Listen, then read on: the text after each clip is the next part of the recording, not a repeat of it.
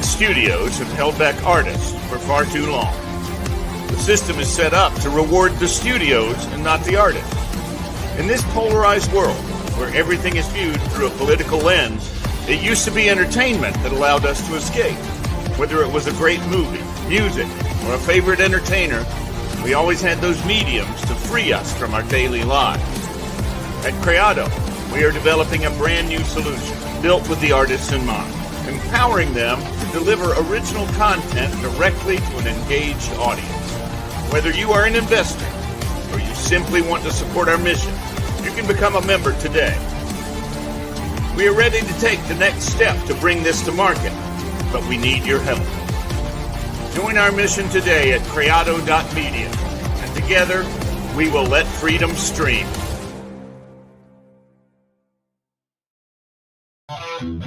How's it going, everybody? This is the AlphaWarrior Show. I am your host, Alpha.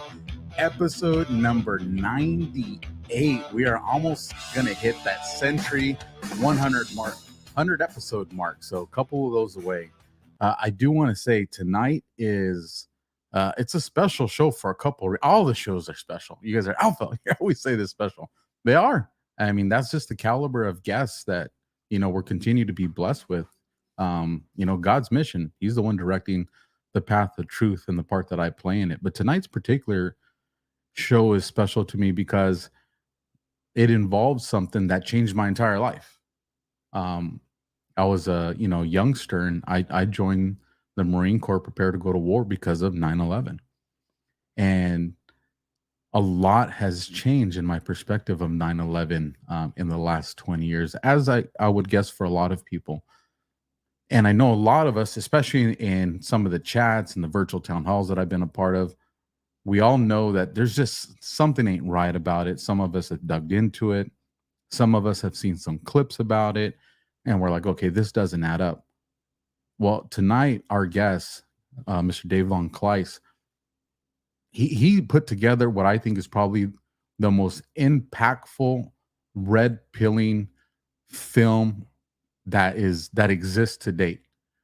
And he's definitely one of the pioneers of people. One of the first digital soldiers is what I can say, that awakened a lot of us, especially someone that you guys know that I look very up to a lot. He'll be joining at the tail end of the show. But I want everybody to pay attention to all the details, because it's one thing when we say, well, this is what I heard. It's another thing when the receipts are there.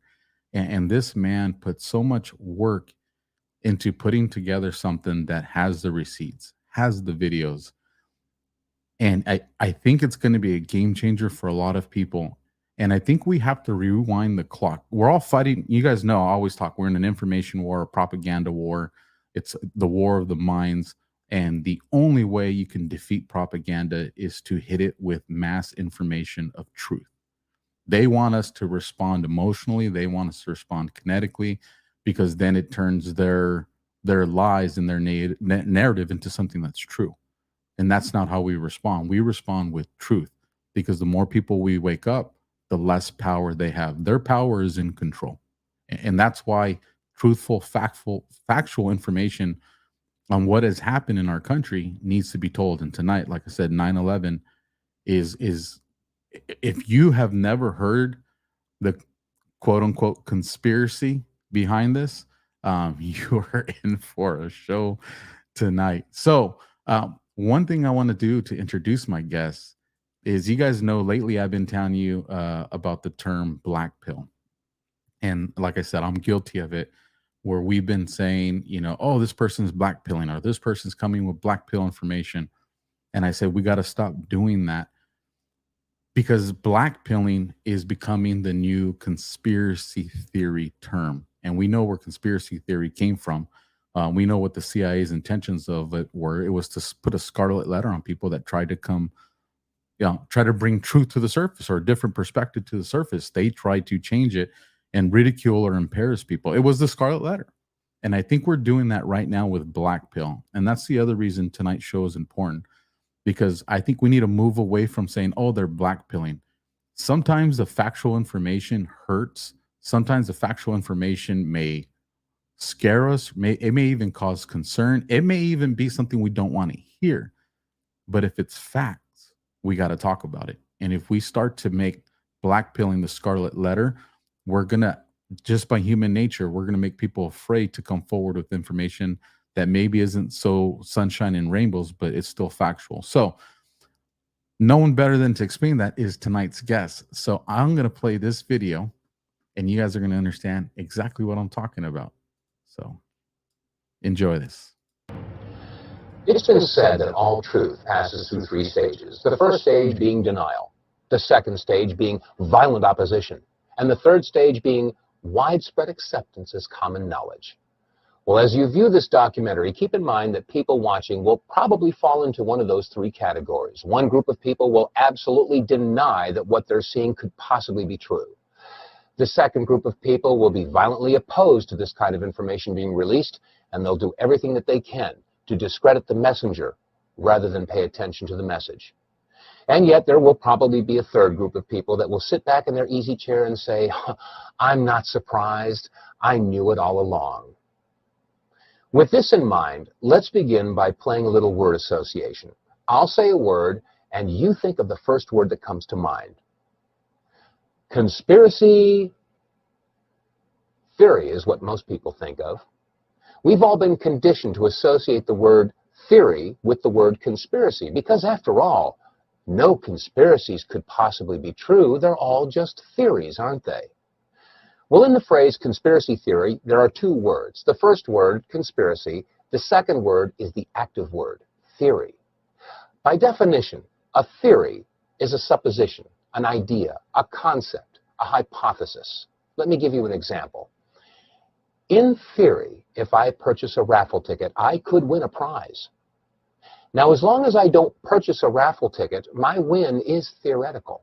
But once you purchase a raffle ticket, the win is no longer a theory. It becomes a possibility. And the more raffle tickets you purchase, the more possible and eventually probable the win becomes. Such is the case with a conspiracy theory. As long as there is no evidence, it is a conspiracy theory. But once you have a piece of evidence, no matter how flimsy or circumstantial it may be, it becomes a possibility. And the more evidence that is gathered, the more possible and eventually probable the conspiracy is. Friends would walk up to me and just be like, what? Let me pause that so you guys don't hear it because it's still in my background. So there you have it, you guys. And that's what we're going to cover. So we're going to break to a quick commercial because, you know, Alpha's got to keep the lights on. And when we come back on the other end of this, I'm going to have Mr. Dave Vonkleist, and you guys are going to be in for a red pilling show. Guarantee it. Hello, I'm Mike Lindell, and my employees and I want to thank each and every one of you for your support by bringing you the MyPillow that started it all. MyPillow's patented fill adjusts to your exact individual needs regardless of your sleep position. Because it works, we've sold over 70 million MyPillows, and now I'm bringing it to you for the lowest price ever. For example, you get my standard MyPillow, now only $19.88 with your promo code. Now's the time to get them for your friends, your family, your neighbors, everyone you know. MyPillows make the best gifts ever. In the times we're in, one thing we all need is getting a great night's sleep. So go to MyPillow.com or call that number on your screen now. Use your promo code and you'll get my standard MyPillow for only $19.88. For a more custom fit, my Premium Queen, only $24.98. Or my Premium King, only $29.98. This is a limited time offer, so order now. I swear, has anybody ever seen Mr. Lindell mad? I love that guy. Listen, you guys, you want to support a Patriot? MyPillow.com/alpha. If you're old school, you want to use the phone, tell them promo code alpha. It's Christmas is around the corner. Take your family members nasty pillows or something like that. Get them something nice. And if you're like, well, I got everything, buy something for Alpha. Send it to me because I don't have everything, you guys. So with that, let me bring on our guest tonight, Mr. Dave Vonkleist. How are you doing, sir? Howdy, hi. How you doing? I'm flattered that you invited me to come on the show, and it was interesting seeing that clip with my red sweater all those years ago. Oh my God. Well, you know what? So I was telling one of my friends yesterday in one of the Twitter town halls, I'm like, man, I'm bringing on Dave Vonkleist, and I go, and we've got to talk on the phone a few times now, and I go, God, he just has an amazing voice. I told him it reminded me of just listening to like quality radio, and something that breaks my heart because it doesn't really seem like we have that anymore. So. And I know I'm going to get comments on that because for one, and I mean, I'll let you talk about your history, but you've been in the industry way longer than I have. You have more time fixing mistakes than I have time behind the microphone. There's no denying that. And I know you've considered, maybe, coming back into the industry. And I'll tell you what, I really hope you do. And this is one of the reasons why, Dave. We have a lot of patriots that have been moved to say, you know what, I don't know what I'm doing, but I'm going to grab a camera, I'm going to grab a microphone, and everything that I've worked on that I've been telling my friends and my neighbors, I'm going to go and tell it to people. And they're doing it. But with that, you and I both know there are a lot of dark entities out there. There are a lot of people that say, you know what, let me dangle a few carrots here, compromise some of these people and lead them astray. And I'll tell you what, it'd be very reassuring to have someone like you with not just your experience and your caliber of investigations, but someone that could be like, hey, listen, all you younglings, let me show you the way to do this and the correct way to do this, and actually have like some solid leadership with experience. Because I think the one thing the movement's lacking right now is the experience. But please tell, for those that don't know who Dave Vonkleist is, tell us a little bit about yourself. Well, first of all, I am and always have been a musician. I did not intend to go down the rabbit hole. I tumbled down the rabbit hole. I was just exposed to it, to some information, and it just made my head go, eh? And I just, if you become aware of a lie and you do nothing to expose the lie, you become part of the lie. And I couldn't live keeping information to myself if I knew it was true and correct. And well, like I said, I've always been a musician, a studio vocalist, did crazy voices for commercials for radio stations and TV stations. And my red pill moment was when I was working at the WTNH Channel 8 back in New Haven, Connecticut. Hey, Husky fans, you've got a front row seat of all the action of Big East basketball. Tonight is UConn meets Villanova, right here on WTNH Channel 8. And, I'm telling you, that's what I'm talking about right there. Well, yeah, I worked with a guy, his name's Mark Kaplow. He for many years, he was a voice of ESPN. I don't know if you remember that voice. A lot of people might recognize it. But no, I was doing silly voices. And when I was working at WTNH, this was during the first Gulf War. George Bush Sr., Norman Schwarzkopf, Colin Powell, yada, yada. And I was in the newsroom one afternoon when they were sending back raw footage from Iraq rather. And I saw our military dozing bodies into a common grave. And I was, oh my God, this is horrible. And then that night on ABC News, Peter Jennings, more Americans get their news from ABC than any other source. And he comes on and he says, well, the bombings continued in Baghdad today, but of course, there were no casualties because America's using smart bombs. No, that's not true, So that's what motivated me to start paying attention. I started listening to a talk radio. I listened to Rush Limbaugh, but I also discovered Tom Valentine and Chuck Harder from the For the People radio broadcast. And then there was William Cooper. Anybody out there remember Bill Cooper? The Hour of the Time. He wrote the book, what is it? It's right over here. Behold, a Pale Horse. If you haven't heard that, that's sort of like a Bible. You need to get a hold of that. Behold, a Pale Horse. Anyway, so I started to tumble down this rabbit hole, and that was in like 90. Yeah, it was in 91. By 95, I was doing a radio show on WATR AM 1320 in Waterbury, Connecticut. And that's how I met Daniel New. You mentioned Daniel New when we spoke earlier. And his story about his son, Michael, really touched my heart. And so I wrote a song. And anyway, I gave it to Daniel and to raise funds for the legal fund. And that was the first of many songs that started to just come, you know. I mean, I just started writing all these songs and doing this radio show. And eventually, like I said, I started tumbling down the rabbit hole. And this was right around the time of the Oklahoma City bombing. And during that period of time, I became friends with, Ted Gunderson. He was former FBI bureau chief for Houston, San Francisco, and Los Angeles. He was investigating it. General Ben Parton was another one. And I was also in touch with many of the local broadcasters in Oklahoma City. And I think I mentioned to you on the tail end of the 9/11 in plain sight video are some clips from the original broadcasts. And they were absolutely mind-blowing. So this is why I started to tumble down the rabbit hole. Eventually, I connected with Joyce Riley, and she was an RN, BSN, master's, captain in the Air Force Reserves. She was also a medical malpractice legal consultant and an expert witness. And she and I teamed up and were the American Gulf War Veterans Association. And the website, you'd have to use the Wayback machine to find it because a lot of it's gone now.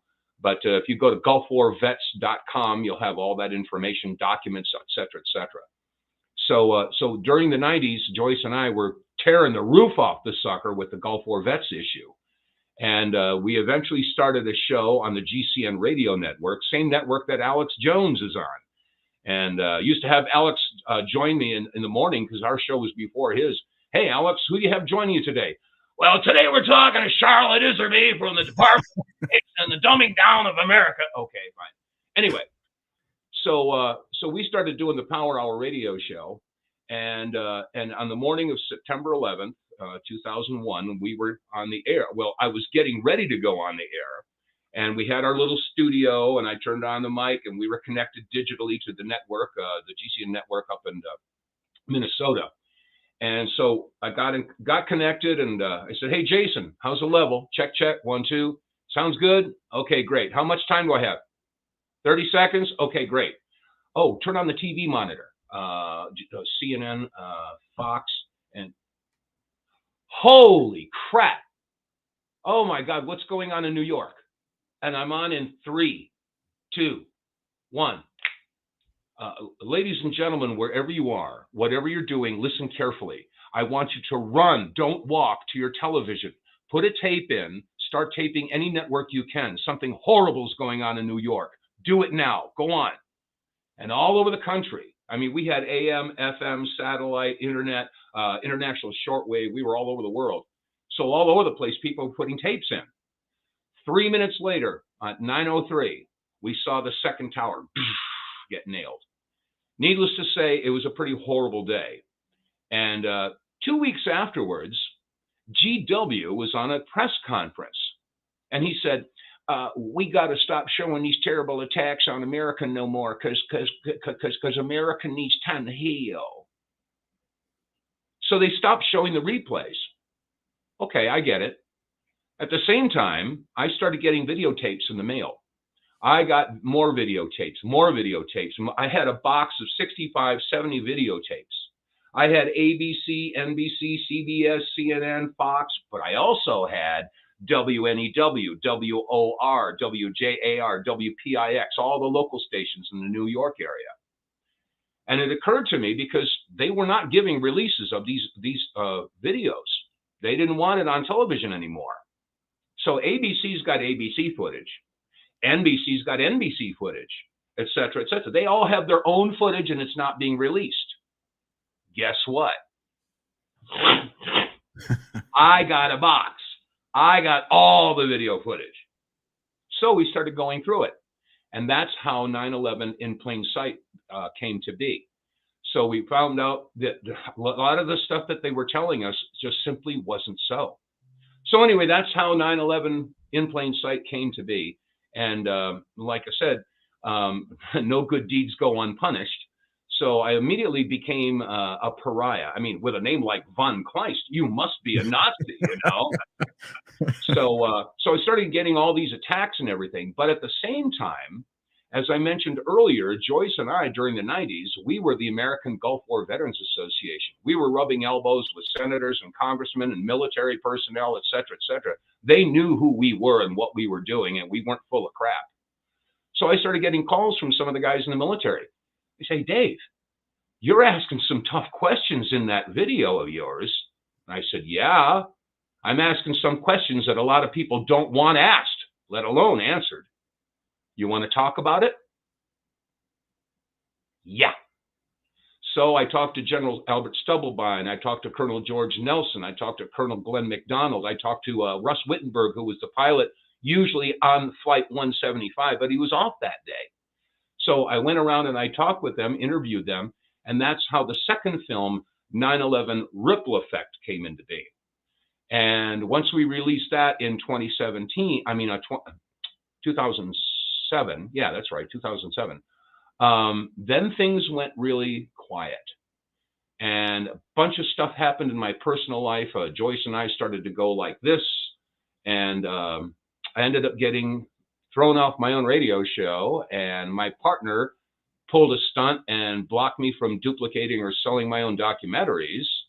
And it occurred to me, well, and plus my mom went around the golden corner, and I had to put her in a nursing home. So it wasn't a very happy time for me. So, and I figured that, hey, look, if I can't trust the people in my foxhole, I can't fight the fight. So that's why one of the many reasons why I just said, hell with this. I'm not doing this anymore. And plus, the 9/11 truth movement, a lot of the activists, and not just in that movement, in many different movements, they get married to the money. They get influenced by the money, as you pointed out in your introduction. And they also are just addicted to the ego stroke. And this is why I started to turn my back on the 9/11 truth movement and the whole patriot movement in general, because they were in it for the wrong reasons. If you're in it for the praise and the accolades and the ego stroke and the money and all that, you're in it for the wrong reasons. Get the hell out. So that's one of the reasons why I just said the 9/11 truth movement had turned into a 9/11 bowel movement, because most of them were full of crap. So that's why I said, okay, that's it. I'm moving on. So I bailed in 2009. I had an invitation to go to South America. And I said, well, why the hell not?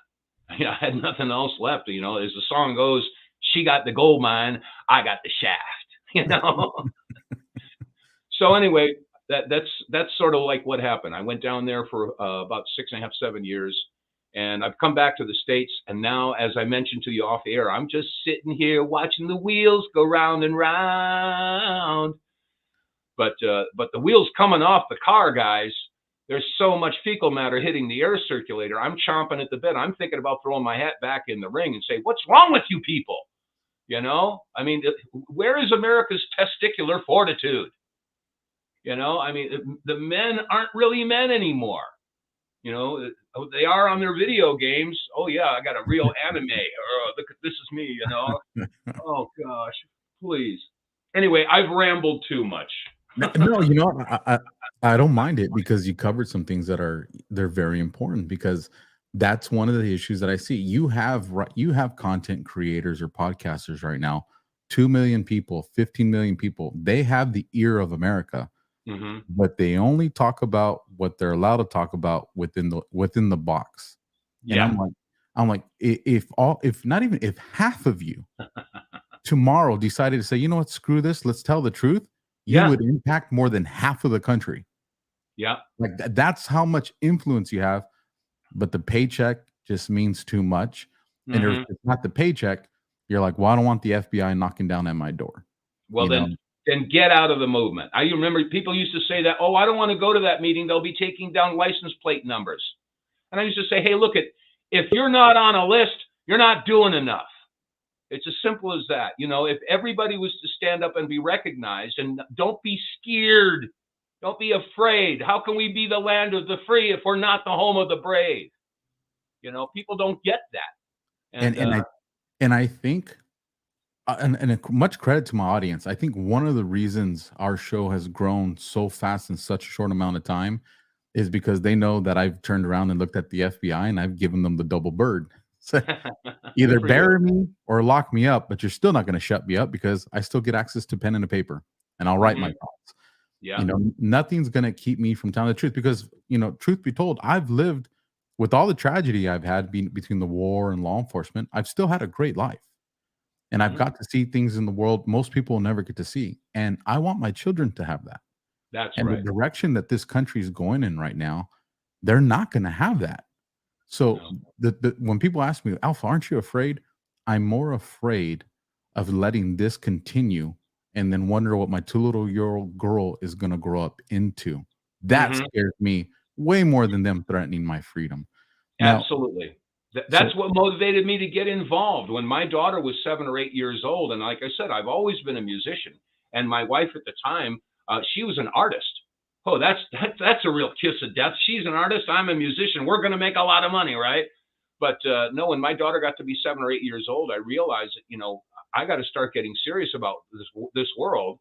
And that's why I started taking some courses at the local community college, political science, psychology, history, et cetera, and applying that to what I was learning, from the radio talk shows. And they were giving me leads so I could go to the library and look this up and I could get this book and do that. And I started learning stuff.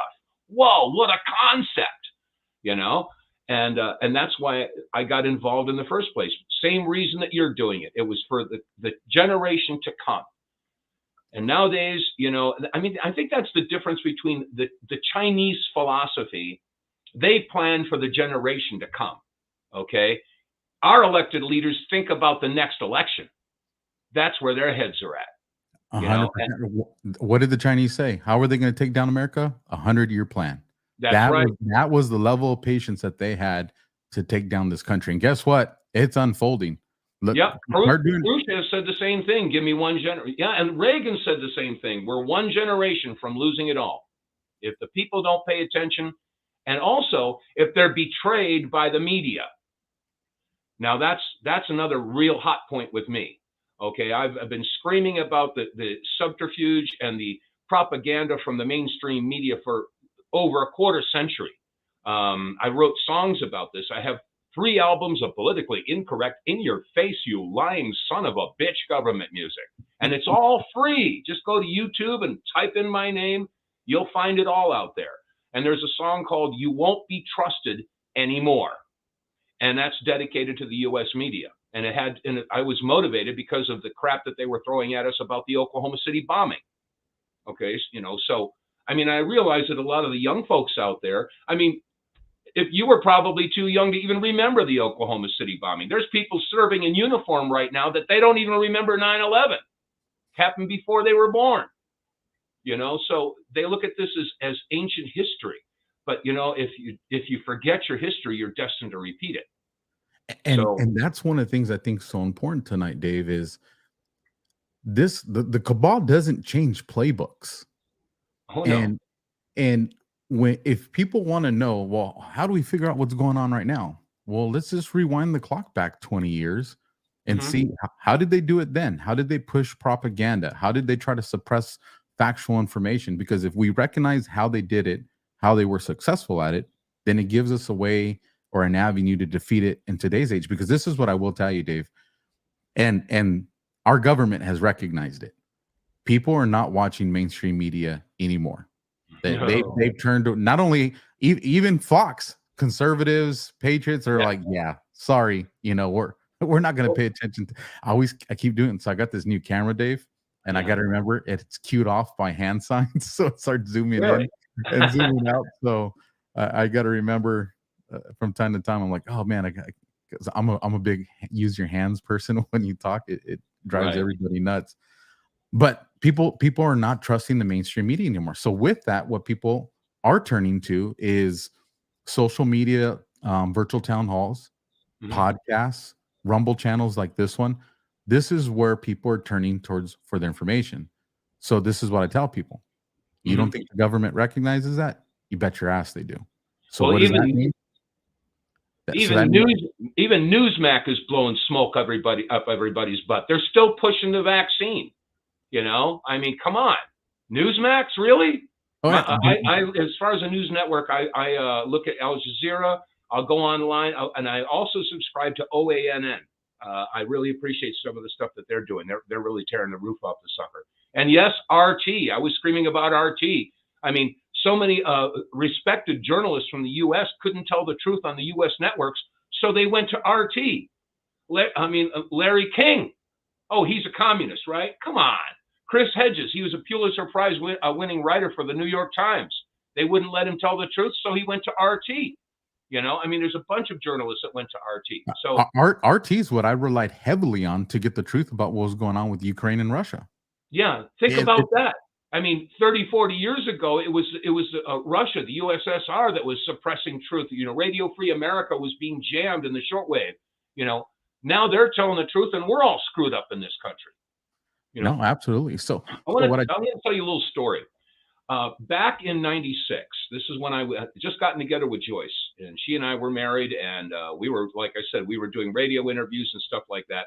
She was a medical malpractice legal consultant, expert witness, and we would go into the law libraries in Houston and pull up all documents on microfiche. We were pulling up congressional records, Senate reports, after-action reports from the Gulf War. We were printing every single page, and we went into duplication. We were selling them. People were buying. I'm going to pause you real quick, Dave. Yeah. Because there is a portion of my audience that is really young, and they're like, micro what?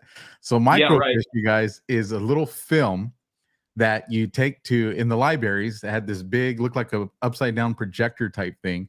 You would slide the film under it, and it would project the film onto the screen so you can read it. And it was your newspapers. That was our internet back then. Right. Was microfiche. So for all I caught the tail end of it, but I remember. So everybody, no, we're not talking about an aquarium fish. This was actually little film. This is actually little film that projected it, and that was our internet. So, but please continue, Dave. Okay. So anyway, we were printing out all of these congressional records, Senate reports. And as a matter of fact, let me see, where are they here? Let's see, I'll show you a couple of them. These are just the title pages. Can you read that? Yep. U.S. Chemical and Biological. Yeah, go ahead. U.S. chemical biological warfare related to dual-use exports to Iraq and their possible impact on the health consequences of the Persian Gulf War. Right, and it was Senator Don Regal. Okay, right there. It was called the Regal Report, and this had all the shipments of botulism, anthrax, West Nile virus, plague from the ATCC. Okay, the evidence is here. That's one. Okay, take a look. Here's another title page. We were printing this stuff out. Human drug testing by the CIA. Date rape drug. Thank you, CIA. How about this one? Oh, that's just X-File stuff. MK Ultra, right? Biological testing involving human subjects by the Department of Defense. All right. MK Ultra. All right. This is what we were doing. The appropriations bill for 1970. This is where AIDS came from. They said they could create a new infective microorganism that would destroy the immune system. They could do it in 5 to 10 years. They appropriated the money. Then they started a vaccine campaign in Haiti, Africa, and San Francisco. And 5 years later, we had AIDS in Haiti, Africa, and San Francisco. We had all the documents. So Joyce was asked to testify before the Presidential Commission on Gulf War Syndrome. So we packed our stuff up. We had all the documents, and we went off to San Antonio. So when she went to testify, they gave her 10 minutes. So she went up there and she says, okay, well, thank you very much, Senator so-and-so. Here's a Senate report that you were on. You know what's in this document. And I shouldn't have to waste your time or mine going over information that you and hopefully the rest of this panel has. So I'm going to put that here. Oh, Congressman so-and-so, here's a congressional record, blah, blah, blah, blah. You sat on in this panel. You know what's in this document. So I'm not going to waste your time or mine and going over information, rehashing stuff that you already have. Bam. Colonel so-and-so, here's the after-action report from CENTCOM. You know that these guys were exposed to mustard gas and chemicals and biologicals. Okay, so I don't have to go over this stuff with you either, do I? Boom. She says, oh my goodness, I still have 7 minutes left. I'm going to turn the rest of my time over to my husband, and he's going to play you a song. And so I went over and I got my guitar, and the guys are talking in their sleeves, you know, like this. And I picked up my guitar and I sang the song for the Gulf War vets that I'd written. It's called "Where Are the Voices That Care?" And I wanted to sing the song because I give names, times, places. I put it all into the lyrics. I wanted the lyric in the record. Well, lo and behold, after the transcript came out, they'd taken the lyric out. I was pretty pissed off about that. But what happened is about a week or so later, Joyce got a phone call. And the two of us were strongly invited to come to another meeting. I'd never heard that term before. Have you ever been strongly invited to go to a meeting? So anyway, we went back to San Antonio, and I forget, it was a Sheraton or a Hilton or something like that. They had a big room. It's probably about 50 people, 60 people in there. The doors closed. There were some people in uniform, some plain clothes. And the moderator got up, and the first thing he said, he says, "Well, first of all, ladies and gentlemen, if you're in this room, I want you all to know that you have been thoroughly vetted.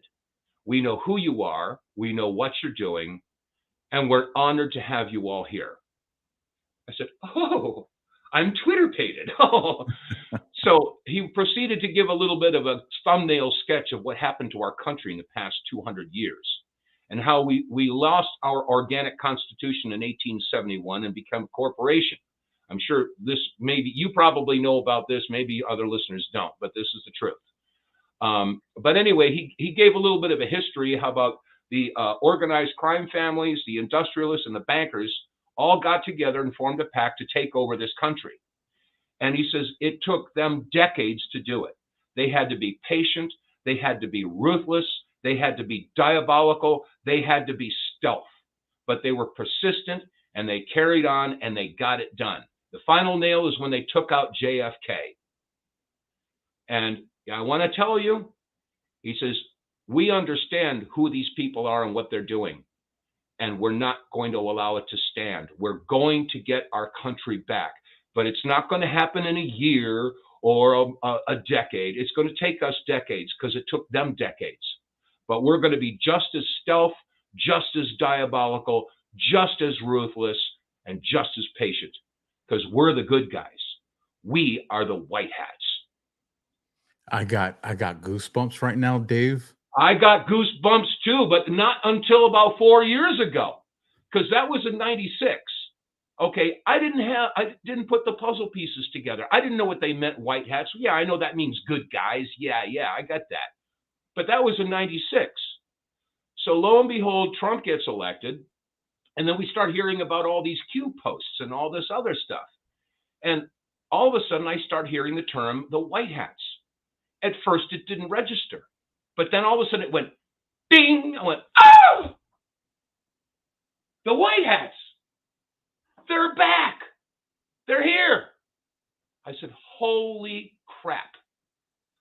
So this is why I'm paying attention a lot more to some of the Q posts. I realize that there's going to be, rabbit trails thrown out there, misinformation deliberately thrown out there. That's the way Intel works.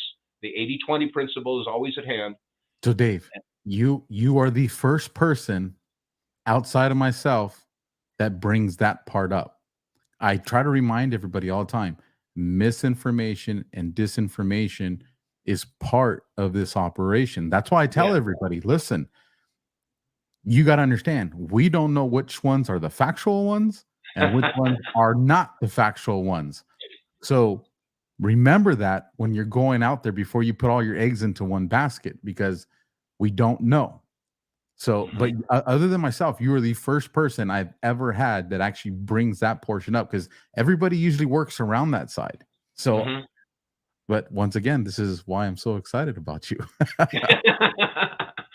Hey, look, I'm nothing special. I'm just a regular musician. I'm gonna argue that with you, because like the gentleman said back in 1996, you were in that room for a reason. And in my personal opinion, I don't think they've ever stopped keeping an eye on any of you guys. Well, they say once you get on their list, you never get off. So, and that goes for both sides, the black hats and the white hats. I know I'm not on the Christmas card list of the Pentagon. That's for damn sure. Not with what we did back then. Joyce and I stopped the anthrax vaccination campaign back in '98. because we were Joyce was on with Art Bell. I don't know. Are you old enough to remember Art Bell? Late night, overnight. So I'm actually going to be coming out on his show to share my story pretty soon. Oh well, Art Bell passed away a few years ago. George Norrie took over for him. So then I'm thinking of another Bell then. Yeah, there's John B. Wells. Wow. There you go, John B. Wells. John B. Wells. John B. Wells is like, oh, Alpha, you gonna get my name wrong? Yeah. So well, John B. Wells. Yeah. Well, my apologies. Well, Joyce was on with Art Bell at least almost 24 times. I was on a half a dozen times. And this was when we were pushing all these documents I was just showing you, after action reports, Senate reports. And it says right in there that the anthrax vaccine should be considered as a possible cause of the Gulf War syndrome. And Art Bell says, oh, that can't be true. That can't be true. And says, oh, yeah, yes, it's true. It's right here. And so he went for a commercial break and he checked up on it. He says, yep, ladies and gentlemen, she's telling the truth. As a matter of fact, there's if you look up Title 50, Chapter 32, Section 1520. As a matter of fact, when you go to a commercial break, you might have some fun looking that up. Title 50, Chapter 32, Section 1520 shows you that the government can experiment on you for basically any reason whatsoever. It's in the code. They can do it anytime. Okay, we got contrails, we have vaccines, we have food additives, we got water supply with fluoride, and God knows what else is in there. So, when you go back to the documents, you start understanding, how nefarious things can really be. But anyway, I went down a little tangent. You know what? Like I said, my shows, always God's direction, not mine, not the guest. Whatever message he wants the audience to hear, they're going to hear it. But I'll bring us back to 9/11. When you started to put this documentary together, what was the first moment in that film? And I'm talking about the first one, In Plain Sight. What was the moment when you were like, holy shit, like this is really bad, if you remember? Well, the first thing that drew my attention to the problems of the official story was the Pentagon. The lack of wreckage on the front lawn. I mean, the grass was green, that nothing had hit the ground at all. Supposedly it slammed into the bottom of the building. And we had photographs of the facade before the collapse of a 16-foot hole. Now that got my wheels turning, and that was what prompted me to go through all these videos that we'd gotten in the mail. The next thing that really blew my brains out was the video footage of both planes as they're hitting the tower. Before the plane hit the tower, there was a flash. Before the plane hit the tower, there's a flash, and it's not just on the south tower. It was also on the north tower. So I was saying, what the heck caused that flash? And then that led me to looking at the bottom of the plane, and there appeared to be something there. I don't know what it was. People would say it's a pod, it's a missile. I don't care if it was Pee Wee Herman strapped to the bottom of the plane. It's not supposed to be there. So I used to, I would be called a pod person or this stuff like that. I don't say what it is. If I was to try to say what it is, that would be a conspiracy theory. I'm not into conspiracy theories. I ask questions. Okay. And that's what sort of pissed off a lot of people because they couldn't back me into a corner. You're a conspiracy theorist. Oh, really? What theory are you referring to? I don't have any theories. I base my questions on the evidence. I could show a picture or a video and say, what is this? Should I be condemned and ridiculed for simply asking that question? Well, that's what I was facing. Oh, if you don't know what it is, you shouldn't talk about it. If we don't talk about it, we'll never know what it is. Why am I stupid or something? Or is it the other way around? I'm just, I'm using logic and common sense, and it seems to be illegal to some people. I'm monitoring the different chats on the different feeds, Dave, and people are going absolutely nuts. One of the comments, Rachel JK75, she goes, in 1996, he was in a white hat meeting, heart, and all the different chats. That's what everybody's still got. I didn't know. I swear, I didn't know. I like I said, I'm a musician. I did silly voices and commercials all my life until I started doing talk radio. and I started falling down this rabbit trail. I mean, this a rabbit hole. I didn't know that I was going to end up doing this. If somebody had held a gun to my head when I was 35 years old and said, Dave, you're going to become a national radio talk show host, you're going to be talking about conspiracies, health issues, economics, I would have said, what are you smoking? You know, give me some of that, you know? But no, I had no idea. I know exactly what you mean, because if somebody 10 years ago would have told me I would have been doing this, I was going to be like, you're crazy. Yeah. You're crazy. No, like, no, I'm going to be chasing bad guys, jumping over fences. There's no way I'm going to be behind a camera. You're nuts. Right. Did you not see how I was in public speaking? Like, that's not going to happen. But here we are, you know, God's divine plan.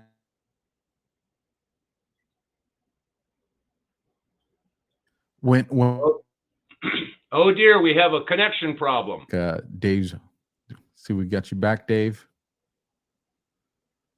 Looks like we lost Dave. Okay, you're back. I'm back. Yeah, well, you were gone too. You went before I did. Let me see.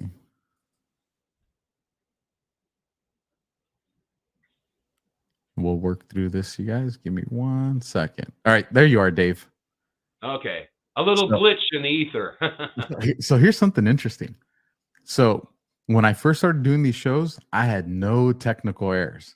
Now, I'm not a technical genius, but I know more than the lay person when it comes to, tech. And I used to work for AOL Time Warner. So I know about the connections and things like that. Okay. But when I started to get a different caliber of guests, all of a sudden, because I monitor my feed strength. Well, I started monitoring it once I started to notice certain guests. I was like, how's this happening? Like, I'm running hardwire, I even have a booster, so they've pushed me to the point where I have almost commercial grade internet coming in. And even with that, I always run checks before and after. And it's solid. And I mean, and I've tested it. Like, I've opened up so many different programs to really bring my machine to the brink. Mm-hmm. Still no errors. Right now, when I have my show on, I have everything minimized. Like, I only run what I need.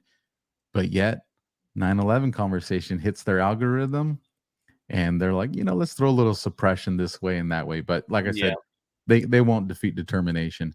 I do want to let the audience know, following the interview I do with Dave, I will be playing the first show from Dave's website, which is davevonkleist.com. I will be playing the 9/11 in plain sight for you guys so you can watch it. But I would also invite you sometime to, over the next few days, go watch in the part 2 of that, which I still need to watch and I'm excited about, which is the ripple effect, where it really covers, as I understand it, some meat and potatoes to this. So you guys have the ripple effect is sort of like 9/11 in plain sight on steroids. Because when I did 9/11 in plain sight, I was down in the basement with the old TVs, the old tube TVs and stuff like that. And like I said, in the years that followed, all the military people that I used to know back in the 90s, they all got back in touch with me. And like I said, that's what prompted me to make the sequel, 9/11 Ripple Effect. So if you get a chance to do that. But also, like I said, enjoy the music, because the powers that be can't stand it when you point and laugh at them. They also don't like it when you write songs about them. Okay, that hits them in a spot that they don't understand. They don't get that part of it. And so, so please enjoy the music. Like I said, there are 3 albums of politically incorrect, in your face, you lying son of a bitch music. And I say that all the time. So hopefully that'll motivate and inspire some people to get involved. Get off of your big fat pimple covered butt and do something. I think they will too. Here's the other thing to the audience. I think with the level of people, and like I understand, I am still a giraffe, trying to learn how to walk for the first time as far as my red pill comes.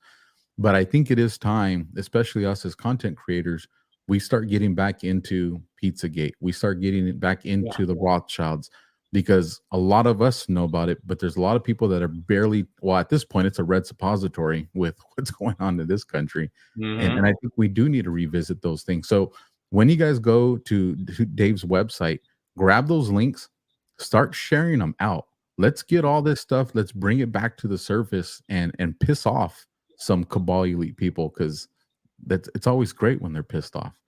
So there's a part in the film, Dave, where they brought in universities that did these diagrams of the planes hitting the Pentagon, Mm-hmm.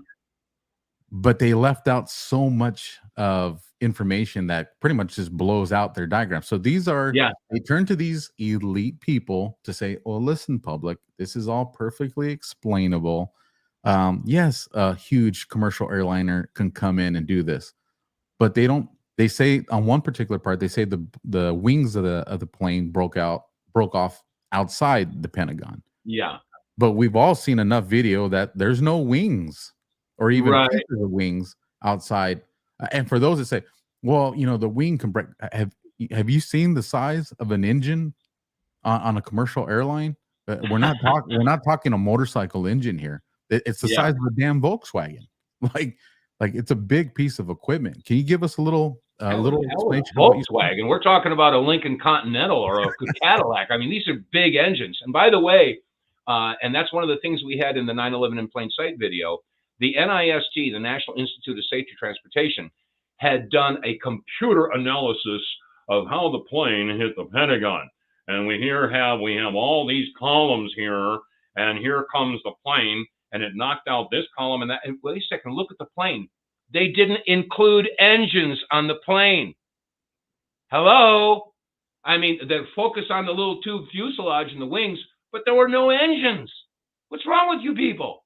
The engines were big, heavy titanium pieces of machinery. And then there's the landing gear. Those are other big hunks of metal. No sign of that stuff in their own analysis, their computer-generated analysis. I said, oh, my goodness.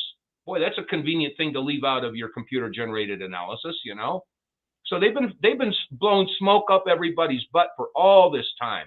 And I'm not surprised. Like I said, what got me started was the crap that they threw at us over the Oklahoma City bombing.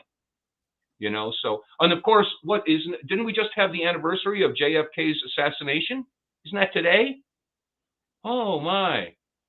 Sure, that was Lee Harvey Oswald, too. Yeah, right. Oh, I'm sorry. I go off on tangents. When you compare JFK and some of the names and numbers and dates, and you go back to Abraham Lincoln and the assassination there, I'll tell you, you know what? I'm going to do a show on that because that is going to rock people's socks when they're just like, how many coincidences before statistically impossible to be a coincidence? No kidding. Kennedy's secretary's name was Lincoln. Lincoln's secretary's name was Kennedy. I mean, it's like, there's all kinds of stuff like that. Absolutely. So one of the facts that you covered in the film, and here's the thing, it was a very simple fact, but I was just like, how did I not see that?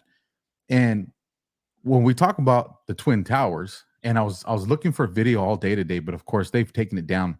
But there was a gentleman who, he's a welder. And it's generational in his family working with steel. And he actually had a piece of the same grade of steel that the 9/11 towers were built out of. Mm-hmm. And he's telling people, listen, this is how hot it would have to be. This is how long the heat would have to be in order just to even barely compromise this grade of steel. And I don't remember the numbers of it. And he does a time-lapse video on it. That's like, I think it was almost like a whole day that he's generating this heat. And he goes over there and he's barely able to dent it. He goes, that's how powerful this steel is. And now when I go look for it, there's this other guy that's done something similar to it, but he doesn't do the time lapse, and it's just a junky video, but he tries to debunk this guy. But he talks about literally this building, these buildings, they would have had to been burning for days, days just to compromise the integrity of this steel. So when I was thinking about that and how they said, well, it was the fire, then it brings me to the Pentagon. And in your movie, it shows, all the walls where they collapse, and you have a book that's open, not burned, wooden tables, not burned. There's just no sign of the same heat damage that they're explaining existed what took down 9/11. And that was, as simple as it was, that was one of the things in the movie that just had such a tremendous impact on me, because I was like, you can't argue one and then say it doesn't apply to the other. Right. It doesn't work that way. That's not science. Yeah. Well, there was when the plane hit the tower, there were a lot of different photographs of the damage. Here's a close-up of one of the towers. You could see the outline of the plane that hit there. And if you zoom in, there was a woman who was standing looking out. She was leaning up like this, looking out the hole. Wait a minute. If it was so hot that it was going to collapse the building, if the fires inside were so hot, and she's standing in the hole where the plane came in, that doesn't wash. And like you said, if it was going to be so hot that it would melt the freaking tower, and yet it didn't burn the book that's sitting on the stool at the Pentagon, it's just, people have to use their brains. They can't just listen to the news and say, And unfortunately, this is what people have been taught. They don't have the critical thinking skills. They're not taught to challenge anything. So they just consume what's given to them by the mainstream media. And this is what the problem is. And I'll tell you, trying to talk to people like that, and we've all been conditioned. I mean, here we are, tomorrow's Thanksgiving. Now, what are the things that you're not supposed to talk about at Thanksgiving or at the local bar or at a party? What are the two things you don't talk about? You tell me. Politics. I know, I got that one. And religion. Thank you. All right. Well, let me ask you this. What is the best way to stagnate a civilization? Don't talk about politics or religion. Don't talk about it. And we've all been conditioned to say, okay, well, we're in a public gathering. I shouldn't talk about politics or religion. For years, for generations, that's how the news got around. People used to sit at the pub and talk about what this guy did and what that guy did and stuff, and people would learn. But now you can't talk about it. Instead, we got these slogans. You can't fight City Hall. Oh, I'm only one person. What am I going to do about it? I mean, all of these little phrases, we hear them over and over again. That's brainwashing, damn it. Now, one thing I want to bring up and I want to share, and I want to get your take on this. Okay. And I definitely want the audience to see it because I know a lot of them haven't. I'm going to bring up the clip of George Bush at the school when he gets the message that the towers have been hit. Right. Now the audience, because I'm only going to play it once, and you guys can, and I'll put the link in the description so you guys can have it and download it and save it. Because trust me, they take this one down, and you always got to keep going and refining it. But this one looks like it's actually survived for a while, so that's a good thing. But I want you guys to listen to what the teacher is telling the students to repeat. She's teaching them words, and I want you guys to pay attention to what they're saying.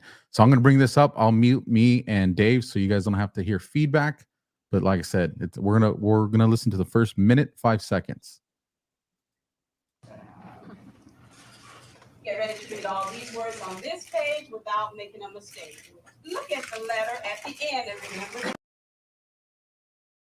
sound it makes. Get ready. Kite. Yes, kite.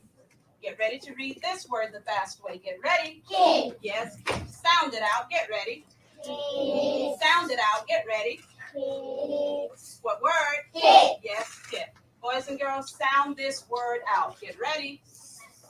Seal. What word? Seal. Yes, seal. Read these words the fast way. Get ready. Plane. Yes, plane. Get ready. Must. Yes, must. Let's read these words the fast way without making a mistake. Get ready. Kite. Yes, kite. Get ready. Kit. Yes, kit. Get ready. Steel. Yes, steel. Get ready. Plane. Yes, plane. Get ready. Must. Yes, must. Or to just pick your reader up from under your seat. Open your book up to lesson 60 on page 153.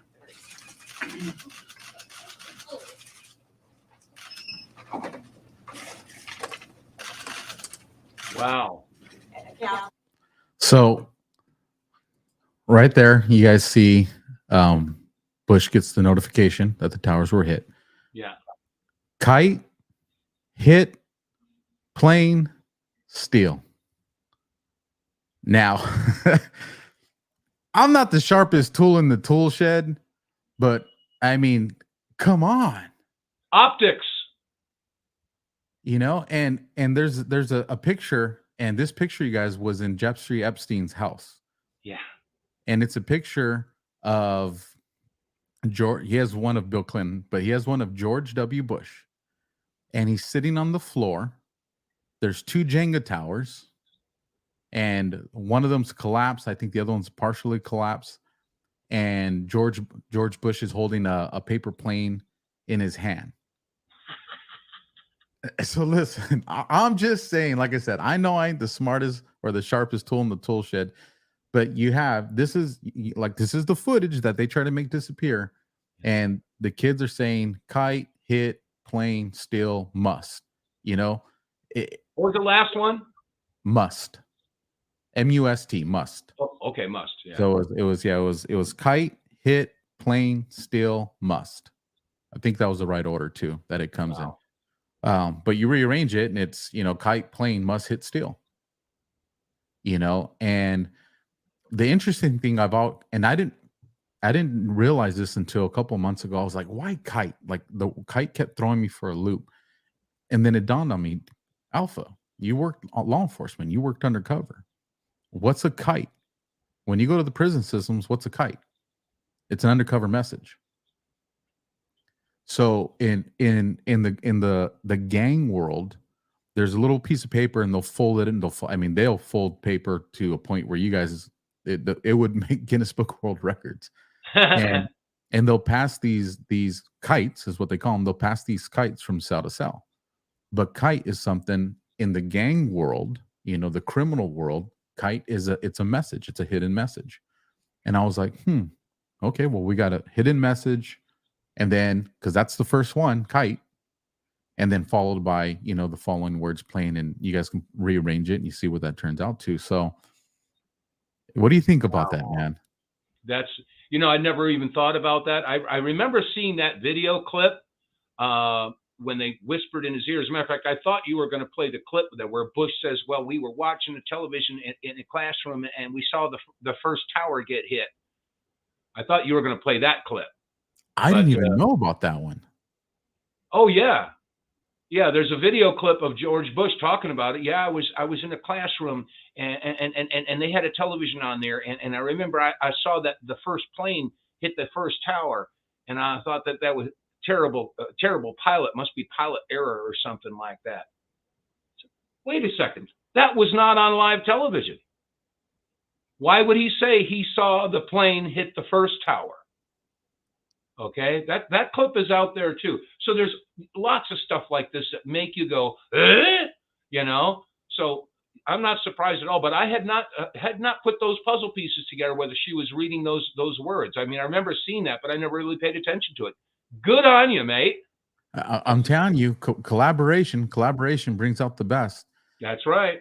That's right. So the other thing I wanted, and I haven't studied a lot about this, but it was brought to my attention, but there was a lot of work going on in the towers before 9/11 happened, a couple of floors below. What do you know about that you can kind of share with me in the audience? Well, from what I heard, and I've seen some photographs, there were some Israeli students who were art students that were working on some project or something there. And I've seen the photographs, and they had some boxes of equipment there. And I can't remember, but it was something like N18. I remember the number 18 was there.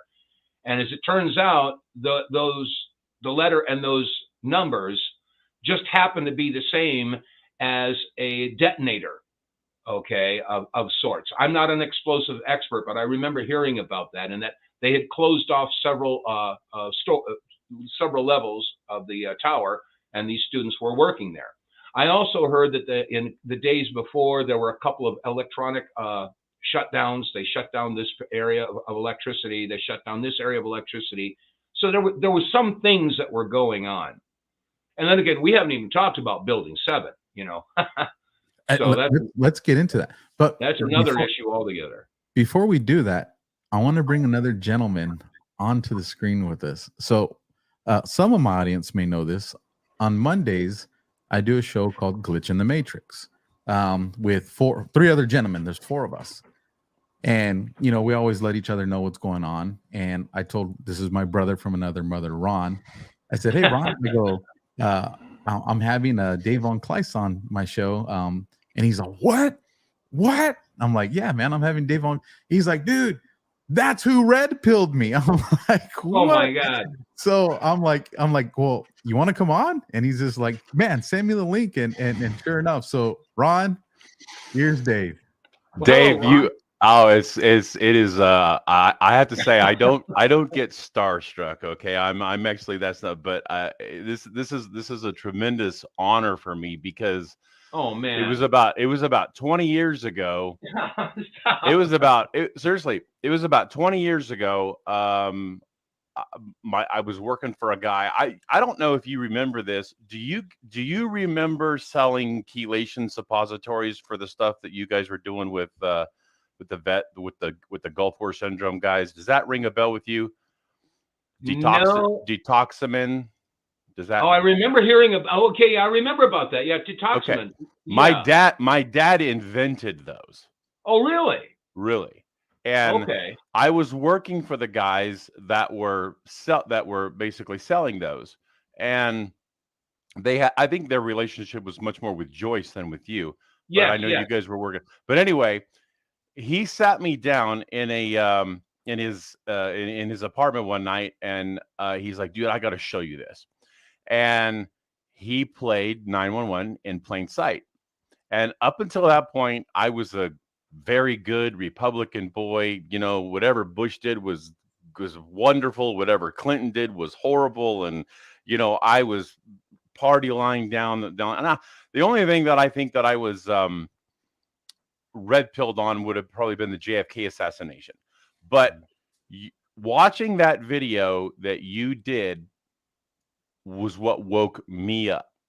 Wow. And set me down. And if you could see behind me, this is actually a picture of my library of books that I have.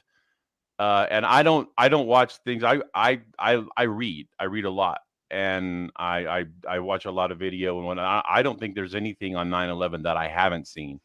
So I'm very well versed in that day. I probably spent every year I go probably a good 2 to 3 weeks where I go back and I just watch everything again just to kind of keep it in my brain.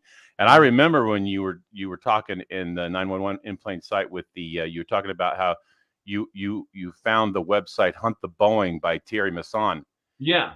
And that was what kind of like you were like, I think you set out to try to prove it wrong. Right. And that's what led you to the and incidentally the video clip that he played at the very, very beginning, that I took that out and put that on my YouTube channel because I value what you said there from the standpoint of, you know, relating conspiracy theory to a raffle and buying a ticket, because I think that's such a fabulous metaphor. You know, to let people know, look, you even if you have one tiny little piece of evidence, it no longer becomes a theoretical possibility. It actually becomes a possibility. So, you know, anyway, I just so you know, you are responsible for me losing a whole lot of friends. And making other ones. And making a whole lot of new ones. I was just going to say the same thing. You got to check out who your friends are then. Right. So, but you know, I've learned a lot. I've met a lot of really interesting people. You know, being red pilled for 20 years has been a very difficult prospect because I've known things that other people haven't. And, you know, it's like people look at me like I'm crazy, but I have actually I'm wearing my shirt. It says you can ignore reality, but you can't ignore the consequences of ignoring reality. Oh, that's nice. And yeah. That's the Ayn Rand quote. So, but anyway, Alpha invited me to come on because he knew that I was such a fan. But, you know, there's probably 4 or 5 people in the Patriot community that I would classify as like gold star people that I want to meet. And, you know, G. Edward Griffin, Jim Mars, you, and you're on that list. So it's a great honor and pleasure to get to talk to you. Well, thank you. I'm really honored, you know, and and I was saying earlier, I've sort of like moved away from the broadcasting thing a dozen years ago, just because of my own personal experience. And I was telling Alpha at the beginning of the show, the end of that particular period was not an easy time. So, like I said, I had to back away. But I'm at a point now where I'm so frustrated watching all this stuff, because common sense, it's escaping people. It's not hard to figure out. I mean, for an example, everybody's worried about climate change and global warming and all that. Mhm. Why don't people demand that the suppressed technologies be released? Rife technology, Tesla technology, 0-point energy, the Stan Meyer technology. We can't tear down the oil, get away from oil and gas and coal if we don't have something to replace it. Yeah. And these idiots are tearing the thing down without having something there to replace it. And this is common sense. I mean, I'm not a rocket scientist. I didn't go to college and learn all this stuff, So I don't know.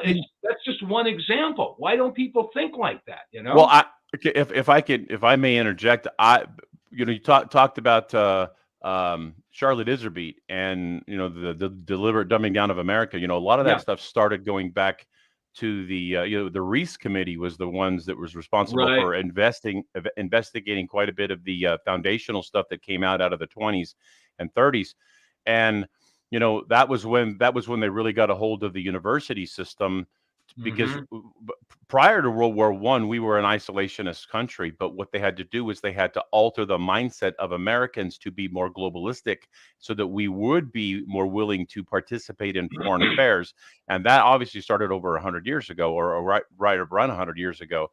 But you look at now, and I tell people all the time, history is not taught with the idea of understanding history because of the historical event. It's taught with the idea of cultivating a mindset so that you will gladly and willingly follow what you hear on the media, regardless of whether it's true. And people are not taught how to think; they're taught what to believe. And there's a totally different. That's completely different. I remember the opening line of the movie Braveheart. I shall tell you about William Wallace. There are those that will say I'm a liar, but history is written by those who hang the heroes. Yes. Speaking of that, and I not that I'm trying to segue, but my grandmother was Wallace, and my great uncle was John Wallace, William Wallace's brother. Wow. There's a reason I like Ron. Before I bring us back, I do want to make a comment to this. This is the impact you have, Dave. This is the ripple effect of your work, because your work red-pilled Ron. Because of Ron's red pill, he went down a path that put him, working with another patriot content creator influencer. My story, battling the government, the DOJ and the FBI and all that, put me on a path to where I started looking for content creators. Found out that one particular Scott McKay, Patriot Street Fighter, was going to be in Southern California. I said, I need to get my story out. I need to find this guy. Well, Ron ends up being the point man to make that connection take place. Oh, is that right? Okay. And that was the beginning, which ended up leading me to developing my own show. Now, here's where you've saved lives. The most powerful emails that I got were in the very beginning of when I first started. And it was a lady, and I've shared this story a few times. She reaches out to me and she goes, hey, Alpha, part of it's funny. She goes, I tricked my husband into watching your show, and he's not going to take the vaccination now. She goes, he's not going to take it. He's going to survive. And I've gone literally thousands of emails similar to that since then. So you red-pilled somebody. That person got into the industry, being Ron, and Ron was one of the people that helped me make the connections that led me to making a podcast. So the show you're on tonight is a direct consequence of your work. Now that's what I call a ripple effect. So I mean, that's just. Well, I'm honored. I'm glad to have inspired and motivated you. And I know that I really did hit the nerves for a lot of people way back then. And yeah, it's sort of like the iron has sort of grown cold, but the people who were branded with it are starting to show up.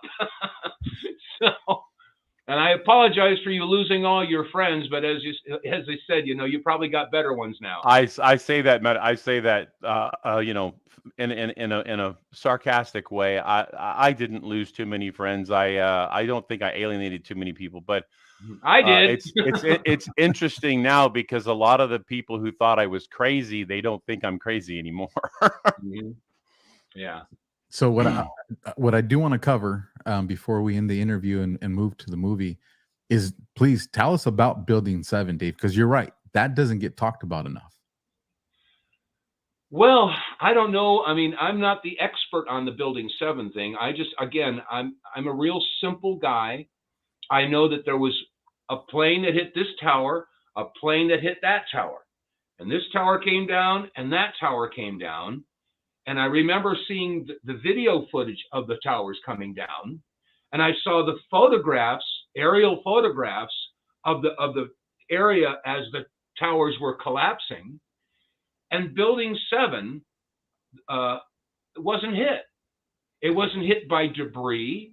I mean, it was standing nearby, but Building 6 got some stuff, and Building 4 got some stuff, but Building 7 didn't get hit. And the fires that broke out in the lower floors. Now, how would the fires break out in the lower floors without any damage being hit? I'm just asking a question. I'm not being a conspiracy theorist, okay? However, I did hear a couple of other things. I heard that FEMA had offices in Building 7, and that Giuliani had a control center in Building 7. And I can't confirm this, but I also heard that there was a repository for gold in the basement of Building 7. Building 4. Sorry? Building 4. The gold was in the basement of Building 4. The Building 7 had the second largest CIA station in the country. Okay.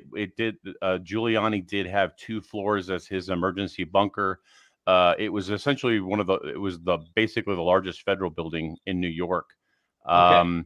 And it's very interesting that I think it was Jane Stansfield, who was a reporter for the BBC, reported at like 5:15 or whatever that the building had collapsed while it was in the background. Right. And it was called the Solomon Brothers building. Yeah. It was Jane Stanley. Let's go to Jane Stanley. And yes, we've been told that. Oh, by the way, that broadcast was, I think it was at 5:02 Eastern that's right. time. Yeah. 5:02, and the building didn't collapse till 5:20. Correct. So yeah, I got that part wrong about the gold in Building 7. You're right. It was the other building. Building 4. But they do give us hints on things that they're going to do with Hollywood movies, because if you remember, what was it, Die Hard 3, when they had that was when they did the bank robbery of the gold in New York. Do you remember that? I don't remember. So there was that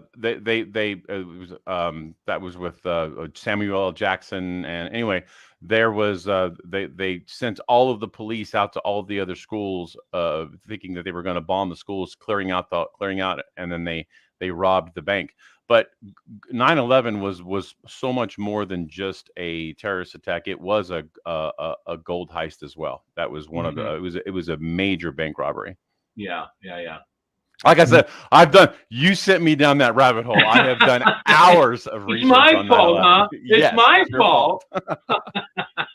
Yeah, when That's all right. I'll wear it as a badge of honor. When I get on the phone with Ron, Dave, it gets to the point where I got time. Ron, I gotta go, man. I gotta go.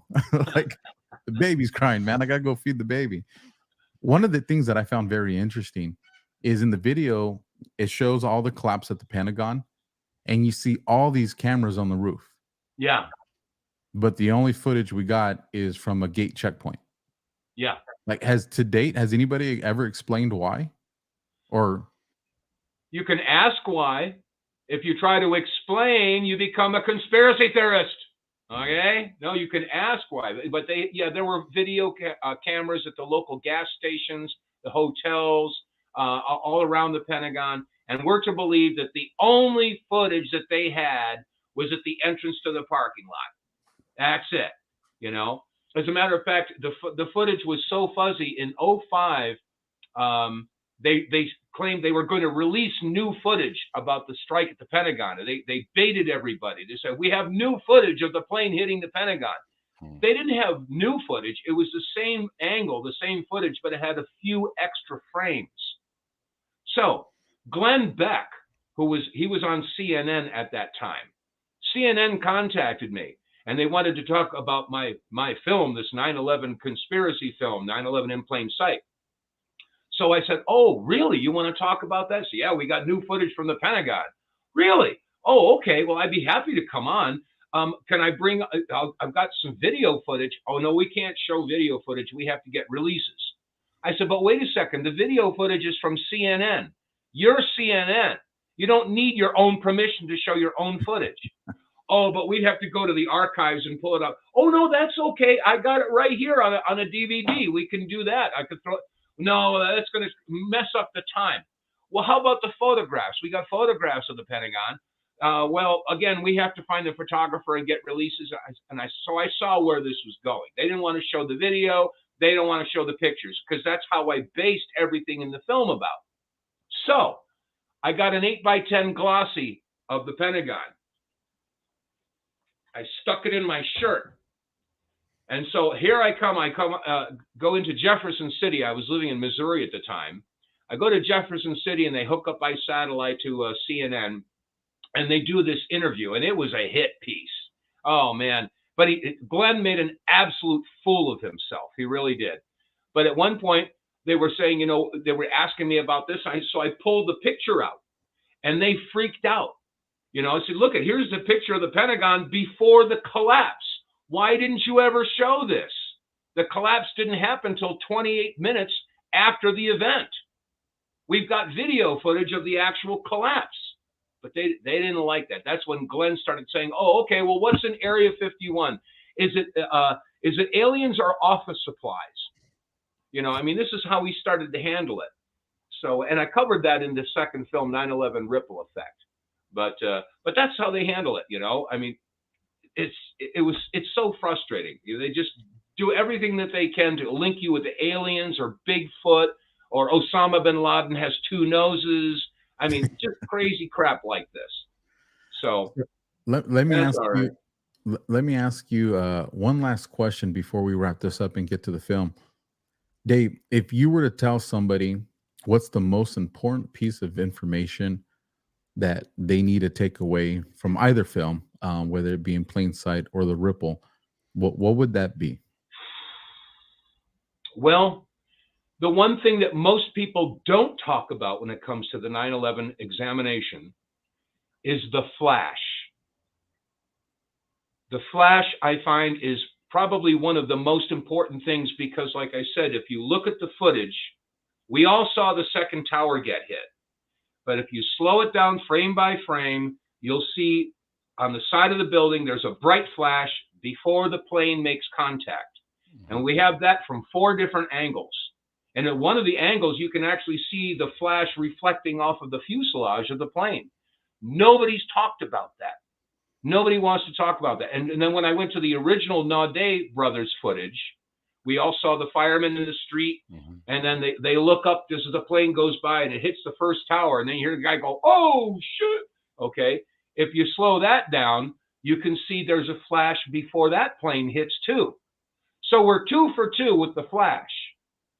Now, going back to the second tower, we talked earlier about whether or not there was something attached to the belly of the plane. It just so happens that whatever appears to be attached to the belly of the plane is directly in line with the flash. Now, I don't know what was attached to the belly of the plane. I don't know what caused the flash. But as some people in the 9/11 Truth Movement said, if you don't know what it is, you shouldn't talk about it. No, we won't know what it is unless we talk about it. And to this point and to this date in history, I don't know of anybody else that has brought that particular issue to the attention. So I would say probably the Flash and the pod would probably be real important. I'm not saying it's the most important, but that's what got my attention. No, absolutely. And for the audience, can I say something about that, Alpha? So real quick, I just want to let the audience know I just want you guys, as soon as we conclude the interview, I will be playing the film for you guys so you can see all this stuff that Dave and myself and now Ron have been talking about. Go ahead, Ron. Two things. One about the Flash. The one thing that I began to hear probably around 2014-ish was the hologram theory. Like the planes weren't really planes that hit the towers; it was holograms. And I think that that's disinformation put out there to make the 9/11 truth community look foolish, because I don't believe that technology may have existed, but there's no way that actually transpired. Well, I have my own theory about that. Do you mind sharing? Okay. In 2004 is when I released 9/11 in Plain Sight. There was a philanthropist by the name of Jimmy Walter, and he had buku bucks, and he wanted to put together some presentations. He bought a whole bunch. I think he bought like 1,000 copies of 9/11 in Plain Sight and distributed them. And then he grabbed, William Rodriguez. Mm-hmm. I don't know if you've talked to Willie Rodriguez. He was the janitor who was in the tower. He was what they called the key master. He had the key.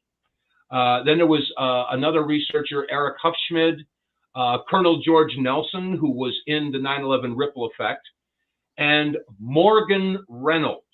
Morgan Reynolds, I forget what his position was, but he was in the cabinet of George Bush GW for his first term. So Morgan Reynolds was on this panel. Myself, William Rodriguez, Eric Hufschmid, Colonel Nelson, and anyway. So we were in Tampa, Florida, and we were in Miami, Florida. And this is when I was getting kind of sick of the 9/11 truthers out there who were more concerned with their money and the praise. And that's why I started, saying people, you got to get away from that as your motivation. If you're in it for that, you're in for the wrong reasons. And the point is that they were coming after me and calling me a conspiracy theorist. And as I mentioned before, I don't have any theories. I would challenge them. What theory are you referring to? So they couldn't call me a conspiracy theorist because I was basing my questions on video and photographic evidence. So the only thing that they could do is go after the video and photographic evidence. And like I said, after this series of events with Jimmy Walter had sponsored, shortly after that, they came out with the no planers. They say, oh, well, the footage has been manipulated. It's been massaged. It was faked. Now, I've seen some of the footage and that they say was massaged, and I don't know how they did it, but I mean, it does raise some serious questions. And for all I know, there may have been some sort of glitches in their computers or their video that caused some of these problems. I don't have the answers for that. Mm. But I certainly don't subscribe to the idea that there were no planes on 9/11. I don't buy into the no planer thing. I think that was a rabbit trail that was thrown down to draw people away from the photographic and video evidence. I agree. I agree. I agree 100%. So that's my theory on the no planers. Go ahead, Alpha. I'm sorry. This is your show. No, you're good. Like I said, Ron will keep talking if I don't stop him, you guys. And I am keeping an eye on the clock. So it's okay, man. I'm here as a guest. What I will tell the audience, and you'll see in the film, is you have witnesses on the ground that talk about how they did not see windows on the planes and how the fuselage of the plane was inconsistent. And these were people that were familiar with commercial airliners. So pay attention to that part in the film. I do want to give you a chance, Ron, to let everybody know where they can find you. But before we get to that, Dave, I do see you have a guitar on the couch next to you. Any plans to give us a quick little sample before we say goodnight? Well, I could do, but the audio might not sound that good because I'm doing it with a microphone in the camera right there. That microphone. All right, no, that's fine. We'll send everybody to YouTube. Listen, go to YouTube. Well, I'll tell you what. Go for it. I'll tell you what you could do is you could go to my website, and right on the main page is the video that I made for the title cut of the third album. It's called Forever Vigilant. And I will tell you, although I wrote that song almost 20 years ago, I don't know how God put the lyrics in my head, but it applies more today than it did then. As a matter of fact, let me share a quick lyric.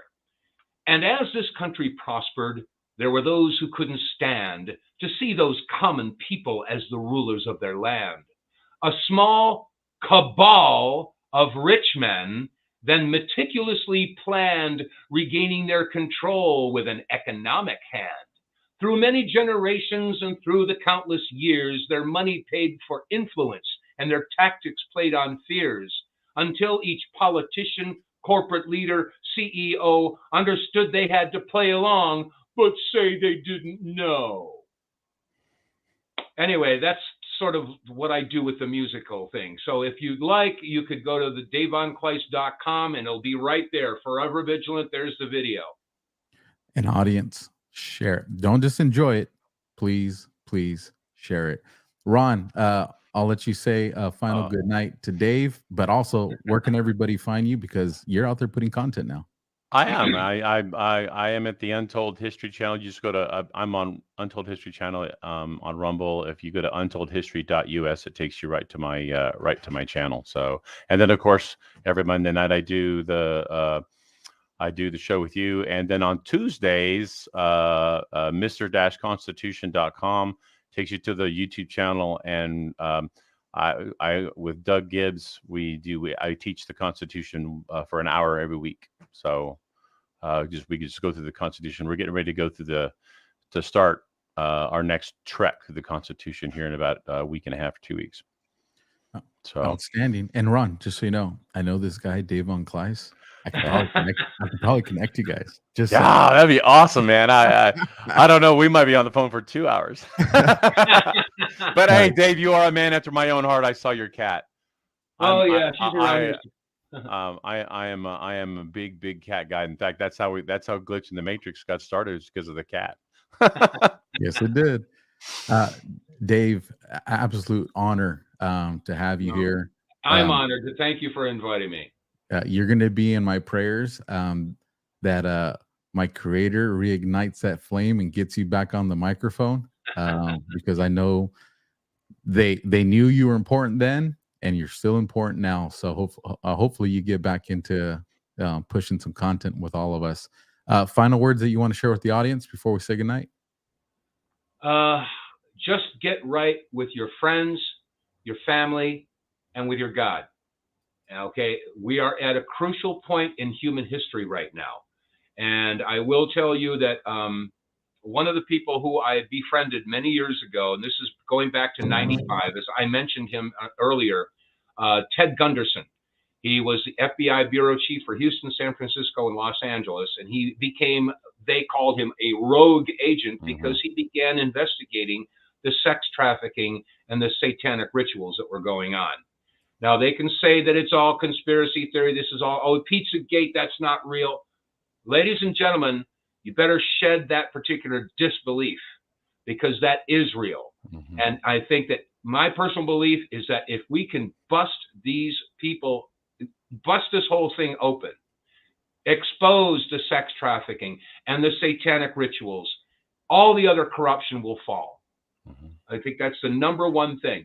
You know, in the Bible, it says, you know, if you harm one of these little ones, it's better that a millstone be tied around your neck and you're cast into the sea. Well, hopefully, you know, it'll be up to God to judge you, but let's just hope that some of us don't get our hands on some of these people beforehand. Amen. Amen to that. Amen to that. Both you gentlemen, absolute honor to have you guys here. Audience, stick around. I'm going to run a commercial for us after I let the guys go. And then after that, 9/11 in plain sight. Make sure you guys go visit the website. Make sure you share the videos. Make sure you share the music. Put it on your social media. We have the ability to reach millions within a few hours. Let's take advantage of that.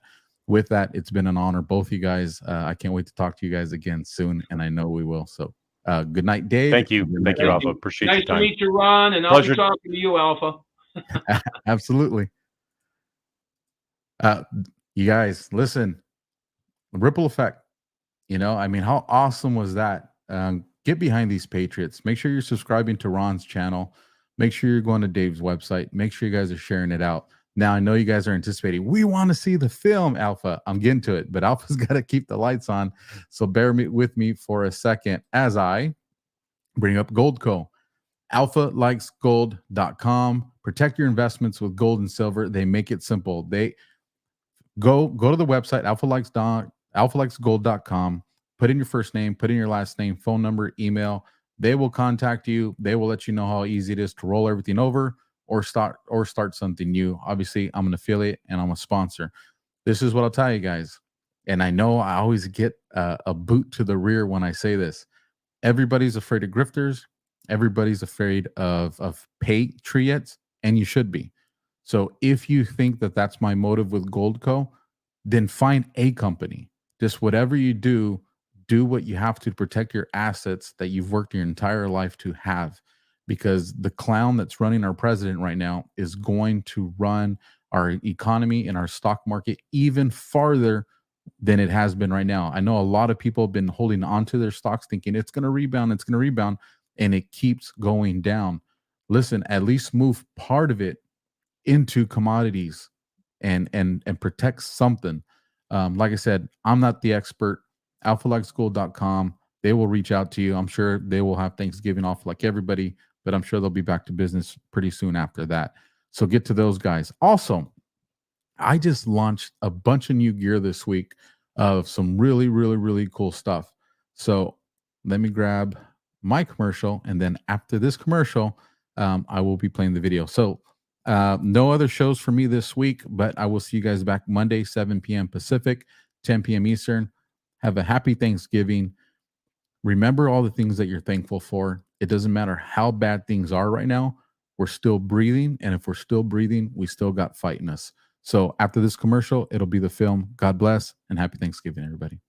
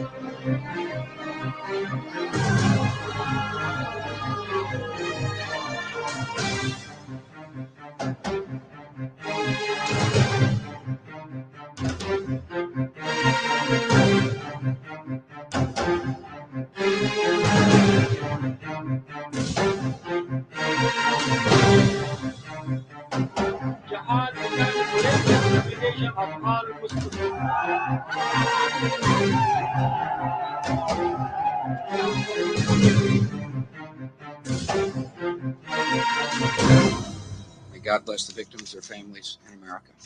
Thank you very much.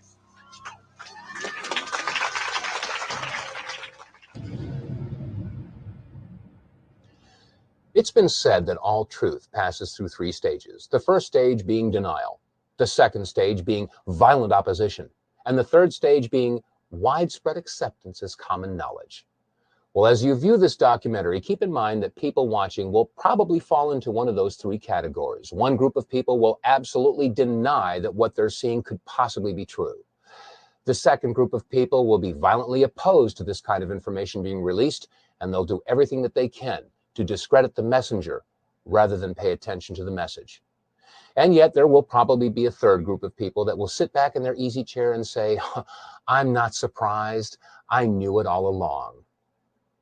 With this in mind, let's begin by playing a little word association. I'll say a word, and you think of the first word that comes to mind. Conspiracy theory is what most people think of. We've all been conditioned to associate the word theory with the word conspiracy because, after all, no conspiracies could possibly be true. They're all just theories, aren't they? Well, in the phrase conspiracy theory, there are two words. The first word, conspiracy. The second word is the active word, theory. By definition, a theory is a supposition, an idea, a concept, a hypothesis. Let me give you an example. In theory, if I purchase a raffle ticket, I could win a prize. Now, as long as I don't purchase a raffle ticket, my win is theoretical. But once you purchase a raffle ticket, the win is no longer a theory. It becomes a possibility. And the more raffle tickets you purchase, the more possible and eventually probable the win becomes. Such is the case with a conspiracy theory. As long as there is no evidence, it is a conspiracy theory. But once you have a piece of evidence, no matter how flimsy or circumstantial it may be, it becomes a possibility. And the more evidence that is gathered, the more possible and eventually probable the conspiracy is. You'll be looking at evidence in this documentary, and it will be up to you to decide if this is a conspiracy theory or indeed a conspiracy. Let us never tolerate outrageous conspiracy theories concerning the attacks of September the 11th, malicious lies that attempt to shift the blame away from the terrorists themselves, away from the guilty. On September 11th, 2001, 4 events occurred within an hour and 15 minutes of one another. The first event occurred at 8:45 Eastern Standard Time when American Airlines Flight 11 hit the North Tower of the World Trade Center. And then 18 minutes later, at 9:03 Eastern Time, United Airlines Flight 175 slammed into the South Tower of the World Trade Center. And then at 9:43, it was reported that American Airlines Flight 77 had hit the Pentagon. And then finally, at 10 o'clock Eastern Time, United Airlines Flight 93 crashed in Shanksville, Pennsylvania. Now, unless this is one incredible coincidence, is it not safe to assume that all 4 of these events are inescapably married to one another? And is it not also safe to assume that if you find one person involved or a party involved with one of these events, they're probably involved in all of them? Well, following this train of thought, since there was no credible claim of responsibility, is it not safe to assume that those involved or those parties involved or agencies or groups that were involved in the events of 9/11 would do anything that they can to obfuscate, distract, or distort or cover up any information that might lead to their discovery? And if that's true, is it not also safe to assume that if you find somebody, a group, an agency, a party that is involved in the obfuscation, distraction, distortion, or cover-up of any information involved in any of the events of 9/11, does it not indicate possible involvement and even guilt in the events of 9/11? Keep this in mind as we look at the video evidence of September 11th.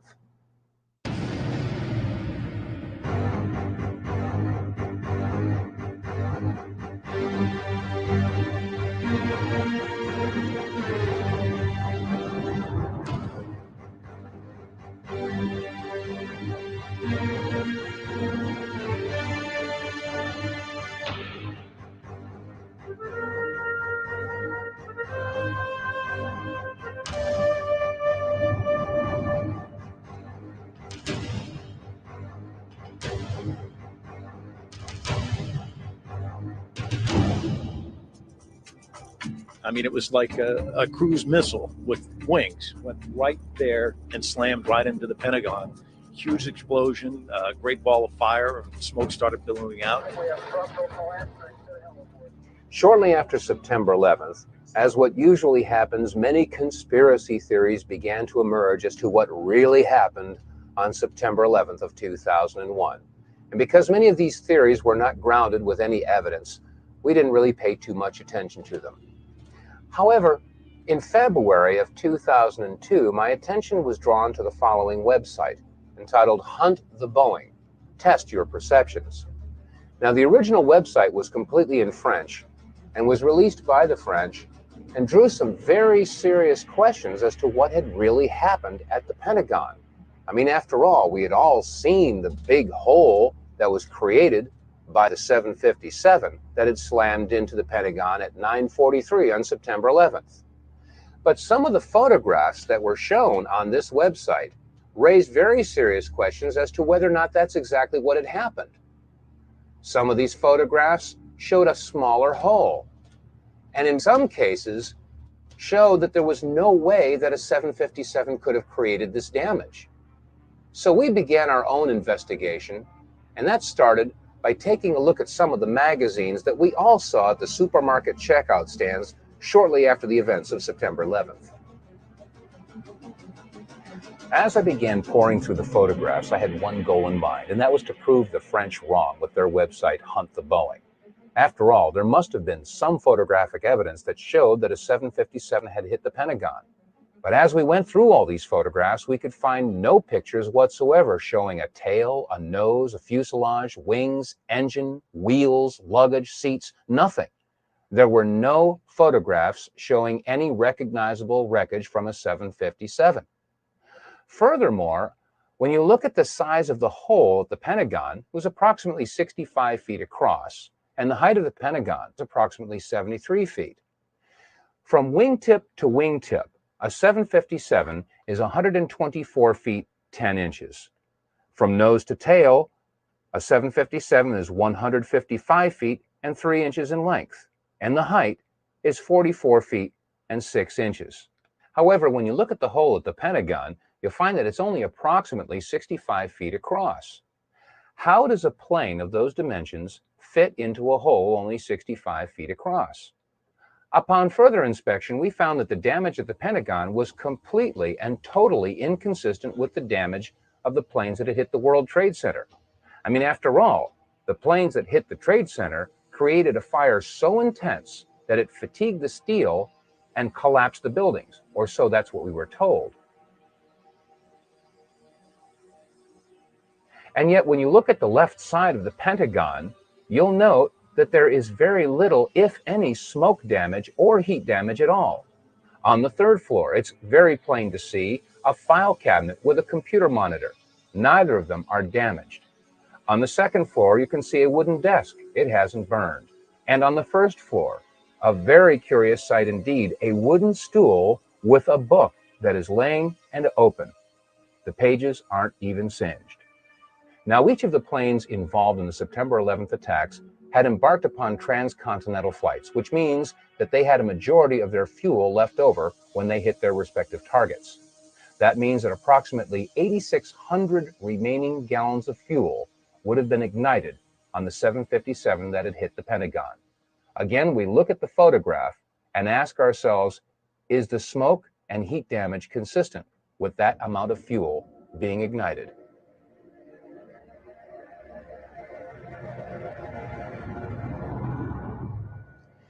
Ms. Therese Sagnier, a certified environmental specialist and a member of the Environmental Assessors Association, sent us the following letter after a brief conversation we had on the telephone.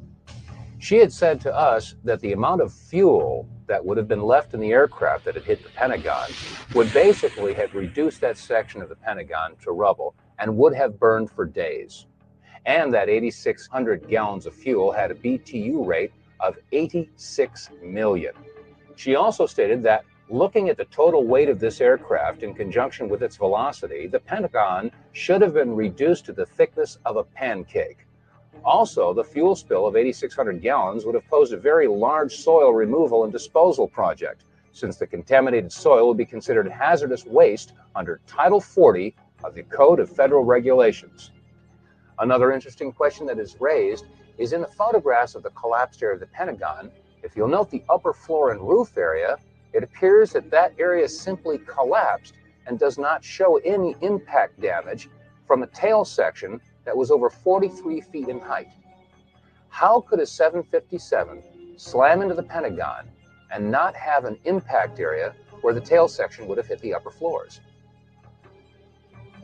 Shortly after these questions were raised and the topic was open for discussion on our radio show, The Power Hour, these 5 frames were released from a security camera at the Pentagon.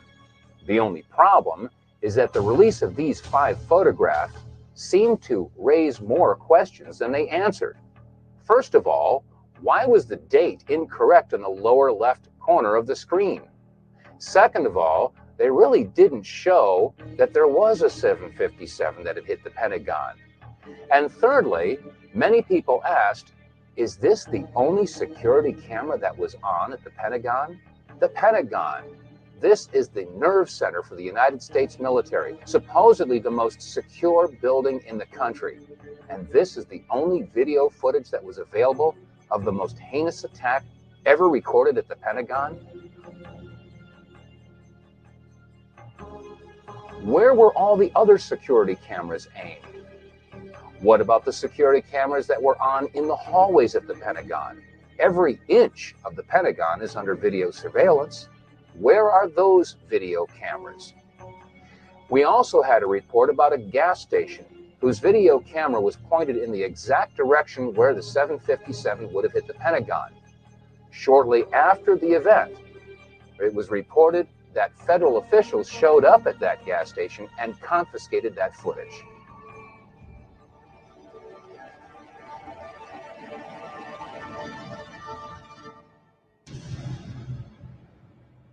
In addition to all the magazines that hit the newsstands and the supermarket checkouts, there was a flurry of book releases that hit the local bookstores and, in some cases, the book section of your local grocery store.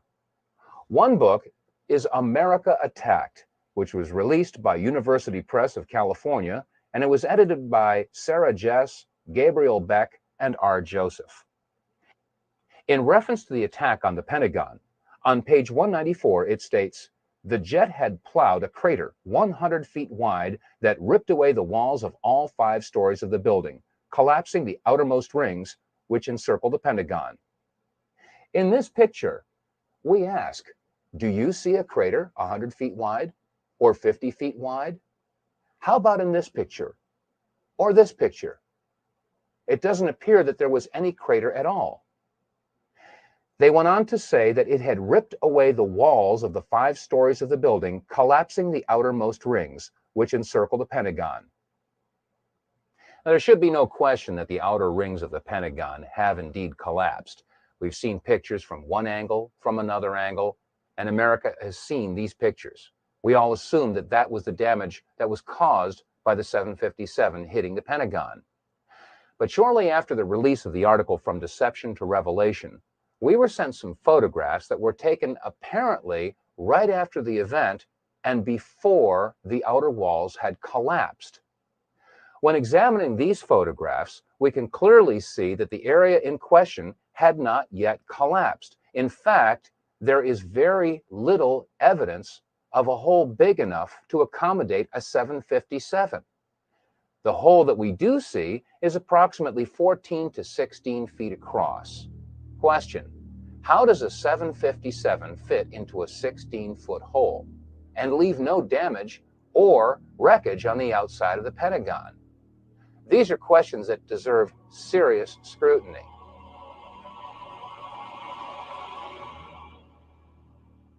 Let's take a look at some of the photographs that were taken before the outer wall of the Pentagon collapsed. In this first photograph, we can see the firefighters pulling the hoses away from the fire truck. In the foreground, we can see wire spools that were left on the front lawn of the Pentagon. After all, this section of the Pentagon was under renovation. We'll use these wire spools as reference points. Also, to the right of those wire spools and on the face of the Pentagon, we can see that some concrete facing has broken away. We'll also use this as a reference point as we examine these photographs. Now, to the left of that area where the facing has broken off, we can clearly see that the Pentagon has not yet collapsed. There are some flaming areas, and that area appears to be the only section where there is a hole approximately 14 to 16 feet. Question: how does a 757 fit into a 16-foot hole and leave no wreckage on the front of the building? We can also see that the roof of the building does show fatigue, but has not yet collapsed. In this photograph, an astonished onlooker sees exactly what we're seeing. The Pentagon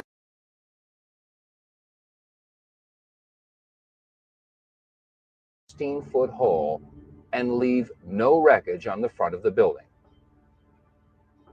We can also see that the roof of the building does show fatigue, but has not yet collapsed. In this photograph, an astonished onlooker sees exactly what we're seeing. The Pentagon had not yet collapsed. And again, there is no sign of any wreckage whatsoever. No tail, no fuselage, no wings, no wheels, no engines, no seats, no luggage, nothing on the outside of the Pentagon. Pentagon roof line is clearly visible, and again, it is under fatigue, but it had not yet collapsed. As we examine this next photograph, let's take a good close look at the lower left corner. You'll see engine 331 from the Metropolitan Washington Airport Authority, and we contacted the fire chief from this engine company. Chief Plower agreed to come on our radio show along with two of his firefighters, but 1 hour before airtime, they canceled. We were told that the two firefighters had been placed on indefinite leave. When we look at this photograph, we can see that the fire retardant foam is being sprayed on the front of the Pentagon. And again, the area in question had not yet collapsed. And you can see right in the center of the photograph, a big area where some of the concrete facing has broken away. And it appears that this is the only major hole in the front of the Pentagon. Again, is this hole big enough to accommodate a 757? And where is the wreckage? In this photograph, we again see engine 331 and fire retardant foam being sprayed on the front of the Pentagon. Note clearly in the center of the photograph, we see the upper floors of the Pentagon, again, yet to collapse. But also notice that there does not appear to be any damage to these upper floors. Question: if the height of the Boeing 757 was 44 feet 6 inches, there should have been some point of impact in these upper floors, and yet when we look at these pictures, there doesn't appear to be any impact whatsoever in the area where the tail should have hit. And again, there is no wreckage visible on the front of the lawn. Now, while these photographs were being taken, videographers from several different networks were on the scene to capture the firefighters in action as they battled the blazes at the front of the Pentagon. Jim Angle is joining us now from Washington. Jim, what can you tell us about that fire outside the Pentagon? Jim Angle, are you with us? I can tell you first that the roads around the White House, the streets around the White House were blocked seconds ago. Members of the Uniform Division of the Secret Service ran out to intersections and started diverting traffic. There are emergency vehicles on almost every block around the White House. The road south of the White House has, as you know, the White House is being evacuated. Federal employees are standing on the street corners in and around the White House, having left the building for fear of another attack. As you come into Washington from Virginia, about 2 miles from the Pentagon, you can see the smoke billowing up from the building. Huge clouds of smoke, so much so that commuters coming into town have pulled over to the side of a busy freeway, what is ordinarily a busy freeway, and are sitting, watching in amazement as the symbol of the United States Defense Establishment goes up in smoke. So there is an amazement all over Washington. People are not sure what to think. You've got a lot of federal employees standing around in this area watching as the streets are blocked off and emergency vehicles rush to and fro. We're not sure what they are up to, but clearly there is concern about the safety of the White House and the surrounding buildings. John. Jim, do you know anything about what kind of plane? Be advised, there's floor collapse, structural integrity is compromised. I'll give you a report as soon as we get off the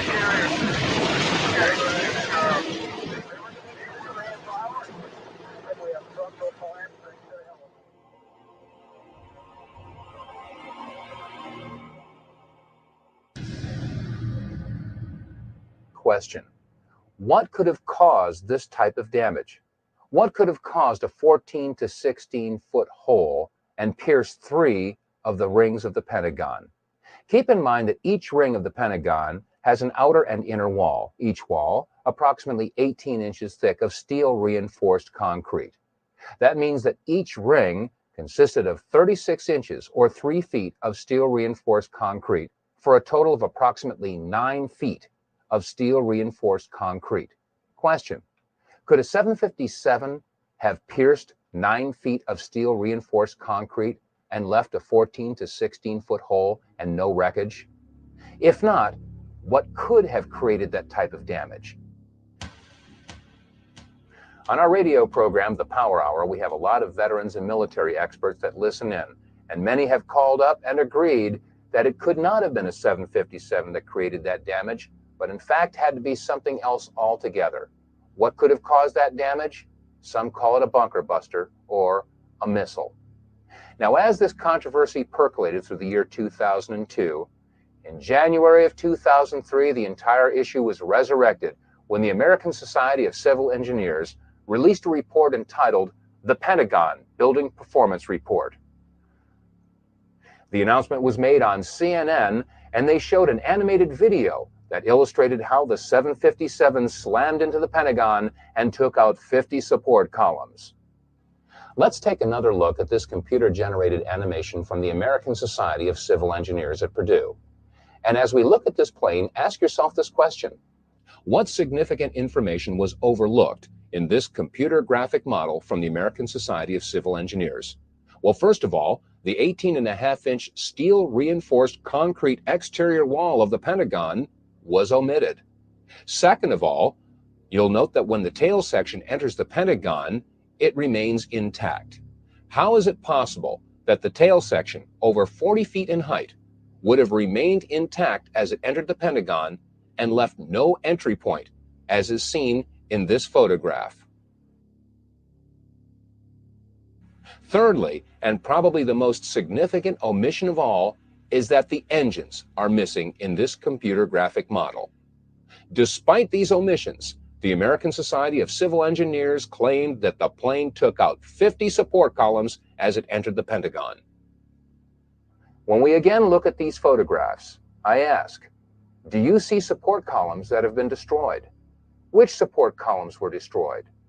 How could it possibly be that the American Society of Civil Engineers could release such a report when the photographs clearly show that the entire report is in question?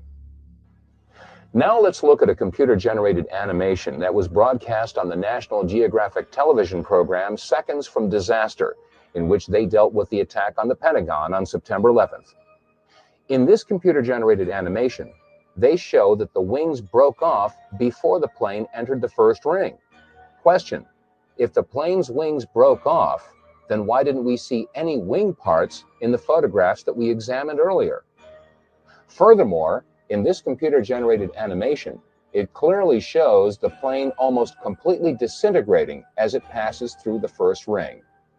Question: how could it have continued along its path and pierced another 7.5 feet of steel-reinforced concrete, piercing the second and third rings of the Pentagon, and leave this hole?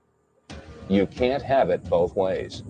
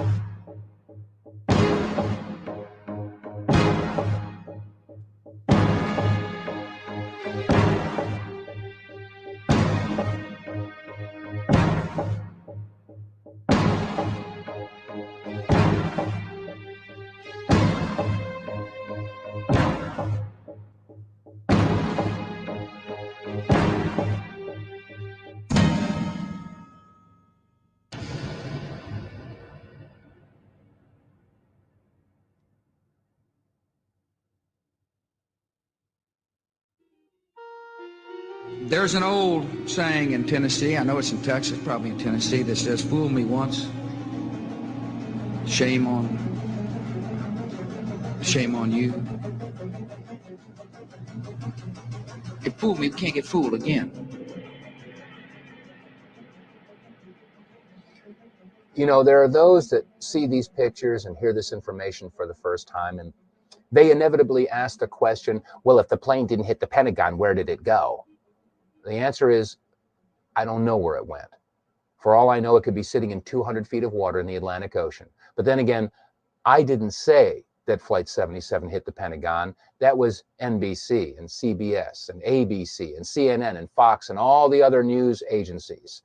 The question should be, if Flight 77 hit the Pentagon, then where is it?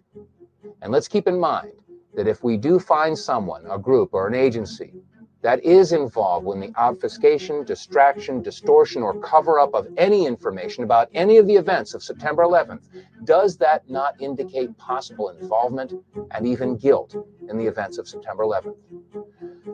Now let's move on to what happened in New York City on the morning of September 11th.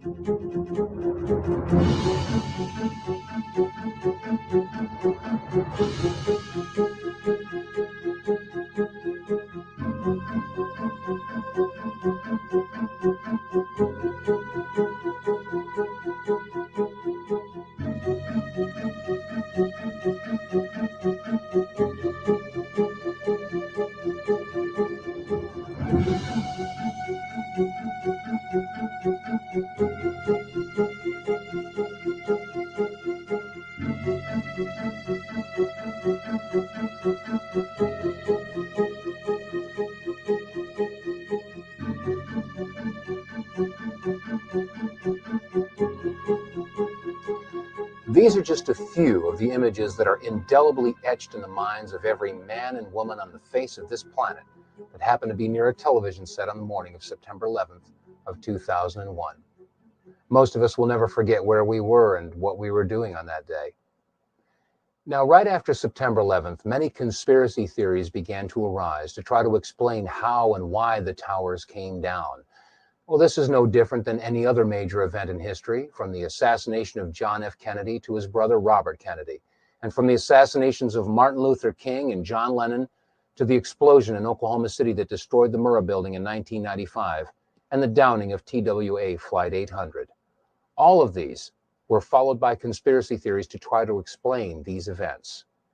Well, on September 11th, there was a lot of discussion about explosions that went on around the building and in the building. Some of these reports were televised, but only once. Let's take a look at some of these reports and review what had happened on September 11th.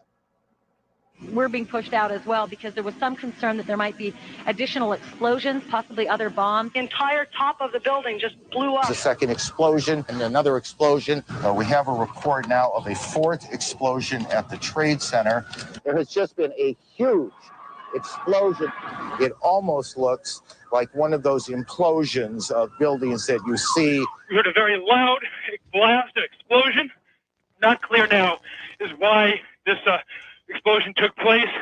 Do you know if it was an explosion or if it was a building collapse? To me, it sounded like an explosion, but it was a huge explosion. I saw the two buildings. I'm thinking it was a bomb because two of them. This is actually, we believe, debris from one of the planes that hit one of the towers on the World Trade Center. The FBI is here, as you can see. They had roped this area off. They were taking photographs and securing this area just prior to that huge explosion that we all heard and felt. We've just heard a virtual barrage of reports of bombs and explosions going off in and around the World Trade Center. But is there any reason to believe that some of these explosions might have been caused by something other than the planes hitting the towers? Rick Sanchez from MSNBC had this to report. Rick Sanchez has been there throughout this morning for us. Rick, tell us where you are and what the latest is. Well, I'm in that area, if you're familiar with this area of where West Broadway and Hudson come together right at Chambers. That would put us about a block and a half away from the site of where the explosion was. That area has just been evacuated because police have found what they describe as a suspicious device, and they fear that it might be something that could lead to another explosion. Obviously, there's a real sense of caution here on the part of police. I spoke with some police officials moments ago, Chris, and they told me that they have reason to believe that one of the explosions at the World Trade Center, aside from the ones that may have been caused by the impact of the plane with the building, may have been caused by a van that was parked in the building that may have had some type of explosive device in it. So their fear is that there may have been explosive device planted either in the building or in the adjacent area, and that's why they're being so cautious. In the September 24th, 2001 edition of People magazine, on page 34, there was an interview with Louis Caccioli, a 51-year-old firefighter assigned with Engine 47 of Harlem, New York. And he had this to say. We were the first ones in the second tower after the plane struck. I was taking firefighters up in the elevator to the 24th floor to get in position to evacuate workers. On the last trip up, a bomb went off. We think there was bombs set in the building. Well, Louis Caccioli isn't the only firefighter that claims that there were bombs or explosives going off in and around the World Trade Center. At least 2 blocks, and we started running. Floor by floor, it started popping out. It was if they had detonated. Yeah, detonated. They were planned to take down a building. Boom, boom, boom, boom, boom, boom, boom. All the way down. I was watching. We've heard eyewitness accounts and testimony from fire officials that indicate that there were bombs, explosives, possibly detonating charges that were utilized in the collapse of the World Trade Center buildings. Is there any reason to believe that detonating charges were utilized in the collapse of the North Tower, the South Tower, or Building 7? One firefighter did say, boom, boom, boom, boom, boom, that's how it went down. And many of the television reporters reported that as the buildings collapsed, both the North Tower and the South Tower and Building 7, they all appeared to come down just like a controlled demolition. Let's listen to a clip from Larry Silverstein. He was the lease owner of the World Trade Center as he gave an interview on PBS. I remember getting a call from the fire department commander telling me that they were not sure they were going to be able to contain the fire. And I said, we've had such terrible loss of life. Maybe the smartest thing to do is pull it. And they made that decision to pull, and then we watched the building collapse. Now, we've just heard Larry Silverstein making the admission that when it came to Building 7, the decision was made to pull it, a term that is used by demolition experts in bringing a building down. But what was America and the rest of the world told as to why Building 7 came down? About an hour ago, World Trade Center building number 7 collapsed, a 42-story building, weakened by the devastation that had occurred earlier today. We've all seen controlled demolitions on television. Office buildings, sports stadiums, all brought down by controlled charges. And these charges and controlled demolitions take weeks of planning. They have to bring in experts and do a structural analysis of the buildings, study which beams, which girders have to have charges placed on them. And then a team of explosive experts has to come and set the charges, wire them all together in sequence. And then, finally, after everything is clear, they let the building go or pull it. Are we to believe that 8 hours after a surprise attack in New York City, they were able to pull Building 7? How is this possible had it not been planned in advance? And if they did have planned detonation charges in place in Building number 7, is it possible that there were charges in Building 6 or 5 or 4 or the North Tower or the South Tower? We made it at least 2 blocks, and we started running. Floor by floor, it started popping out. It was if they had detonated. Yeah, detonated. They were planned to take down a building. Boom, boom, boom, boom, boom, boom, boom. All the way down. I was watching it and running. Just ran.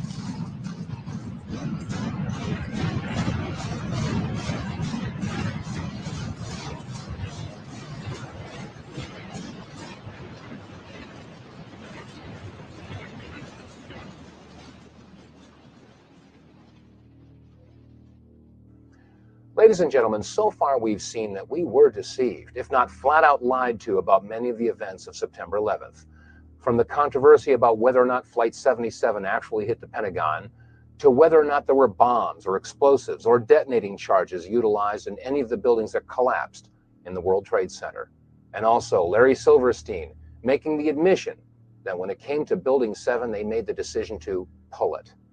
And now we come to the main events of September 11th, North and South Towers being hit by airliners that were supposedly hijacked by terrorists. Let's take a look at some of the clips that we've all seen over and over again.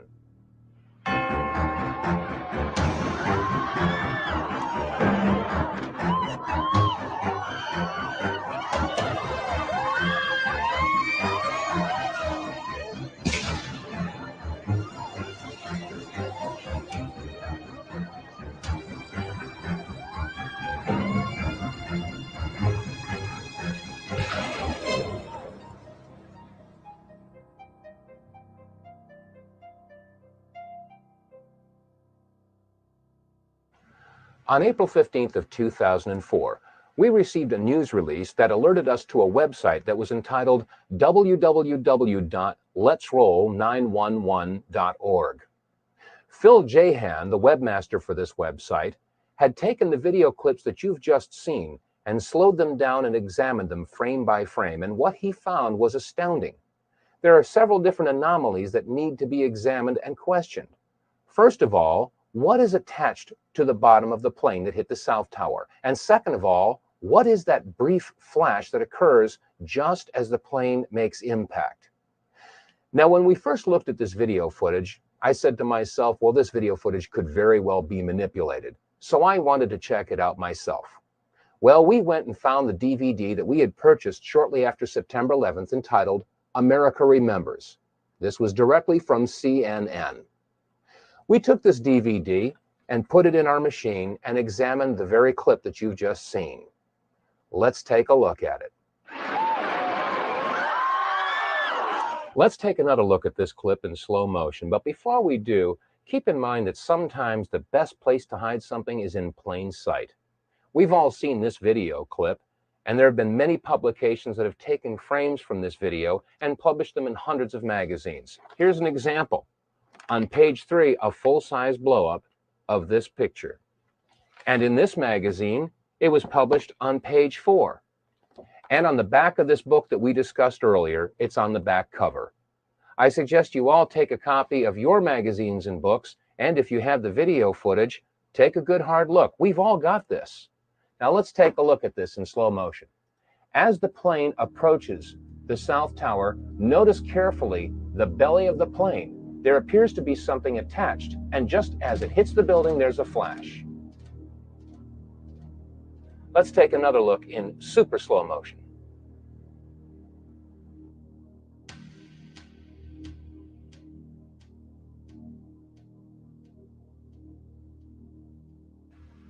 Let's look at this photograph that was taken near Ground Zero.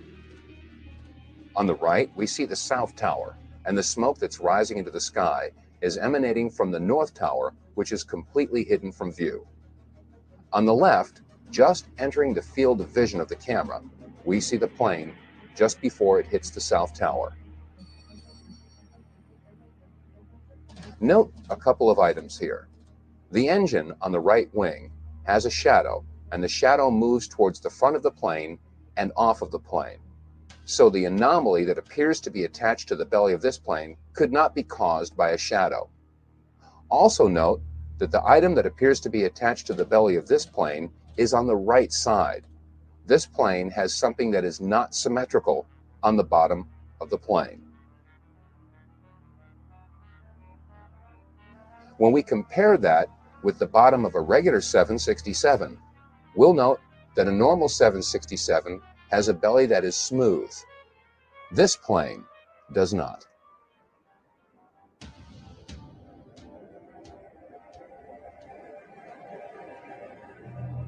In the summer of 2003, in Barcelona, Spain, a publication by the name of La Vanguardia did an investigative report on the plane that slammed into the South Tower.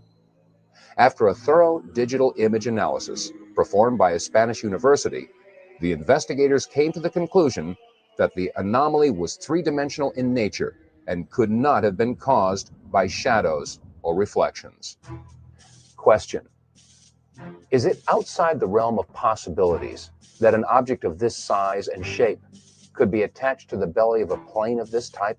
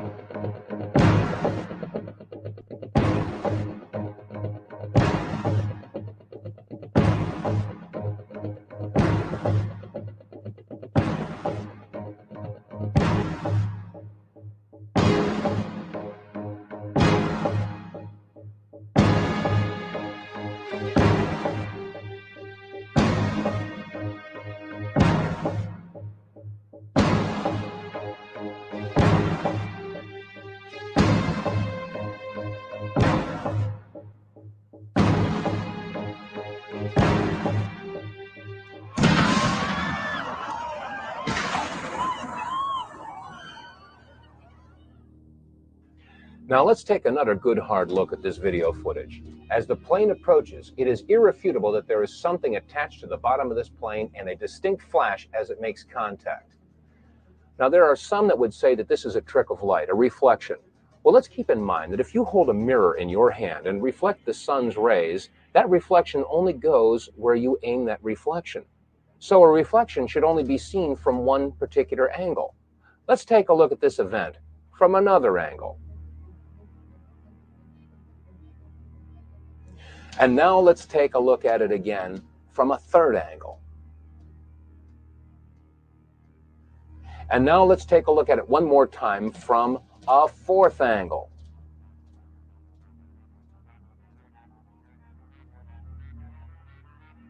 Ladies and gentlemen, you've just seen a very interesting event indeed. Not recorded by one, but recorded by 4 different cameras from 4 different angles. There can be no doubt that this is not the result of a reflection of any sort, but in fact was a flash caused by an explosion, a detonation, a missile. Something happened that was not a terrorist with a box cutter. Let's take another look at the object attached to the belly of this plane and ask yourself this question. Could something this big have gone unnoticed by the passengers, the crew, the baggage handlers, the service personnel at a commercial airport? The obvious answer is no, it would have been noticed. Which raises the question, where did this plane take off from? And was it in fact a commercial airliner at all? That was not American Airlines. That was not an American Airlines. The plane was a larger plane. It did look as large. And dove to the other side and crashed right in. An explosion was so terrific, it looked like it had dynamite in it. The ball of fire that came flying out of that one was even worse than the first one. And we were standing there, and I said, I can't believe this. And sure enough, there it was, another plane. The plane wasn't no airline or anything. It was a twin-engine, big gray plane. Mark Bernbach, a Fox employee, is on the phone with us. Mark witnessed this from what we understand. Mark, were you close enough to be able to see any markings on the airplane? Hi, gentlemen. How you doing? Yeah, there was definitely a blue logo. It was like a circular logo on the front of the plane, towards the definitely towards the front. It definitely did not look like a commercial plane. I didn't see any windows on the sides, and definitely very low. And I'm completely panicked. You're freaking out. I cannot believe what I just saw. We are all shaken by this. We are watching the video now back live, but the upper floors of the World Trade Center in Manhattan in flames now after apparently 2 large airplanes. We're talking about jetliners here, slammed into the sides right around 9 o'clock this morning. Mark, if what you say is true, those could be cargo planes or something like that. You said you didn't see any windows in the side? I didn't see any windows in the sides. I saw the plane flying low. I was probably like a block away from the subway in Brooklyn, and that plane came down very low. And again, it was not a normal flight that I've ever seen at an airport. It was a plane that had a blue logo on the front, and it did not look like it belonged in this area. We've just heard Mark Bernbach describe what he saw on September 11th of 2001 when he worked for the Fox News Network. Well, we spoke with Mr. Bernbach in September of 2004, and he stands by his story. Now let's take another look at the clip where the woman screams, "That was not an American Airlines." There are those that would try to say that we've dubbed in the voice or somehow altered the sound portion of this video clip. This time, watch carefully the woman on the right half of the screen. That was not American Airlines. That was not American Airlines.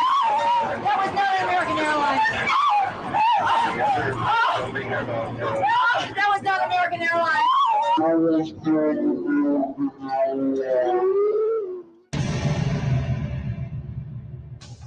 Now, we've just heard testimony that refutes the official report that a commercial airliner hit the World Trade Center.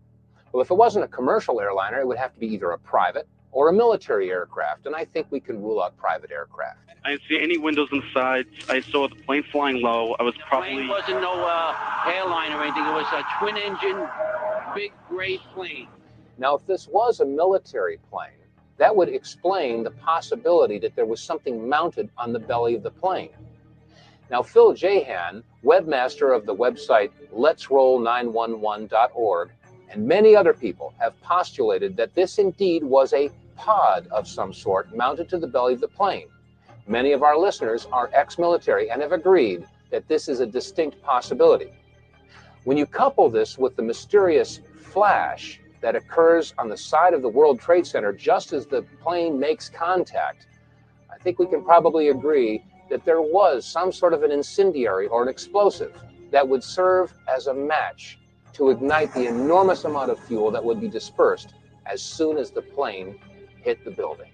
Let's take another look at this one clip, and you'll notice that the flash is a separate event than the contact of the fuselage as it hits the building.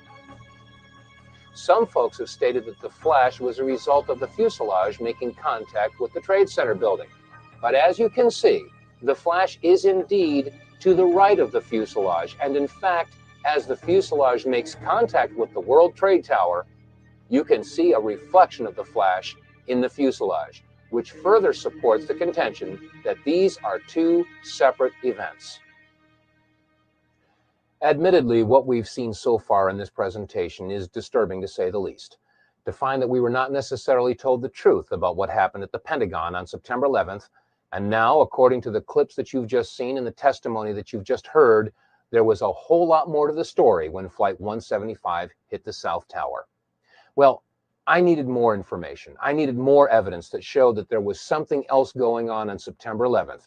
And the only way to get more information was to go to the first plane, Flight 11, the American airliner that hit the North Tower.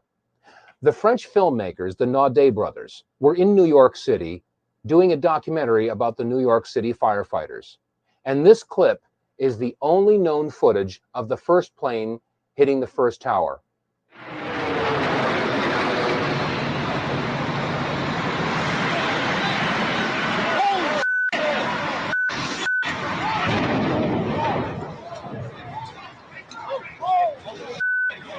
Let's take another look at this video clip, this time in slow motion.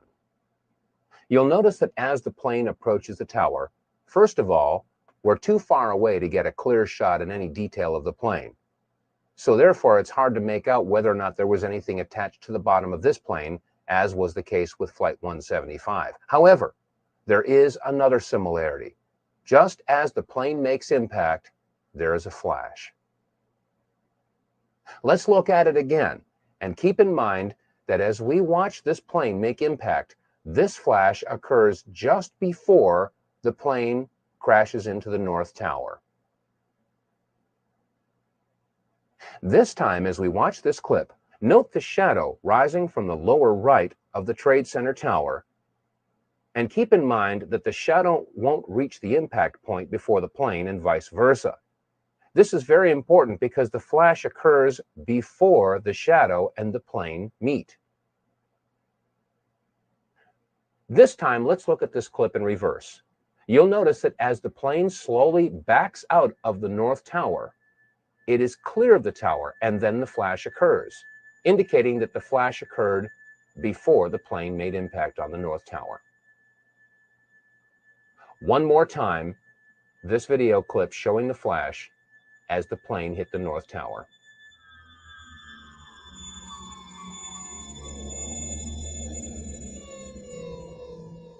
Now, this video clip that we've just examined came again from the Naudet brothers documentary that was being filmed in the streets of New York City on the morning of September 11th.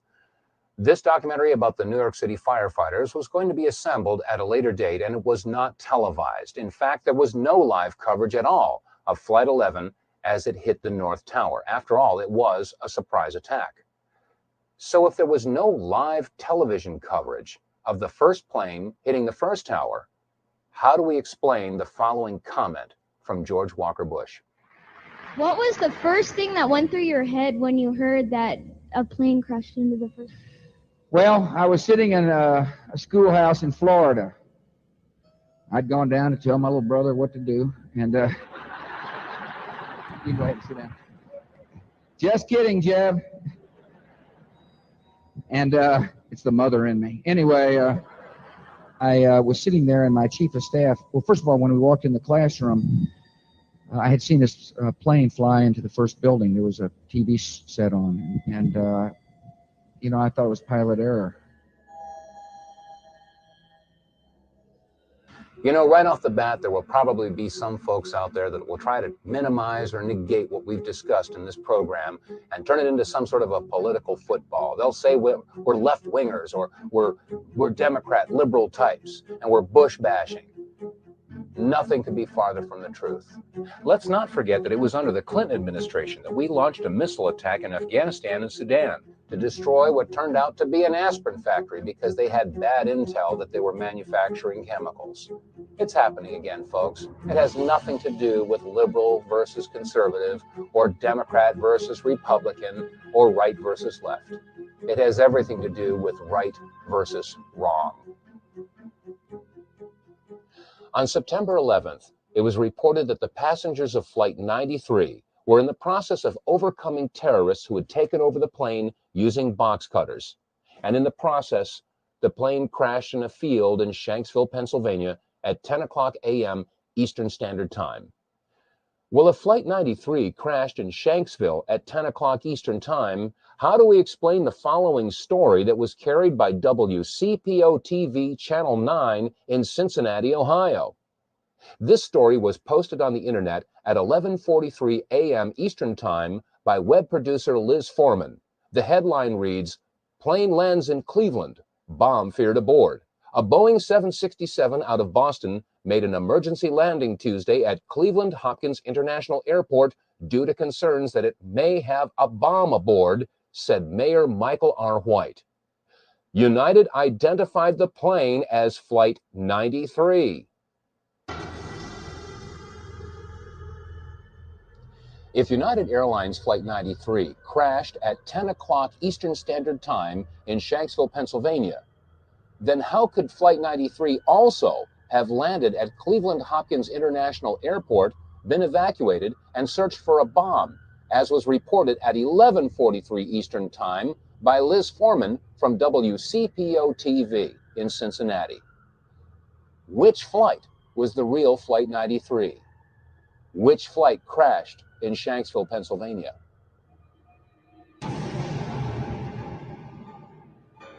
And now we come to the $10,000 question. How is it possible that in the sleepy town of Versailles, Missouri, in a little production studio, we can do an in-depth analysis and a slow-motion expose of video footage that's been at the fingertips of every major news network all this time? How is it possible that they can show you slow-motion video of car crashes and basketball games, and they can do frame-by-frame analysis of major events in history like the JFK assassination, and yet they haven't seen fit to show you one slow-motion picture of these planes hitting the towers? Why is it that shortly after September 11th, it was decided that it would be too painful for America to see these videos anymore, and so they decided to stop showing them? Maybe now we know why they stopped showing these videos. And maybe we should have nothing but contempt for the mainstream networks for withholding this information. After all, if you become aware of a lie and you do nothing to expose the lie, you then become part of the lie. Has this ever happened before in American history? Have the mainstream media networks ever suppressed information in regard to terrorist attacks in this country? Appears to be the Oklahoma County Bomb Squad.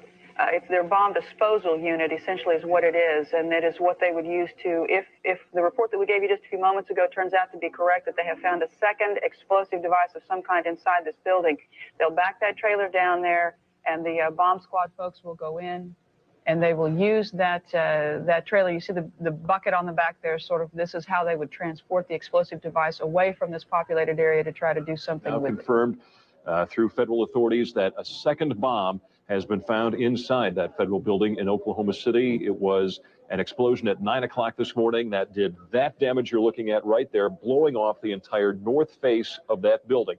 Again, you're looking at the north face there. A second bomb was found on the east side of that building. A bomb squad is on the scene. That second bomb has not exploded. We don't know quite the status yet, if they've managed to defuse it, but it has been confirmed that a second bomb was found on the east side of that building. I just took a look down the street at the Morrow building again. I see another bomb truck going, so apparently they're going to try to get out that third bomb that's been talked about. Still a lot of activity around the Morrow building. Security concerns that another one still might go off. That's what everybody's worried about. At the present time, the medical teams downtown are unable to get into the wreckage to retrieve more of the injured because of the presence of other bombs in the area. I've been told by the police department that just as soon as those bombs are defused, they will permit the medical teams to enter. Just for a second, we want to update our audience that the Justice Department is reporting that a second explosive device has been found in the AP Murrah building in downtown Oklahoma City. Mike, you're still with us, aren't you? Yes, I am, and I might tell you in addition to that, that in fact what we were told at the scene a few minutes ago was that in fact 2 different explosive devices were found in addition to the one that went off. So a total of 3. A total of 3, and of course then there was mass confusion whenever there were hundreds of spectators in the area, and when they heard that there were other bombs in the building, people were running from the area in the opposite direction as fast as they could. Utter devastation that one explosion caused, because here's now what we are starting to learn about the succession, or what someone obviously hoped would be a succession of explosions. The first bomb that was in the federal building did go off. It did the damage that you see right there. The second explosive was found and diffused. The third explosive that was found, and they are working on right now as we speak, I understand, both the second and third explosives, if you can imagine this, were larger than the first. So try to imagine 2- or 3-fold happening what we've already seen there. It is just incredible to think that there was that much heavy artillery that was somehow moved into the downtown Oklahoma City. President Clinton just called Governor Frank Keating, and he says that 3 FBI anti-terrorist teams are en route to Oklahoma City. Right now, they are saying that this is the work of a sophisticated group. This is a very sophisticated device, and it has to have been done by an explosives expert. Obviously, you talk about the second bomb that was found. Devin told us earlier, we got information that the second and third bomb were bigger than the one that was detonated. 1,200 pounds of explosives in that first one that went off. The second and third devices that were found were actually larger than that. So you can undetonated bombs that were found that were bigger than the device that exploded. And if this other one that they're looking at now turns out to be something, it appears that it was meant for this building to come down, to be leveled, because of the amount of power that could have gone off. Only one explosion, it was obviously tragic enough, but there were more bombs set to go off, according to ATF officials. The question is, why that building? And was it Waco? Is it Nation of Islam? We should find out an awful lot when the bombs are taken apart. I think it was a great stroke of luck. As you're mentioning, it's hard to talk about luck on a day like today in Oklahoma City, but it was a great stroke of luck that we actually have got diffused bombs. It's through the bomb material that we will be able to track down who committed this atrocity. I'm sure many of you are shocked after seeing these clips that you've just seen that were taken from local affiliate stations in Oklahoma City right after the bombing. Many of us never heard about the discovery of a second bomb and a third bomb and the retrieval of a bomb and the statement that we actually have got diffused bombs. This information was suppressed. It was kept from the American people. Why? How many pieces of evidence do we need to prove that there is a conspiracy? In regard to September 11th, we discussed Flight 77. Did it hit the Pentagon? How could it have hit the Pentagon and left a 16-foot hole and no wreckage?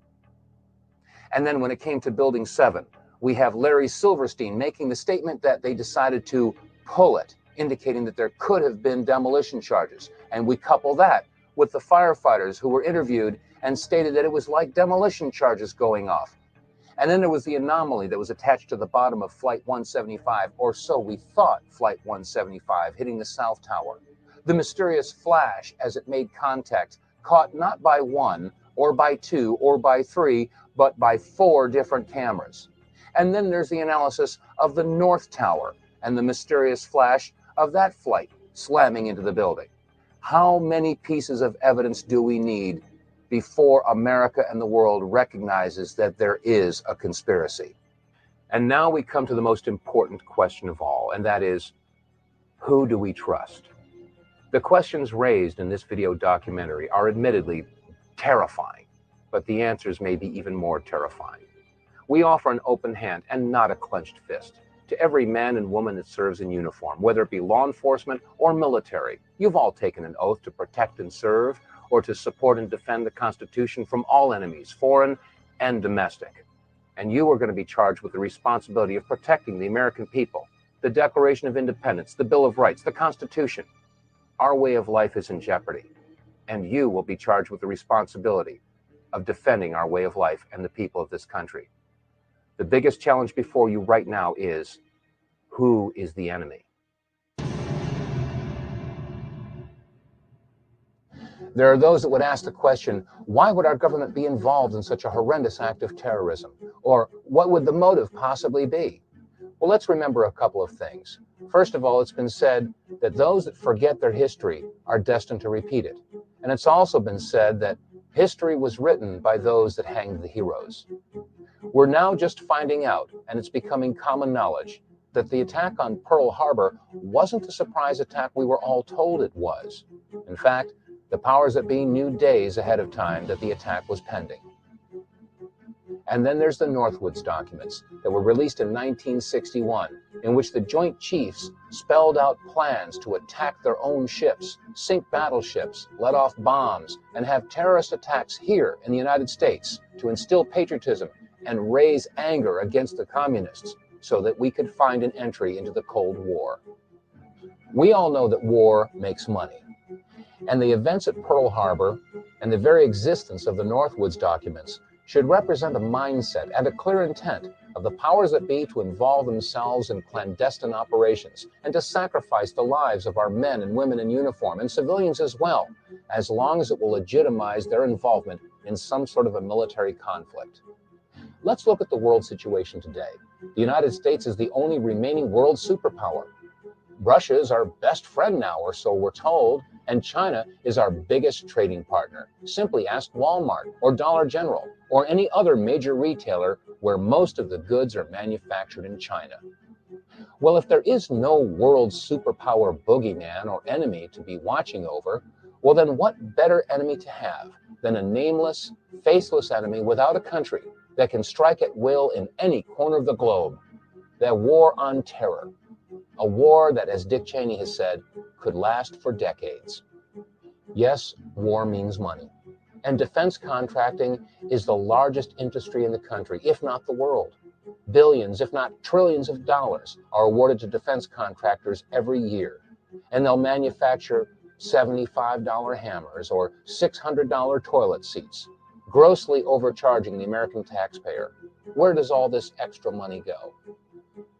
And now we have to ask the question, how do defense contractors guarantee job security and profitability? And the common sense answer is to guarantee that there is war. Well, you might ask, why doesn't the mainstream media tell us about this? Why hasn't Tom Brokaw or NBC News told us? Well, as an example, NBC is owned by General Electric. General Electric is one of the top 10 defense contractors.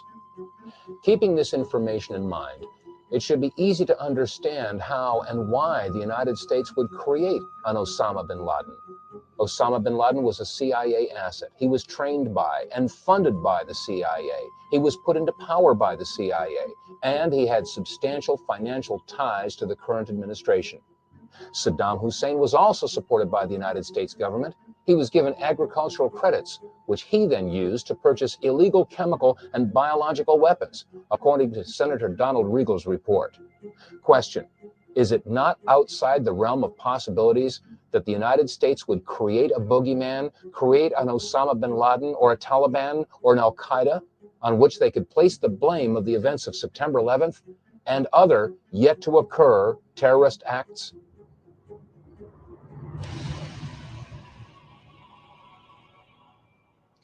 In the beginning of this program, we played word association, if you recall. The term was conspiracy theory.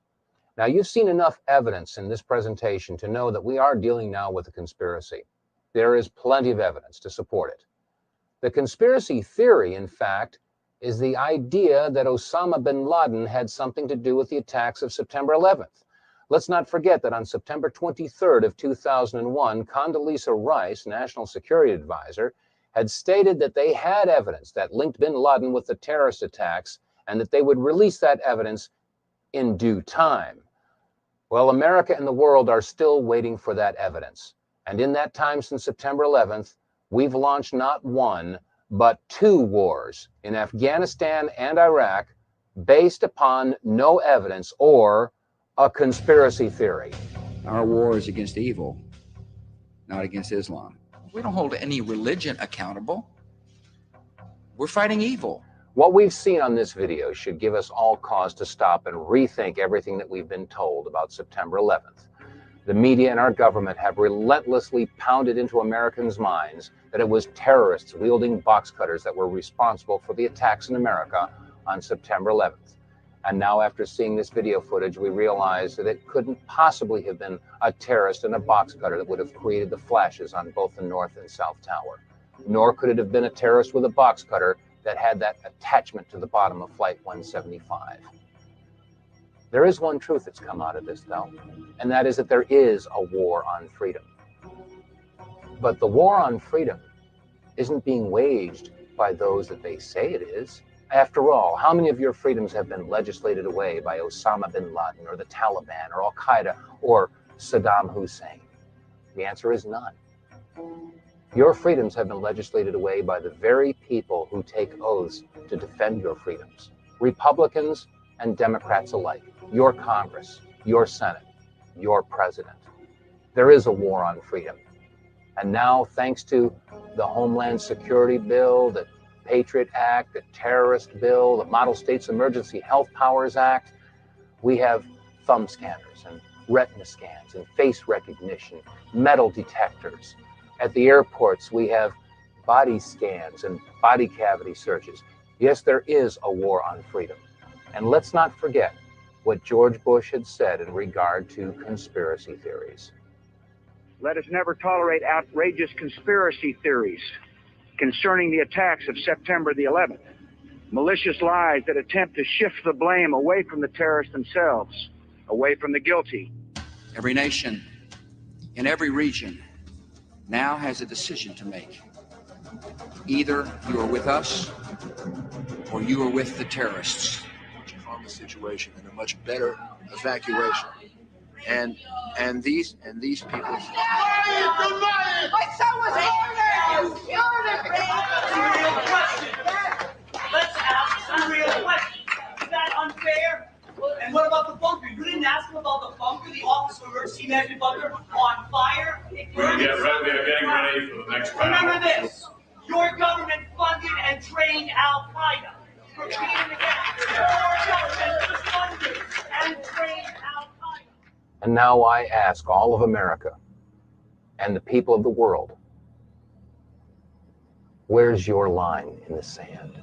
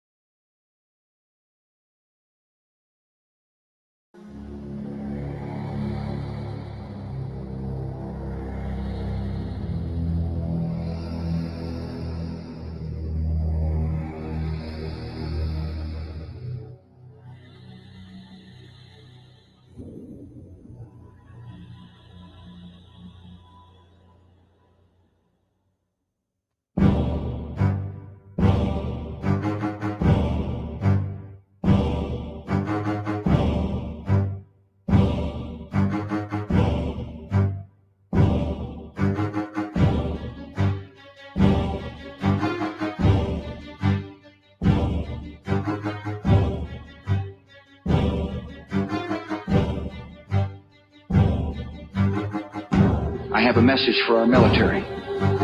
Be ready. I've called the armed forces to alert, and there is a reason. The hour is coming when America will act, and you will make us proud.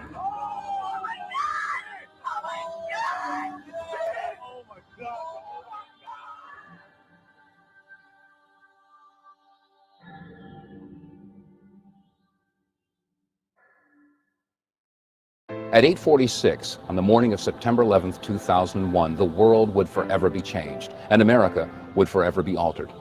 A wave of patriotism swept across our country, and the drumbeat of war was heard from our nation's heartland to countries a half a world away.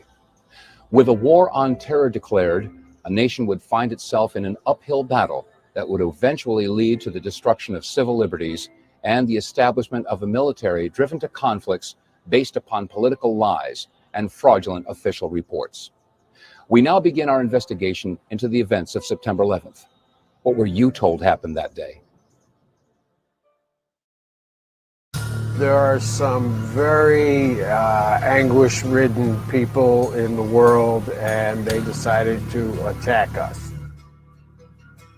2 planes were hijacked by terrorists, and they were crashed into the World Trade Center. 2 planes flew into 2 skyscrapers and destroyed them. Part of the building was just smashed in and had been burnt, and it's chaos. From all the film footage that I've seen in the past 6 years, there was 2 commuter jets.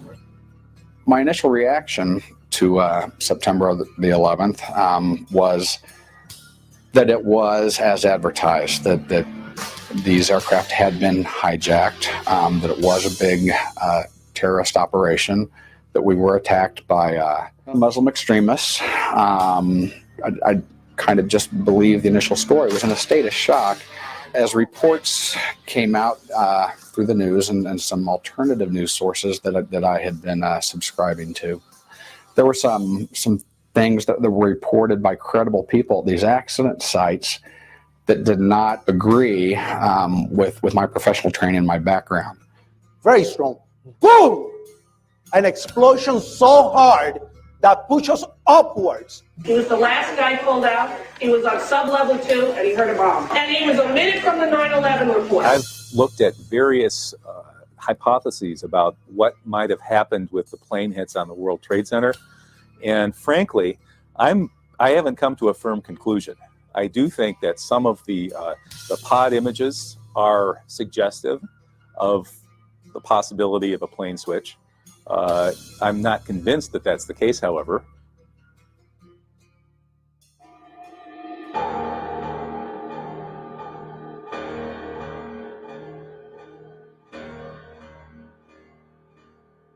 There was definitely a blue logo. It was like a circular logo on the front of the plane, definitely towards the front. It definitely did not look like a commercial plane. The plane wasn't no airline or anything. It was a twin-engine, big gray plane. When I first saw the appendage on Flight 175, this extra piece of equipment, I was looking at the Evan Fairbanks footage, which is kind of bluish, and it's from the underneath. It's off-centered on the fuselage. It's between the engines. It casts its own shadow. It has its own reflection. And when I saw this, I thought somebody's had to have photoshopped this, and I wanted to get other sources to make sure that it wasn't just a product of Photoshop. It was in all the CNN footage when you took their videos and did freeze frames. It was definitely a three-dimensional piece of equipment. It definitely has nothing to do with Photoshop, and it shouldn't be there. Anybody can see the other piece of equipment right there in the center line on the starboard side of that fuselage. It can't be anything other than an external piece of equipment. Looking for more video evidence, right at ground zero, Deb Simon and I went down to New York City one day and buying all the pictures from street vendors we could find. We found a picture, which I believe is Rob Howard's photograph, but it was a 35mm print. And I was tickled because you could clearly see, the appendage on the bottom. This is not normal for an aircraft. This is not normal for what we should be seeing on Flight 175.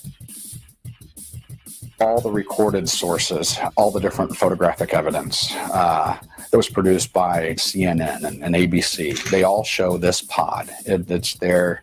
You can see it with your own eyes. And in my professional opinion, that there was a pod attached to the bottom of that aircraft, and therefore it was not United Airlines Flight 175.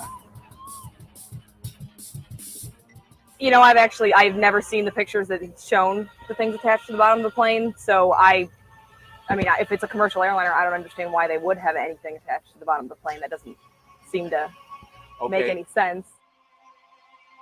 One of the things that jumped out at me when I looked at the footage or the video of Flight 175 as it went into the World Trade Center is it appeared to me that there was something on the under fuselage of that aircraft that did not belong there, at least not with a commercial airliner. Now, I'll tell you where I have seen attachments that look like that on military aircraft. So the question you have to answer now is, was that the commercial airliner that hit the World Trade Center, or possibly was it an aircraft that looked very similar but was a military type airplane? After compiling a lot of the photographs and a lot of video regarding Flight 175, and there's some CNN footage that shows the whole side of the plane lighting up. And just as the aircraft is penetrating the World Trade Center, there's this bright anomalous event. It's like an orange flash, you know, off to the right of the fuselage. The bottom of that aircraft was exposed so that there was a large flash just prior to impact with the building. There was a large flash, so large that it lit up the side of the fuselage of that aircraft. It wasn't just a small spark. There's been some discussion of just exactly what produced this flash. Some of the scenarios have been talked about have been reflection or sparks or static discharge or possibly an incendiary attached to the aircraft. This flash is produced in the shadow of the wing, so I don't think it could have been a reflection. As far as the possibility of sparks during penetration, the radome of the aircraft is a composite material. It's not metal per se. The wings are metal. They didn't produce sparks as they penetrated. So I don't believe they were sparks. As far as the static discharge, the 767, all aircraft have attached to the airframe what's called static wicks that are there to dissipate any static charges that could be produced on an aircraft in flight. In all my years of flying, the only time an aircraft has been statically charged is when you're flying for extended periods in precipitation. September the 11th was a perfectly clear early fall day without any clouds in the sky, so I don't think these aircraft would have been statically charged by precipitation. And the other item or possible explanation would have been an incendiary. And I do believe that this is what the source of the flash was. This flash is produced right in line where the pod was attached. Look at the footage in very slow motion. You can step through the footage with your pause still button on a DVD, and as this aircraft penetrates, you see the enlarged, torn area, facade where this pod was attached. All this evidence indicates to me that it was not a reflection or sparks or static discharge, but I think it was an incendiary that was associated with the pod that was attached.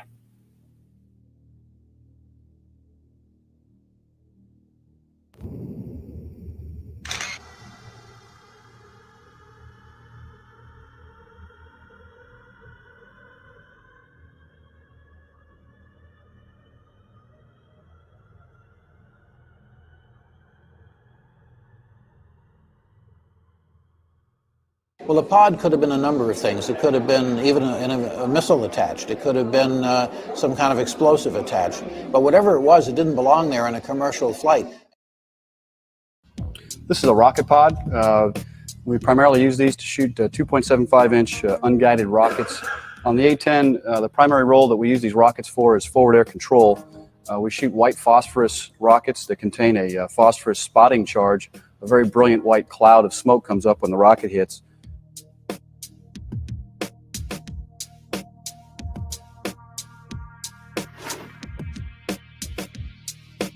American Flight 11 was the flight that hit the North Tower, the first tower that was hit. And as far as we know, it was recorded by just one source, and that was the Nade brothers, who were producing a documentary video about New York firefighters. They happened to be in a position to catch American Flight 11 as it overflew New York City and flew into the North Tower of the World Trade Center. Again, as you look at this footage, slow it down just a little bit, you can see this a big flash. This is before this airplane even hits the North Tower, and I would say quite probably that it was also an incendiary that caused that flash. Pods under the plane suggesting they might be some sort of military plane, and flashes suggesting that they might be igniting large fireballs for spectacular television effect. Personally, I'm not convinced that that's true, but I'm also I'm not convinced that we need to dismiss that hypothesis. I've looked at these images, and some of the pod images, I think, they don't look to me like just optical illusions, like the people who debunked this claim.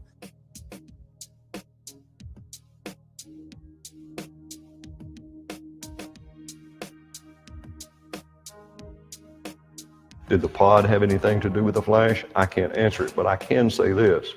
The pod you will not find, or an external piece of equipment that large, you will not find on the belly or attached anywhere on the external part of a Part 121 scheduled airliner in the United States. It just won't happen. All that does is tell me that airplane was not the airplane that the government said it was. I have looked at the films of the plane hitting the South Tower, and I have seen the slowed down version. And it is obvious to me that on more than 2 or 3 of these films, there is a flash of some sort that takes place just as these planes are about to smack into the buildings. I cannot tell you what that is, but I can tell you what it's not. It's not a box cutter.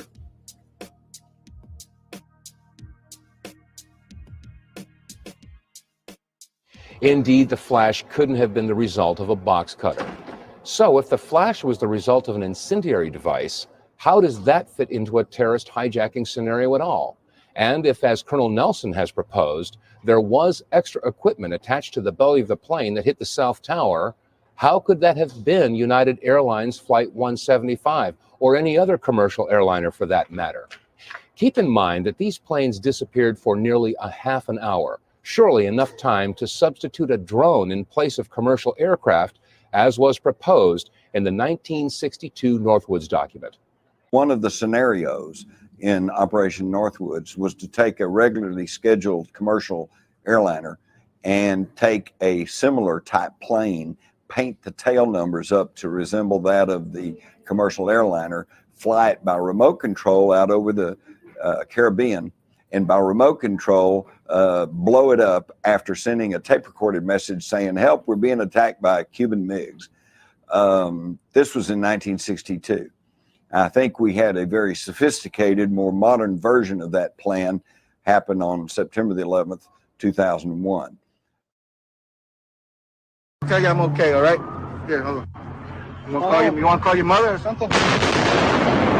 The way those buildings were constructed, the supporting members essentially melted.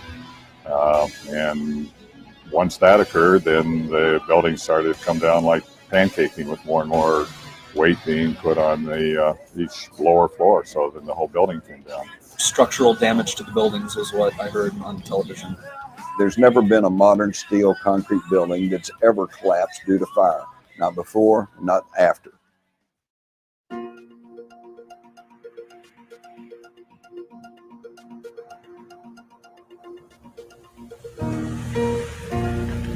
My testimony was very upsetting for the commission for the simple reason that, number one, I talk about explosions in the building, initial explosions before the plane hit the building.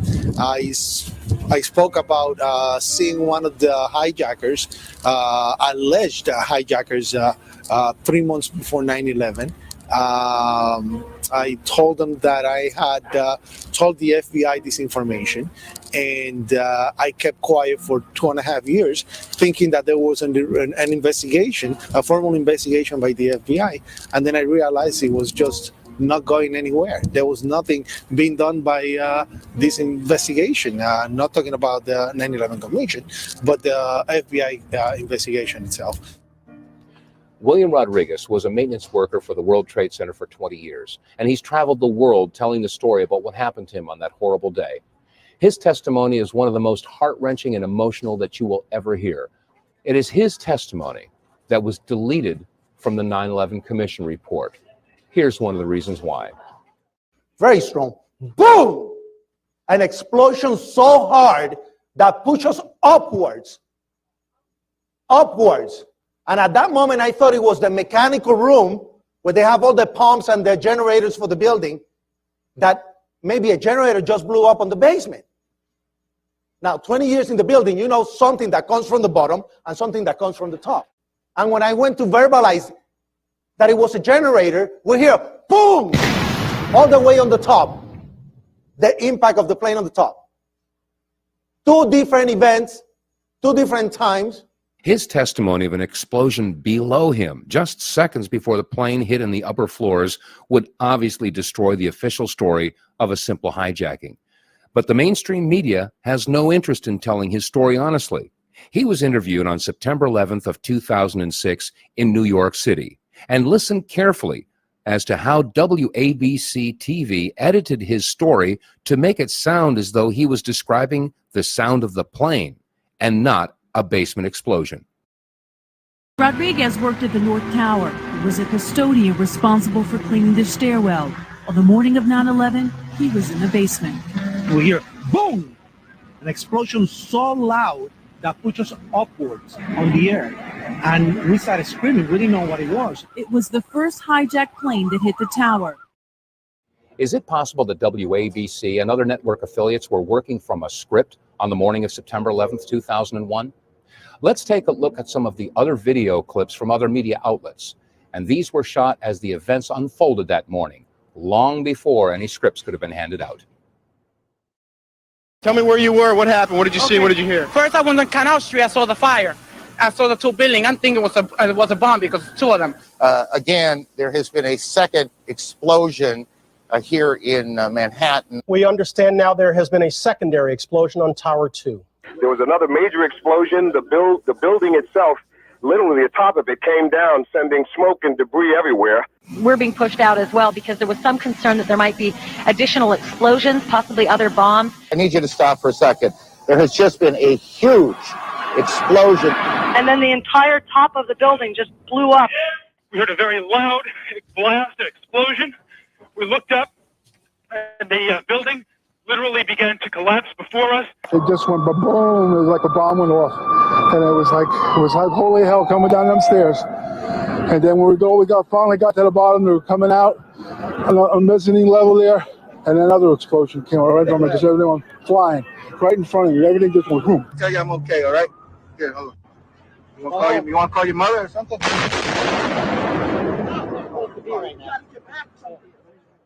They could very well have set off set charges within the World Trade Center. And of course, it went down just like many of the buildings that we've seen on CNN or Fox TV, the Bush Stadium in St. Louis, or one of the famous hotels out in Las Vegas. It just crumbles. It just implodes, and it falls in upon itself.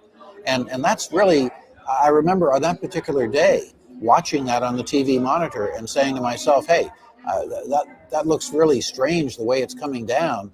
I don't think it's necessarily from the plane and the fire from the plane that's doing this. It almost looks like one of those implosions of buildings that you see, except there is nothing controlled about this. We made it outside. We made it about a block. We made it at least 2 blocks, and we started running. Floor by floor, it started popping out. It was if they had detonated. Yeah, detonated. Planned to take down a building. Boom, boom, boom, boom, boom, boom, boom. All the way down. I was watching it and running. I was making my way to the foot of the World Trade Center. Suddenly, while talking to an officer, who was questioning me about my press credentials, We heard a very loud blast, an explosion. We looked up, and the building literally began to collapse before us. And then the entire top of the building just blew up, and splinters of debris are falling on the street.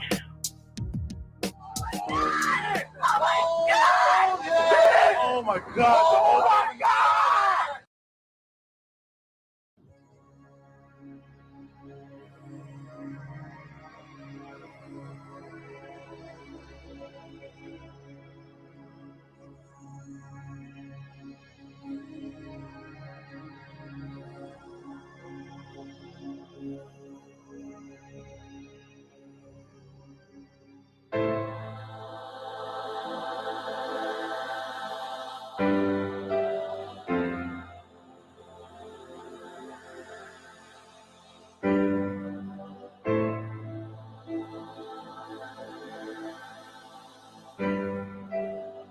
When I began to look at the destruction of the World Trade Center and especially the Twin Towers, it was astonishing to me how obvious the evidence was that the government account couldn't possibly be correct.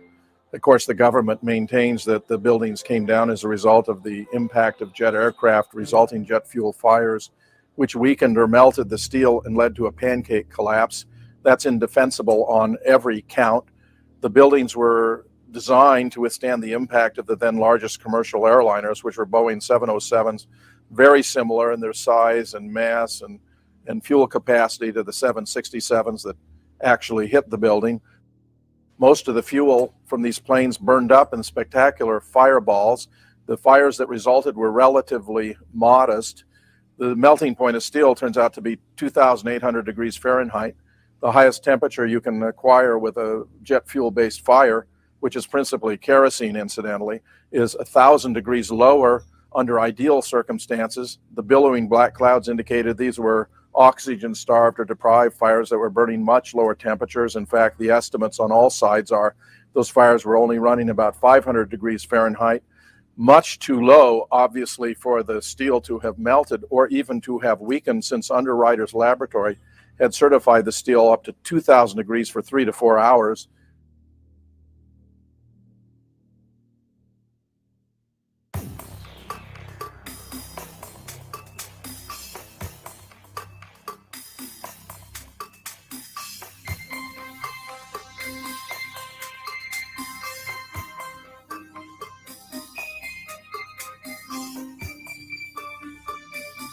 The fire in the South Tower burned only around an hour, in the North an hour and a half.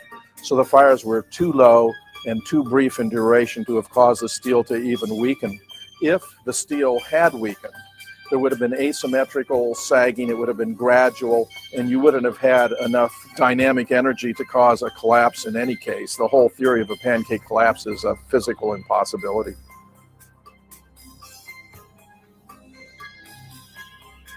Molten metal in the basements of all three buildings. Right. And yet all scientists now reasonably agree that the fires were not sufficiently hot to melt the steel. So what is this molten metal? It's a direct evidence for the use of high temperature explosives such as thermite. Thermite produces molten iron as an end product. Okay. We appreciate your coming on, even if I don't understand your theories. We appreciate you trying to explain them. Thanks. These core columns were discovered after the collapse. The angled cut occurs in exactly the manner that shaped charges slice through steel beams to control the way they fall. Notice the hardened, once liquid metal. Was thermite used with the shaped charge? The way we do this is by cutting the beam at an angle, which through a series of beams cut at the same angle will tend to make the building shift over and walk. Building 7, I'm not familiar with what it looks like or where it is. That's where the command center was.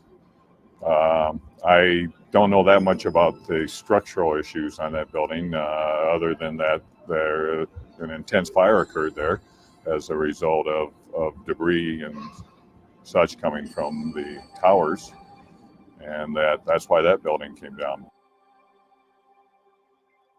I remember getting a call from the fire department commander telling me that they were not sure they were going to be able to contain the fire. And I said, we've had such terrible loss of life. Maybe the smartest thing to do is pull it. And they made that decision to pull, and then we watched the building collapse. One of the keys to what happened on 9/11 is what caused Building 7 of the World Trade Center to collapse. Many of you are going to go, Building 7, what was that? That was a 47-story steel and glass office building that just totally collapsed down into its own foundation about 5:20 on the afternoon of 9/11. It was not hit by airplanes, didn't have any devastating fires in it. It just collapsed down after the building owner, Larry Silverstein, said, well, I told the fire department to pull it, and they pulled it, and we stood there and watched the building come down. And they made that decision to pull, and then we watched the building collapse. Well, industry slang, pulling it means controlled demolition. If Building 7 was brought down by controlled demolition, then why is it so preposterous to assume that perhaps the Trade Center towers were brought down by controlled demolition? You hear that? Keep your eye on that building. It'll be coming down soon. It'll be coming down soon. What we know for sure is that these buildings were pre-wired for demolition, and that the plane hits were simply created as a distraction in the way a magician distracts you by showing you one thing while pulling something out of a hat while you're not looking. In the same way, they conditioned us to think that the demolitions were actually collapses caused by plane hits and fires, when we now know that they were not. Building 7, which is obviously a controlled demolition, the collapse of this 47-story building in 7 seconds, for no reason at all, a couple of small fires and a couple of little nicks on the side of the towers. That's a ridiculous story that anybody can see through. And then when you hear that the overinsured landlord of 6 weeks, Mr. Larry Silverstein, basically confessed to pulling it or taking it down in a controlled demolition on national television, no less. I mean, you really see that the whole thing is obviously an inside job. So I think Building 7 is sort of the first thing that we need to wave in the face of everybody who hasn't figured this out yet.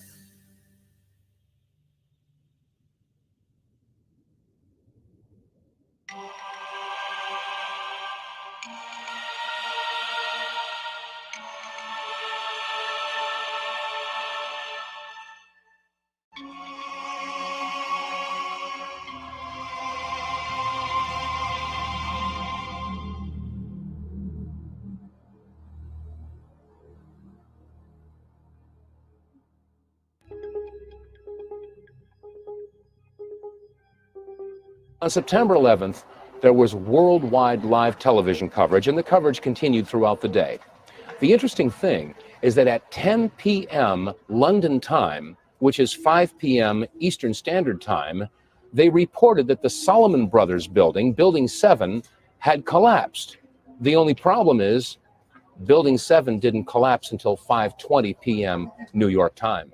Now, more on the latest building collapse in New York. You might have heard a few moments ago I was talking about the Salomon Brothers building collapsing.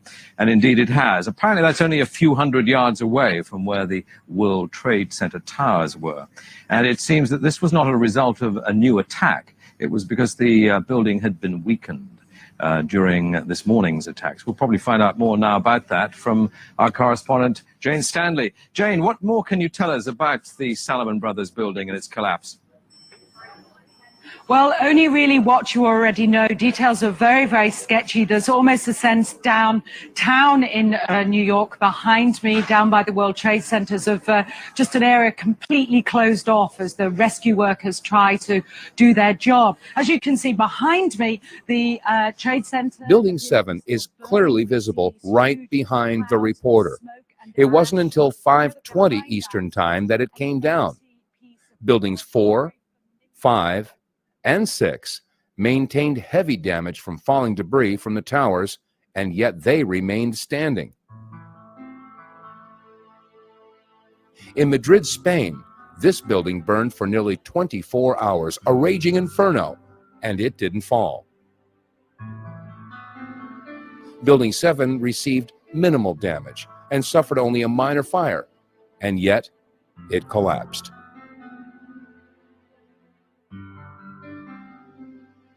The collapse of a concrete and steel structure due to a fire had never happened before September 11th.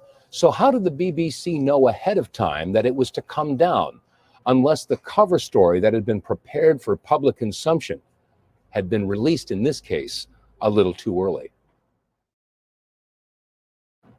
I don't think that there's any disagreement in the 9/11 research community that one of the strongest arguments that challenges the official story is the issue of controlled demolitions.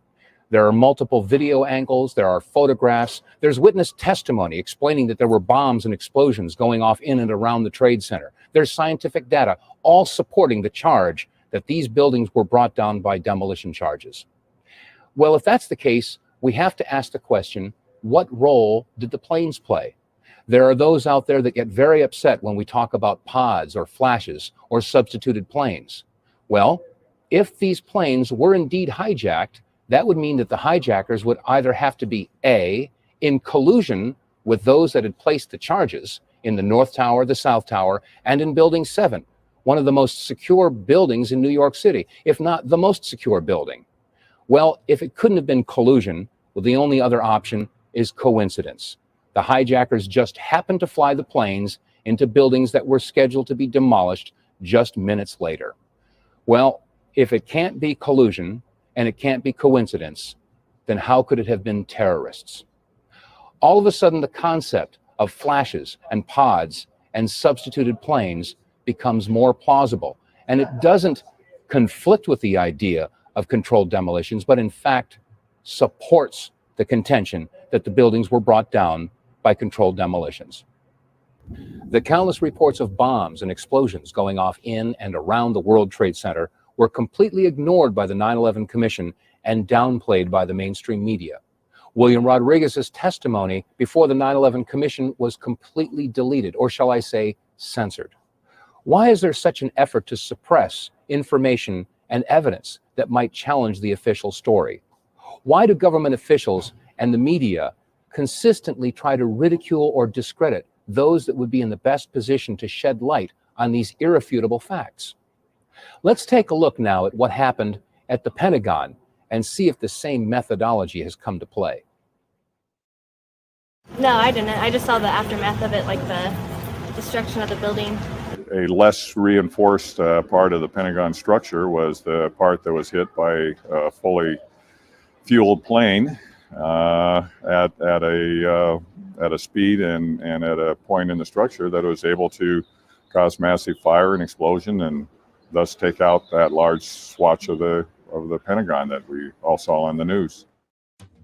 A white plane, a very big jet, was flying in an unusual pattern near the White House over Lafayette Park. Very slowly, it made one circle, and then we have not seen it since.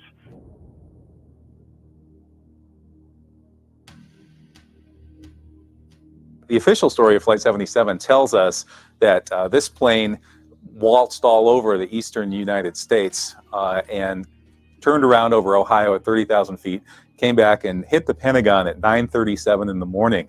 This was after at 8:46 the World Trade Center had been hit, virtually almost an hour after the World Trade Center had been hit, and an hour and a half after the first multiple signs of multiple hijackings. We're told that this plane just waltzed into the most protected airspace in the world and hit the world's most protected building, the biggest military headquarters on the planet. This is already highly improbable.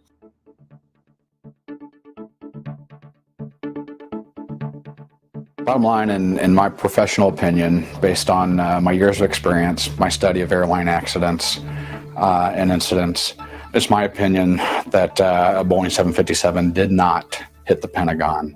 There would be an abundance of wreckage, and that the official sources have not been able to produce the evidence of any wreckage. Large tail sections, indestructible landing gear, indestructible engines, wing spars, fuselage, seats, anything of the sort indicates to me that a 757 did not hit the Pentagon. In relation to the Pentagon, it's quite obvious that no Boeing 757 hit the building. There are multiple lines of reasoning that support that conclusion, including, for example, the complete lack of massive debris of the kinds and character that would be expected from a 100-ton airliner with a 125-foot wingspan and a tail that stands 44 feet above the ground. The hit point was only about 10 feet high and 16 or 17 feet wide on the ground floor. You find unbroken windows, undamaged fence, a couple of automobiles. What you don't find is massive piles of aluminum debris. You don't find the wings. You don't find the seats, the bodies, the luggage, the tail. Not even the engines were recovered, indicating that no Boeing 757 hit the building.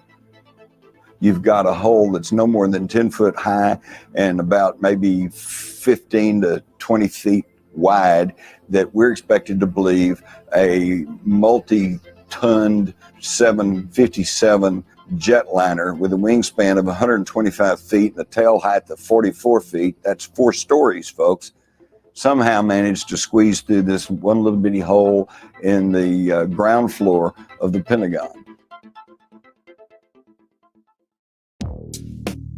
Before the outer wall collapsed, which was about 45 minutes after initial impact, there was only one hole, about 14 to 16 feet. And supposedly, the 757 completely penetrated this hole without leaving any indication of where the wings would have penetrated. Adjacent to this hole, the windows were completely intact, and you can tell by the firefighter's foam that was sprayed around the hole and sticking to the windows. The windows are completely intact, both adjacent where the wings should have penetrated and knocked the windows out, and also directly above the hole where the elevated tail section would have penetrated. The windows are completely intact.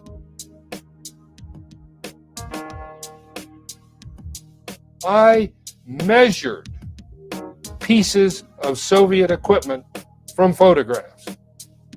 It was my job. I look at the hole in the Pentagon, and I look at the size of an airplane that was supposed to have hit the Pentagon, and I said, the plane does not fit in that hole. So what did hit the Pentagon? What hit it? Where is it? What's going on? A Boeing 757 has a wingspan of nearly 125 feet, a length of 155 feet, and a height of 44.5 feet. As was reported, if the plane was flying over 500 miles per hour, common sense would dictate there would be some indication, any indication, of an impact of the tail section in the upper floors. In addition, the heaviest and most massive parts of an aircraft of this type would be the engines. If there were to be any holes at all, they would be located where the engines would have impacted the Pentagon.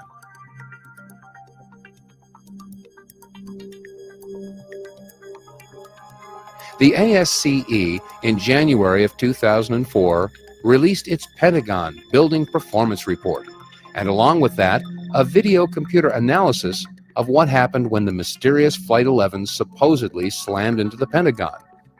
Let's take a look at the report.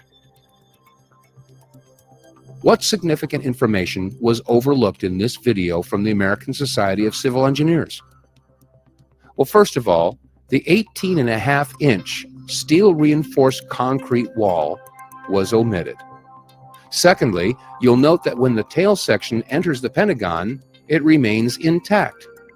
How is this possible that the tail section, over 44 feet in height, could have remained intact as it entered the Pentagon and left no entry point as is seen in this photograph? Thirdly, and most significant of all, is that this plane has no engines in this computer graphic model. Despite these omissions, the ASCE claimed that the plane took out 50 support columns. In this photograph, do you see support columns that have been destroyed?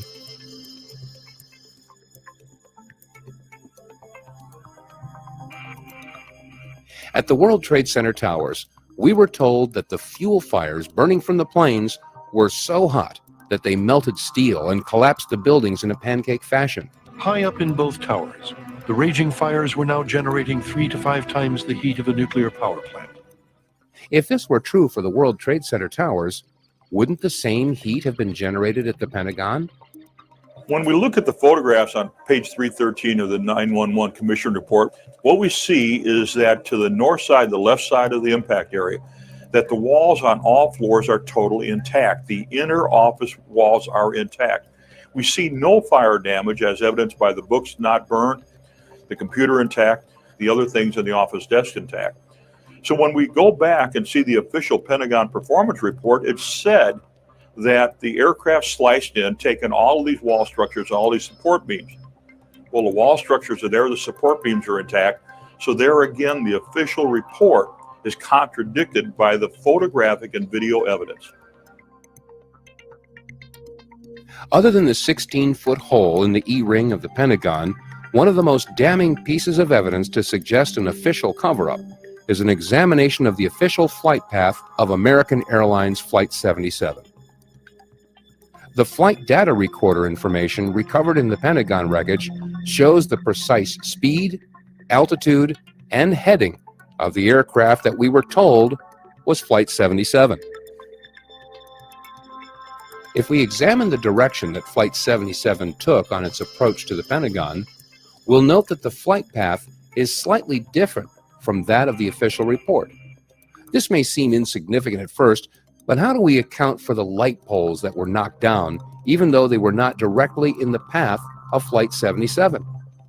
Secondly, if we take a look at the altitude of the aircraft, we'll note that mere moments before Flight 77 was to have impacted with light pole number 1 and light pole number 2, it was still 235 feet in the air. How is it possible that Flight 77 could have knocked over these light poles while it was at such a high altitude? Thirdly, if we take a look at light poles 3 and 4, we'll note that they are outside of the flight path of Flight 77 as well. How did these light poles come down? Following the flight path of the NTSB's model of the flight data for American Airlines Flight 77, we can see the flight path highlighted in red. Note that the plane passes over a light pole that should have been knocked to the ground, but remained standing after the event.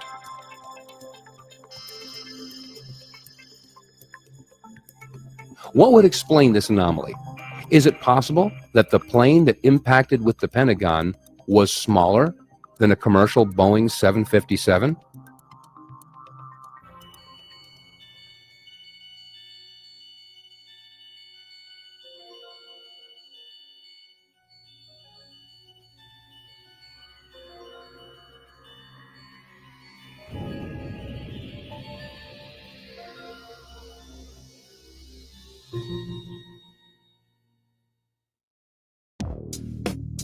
After reviewing the photographs and the video footage taken at the Pentagon before the collapse of the outer E-ring, the experts that we've discussed this with, scientists, researchers, physicists, airline pilots, and military experts all agree that the damage seen is absolutely inconsistent with a 757 having struck the Pentagon.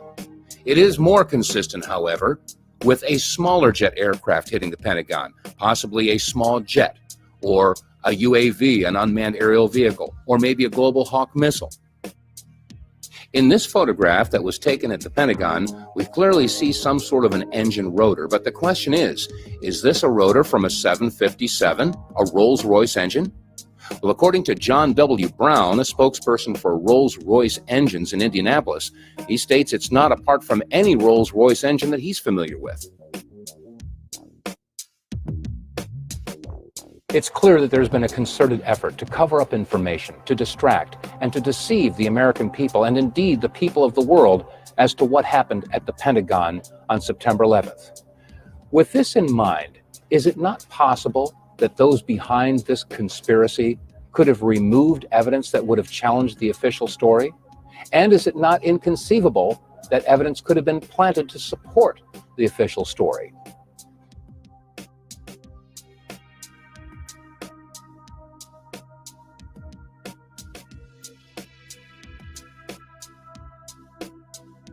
I know from my experience that it would have been highly improbable that even a seasoned American test pilot, a military test pilot, could have flown a T-category aircraft like the 757 into the first floor of the Pentagon because of a thing called ground effect. The official trajectory has this plane just skimming the ground at about 500 miles an hour as it impacts with the building on the ground floor. That turns out to be aerodynamically impossible. Even a small plane, such as a Cessna at full throttle, would accumulate a packet of compressed gas, which is there beneath the fuselage, that would make it impossible for it to get closer than 15 feet to the ground. Discussions with aeronautical engineers have convinced me that for a Boeing 757 at 500 miles an hour, it could not get closer than 60 feet to the ground. If the plane had been taking the official trajectory, its engines would have been making massive damage to the lawn. Wake turbulence would have been wrecking it. The lawn would have been a mess. Instead, the lawn is perfectly smooth, green and smooth, which turns out to be, ironically, a smoking gun at the Pentagon. Ground effect and the pristine condition of the lawn in front of the Pentagon aren't the only problems with the official story. The airline pilots that we talked with also have a very serious problem as to whether or not terrorists that were trained on small aircraft were even capable of maneuvering a large commercial airliner at such a high speed and making these very precise maneuvers. I flew the two actual aircraft which were involved in 9/11, the flight number 175 and flight 93, the 757 that allegedly went down at Shanksville, and flight 175 is the aircraft that's alleged to have hit the South Tower. I don't believe it's possible for, like I said, for a terrorist, so-called terrorist, to train on a 172, then jump in the cockpit of a 757, 767 glass cockpit, and vertical navigate the aircraft, lateral navigate the aircraft, and fly the airplane at speeds exceeding its design limit speed by well over 100 knots, make high-speed, high-bank turns, pulling probably 5, 6, 7 Gs, and the aircraft would literally fall out of the sky. I couldn't do it, and I'm absolutely positive they couldn't do it.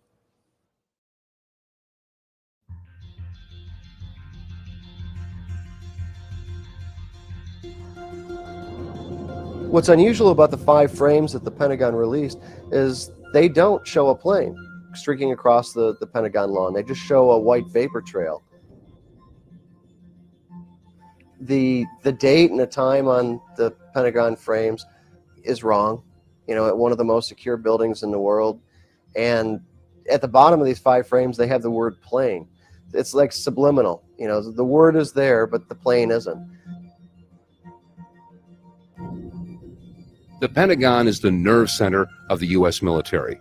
When it comes to U.S. security, all roads lead to the Pentagon. Surveillance would obviously be the first step in maintaining safety and security. Take a look at your local Walmart and count the closed-circuit video cameras surveilling the parking lot. Video cameras can be seen everywhere in our society. Are we to believe that the world's most secure building was only capable of capturing the event on video from 2 cameras at one location?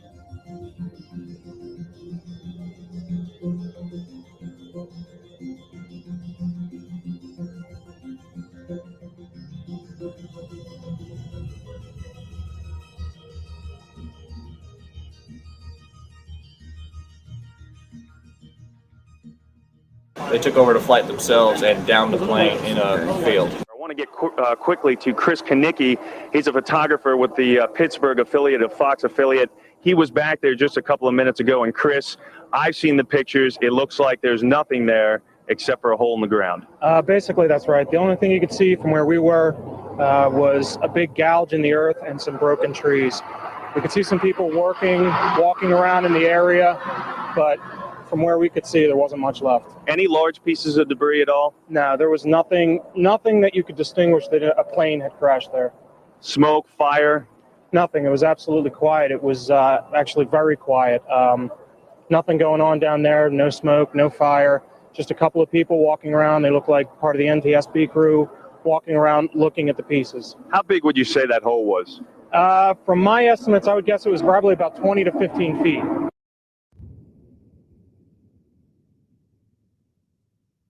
In Shanksville, one of the things that's really remarkable is the Associated Press said that all the wreckage that was recovered from the whole scene could fit in the back of a single pickup truck and a few plastic bags.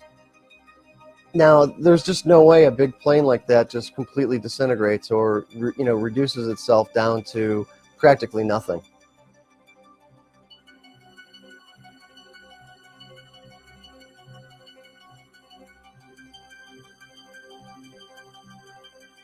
The debris here is spread over a 3 to 4 mile radius, which has now been completely sealed off and is being treated, according to the FBI, as a crime scene.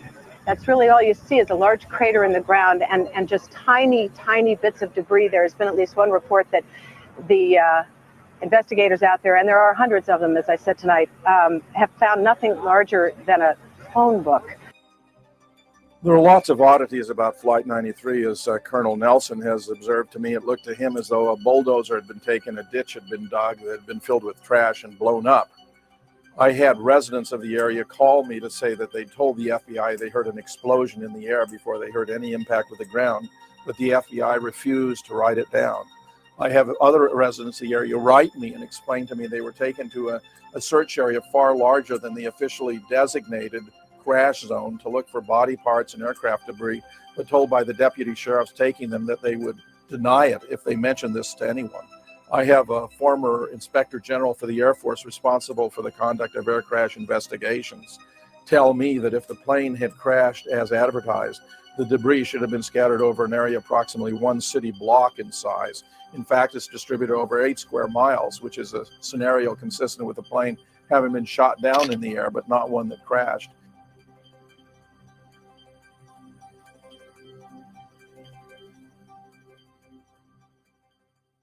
Morning, Cleveland, United 93 is into 350, intermittent light stop. United 93 checking in 350. United 93 350, roger. United 93, that traffic for you is 1 o'clock, 12 miles eastbound 370. Well, I would definitely say after having looked at some of this video footage that I would have to remove myself from the quote believer category, and I can't say that I would be a dyed-in-the-wool skeptic, but there's enough information presented to cast some real doubt on the story as it's been presented, and with a lot of questions coming into my mind related to that. The Pentagon, along with a Building 7 at the Trade Center, those two things are the biggest question marks in this whole scenario. I never realized that there was no evidence, if you will, of the tail section hitting the building in the Pentagon, or even of the engine. And all I've ever seen, like most of the general public, is a blurry image of purportedly to be a plane taken by a security camera hitting the side of the building, but so blurry that you can't really see what's going on. So yes, I would say based on the photos I just saw, yes, I would have some real serious doubts and questions about the Pentagon story. There's a lot of information that's been manipulated and that we haven't been shown as the general public. Caution, you are about to enter the no-spin zone.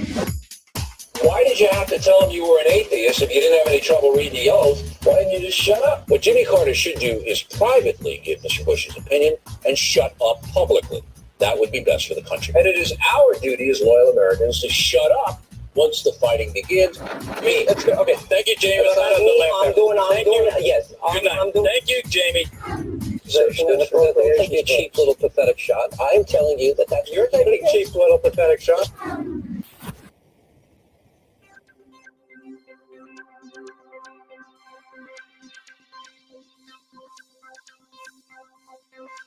On May 17th of 2006, the Pentagon announced that at 1 p.m. that day, they would release new footage that they claimed would clearly show Flight 77 hitting the Pentagon. In anticipation to the release of this new footage, Kara Phillips on CNN interviewed Jamie McIntyre, who is the CNN senior Pentagon correspondent. During this interview, Kara Phillips asked Jamie McIntyre what his thoughts were on some of the ideas that something other than Flight 77 had hit the Pentagon. Having been there on September 11th, having seen the plane wreckage and photographed it myself personally, I can tell you that that's nonsense. I had a camera with me. I took pictures of some of the wreckage, some of the parts of the fuselage, a part of the cockpit, until they told us we had to move back away from the scene. After hearing Jamie McIntyre's statements with Kira Phillips in this interview, we couldn't help but realize that they were inconsistent with his original live report at the Pentagon on September 11th. Let's take a look and listen carefully to what he said on that day.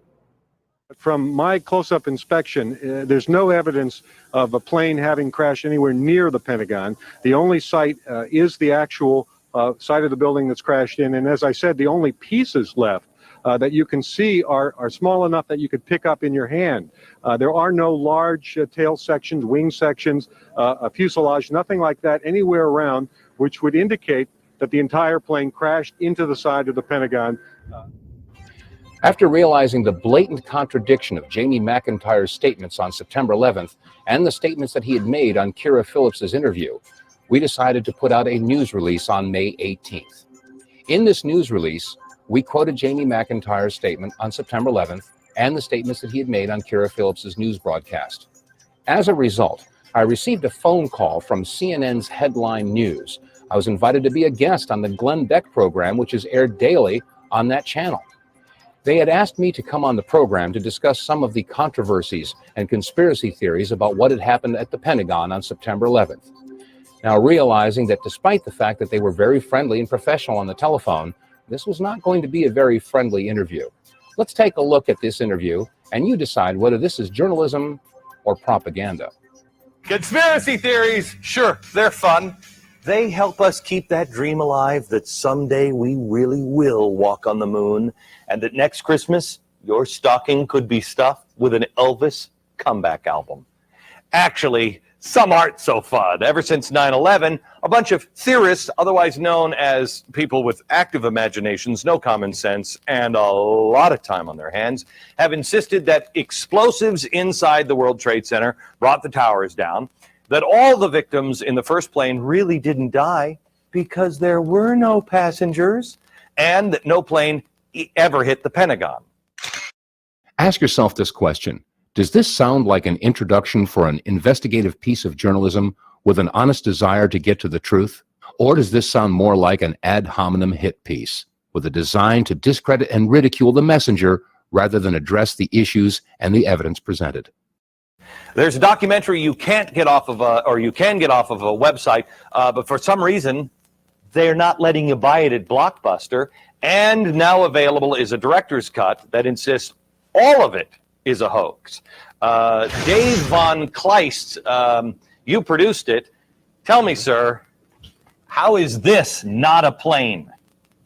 Right there. Can we freeze that and show that box? How's that not a plane? That's a big white object of some sort. That's right. It's either a plane or a naked Michael Moore headed for the buffet.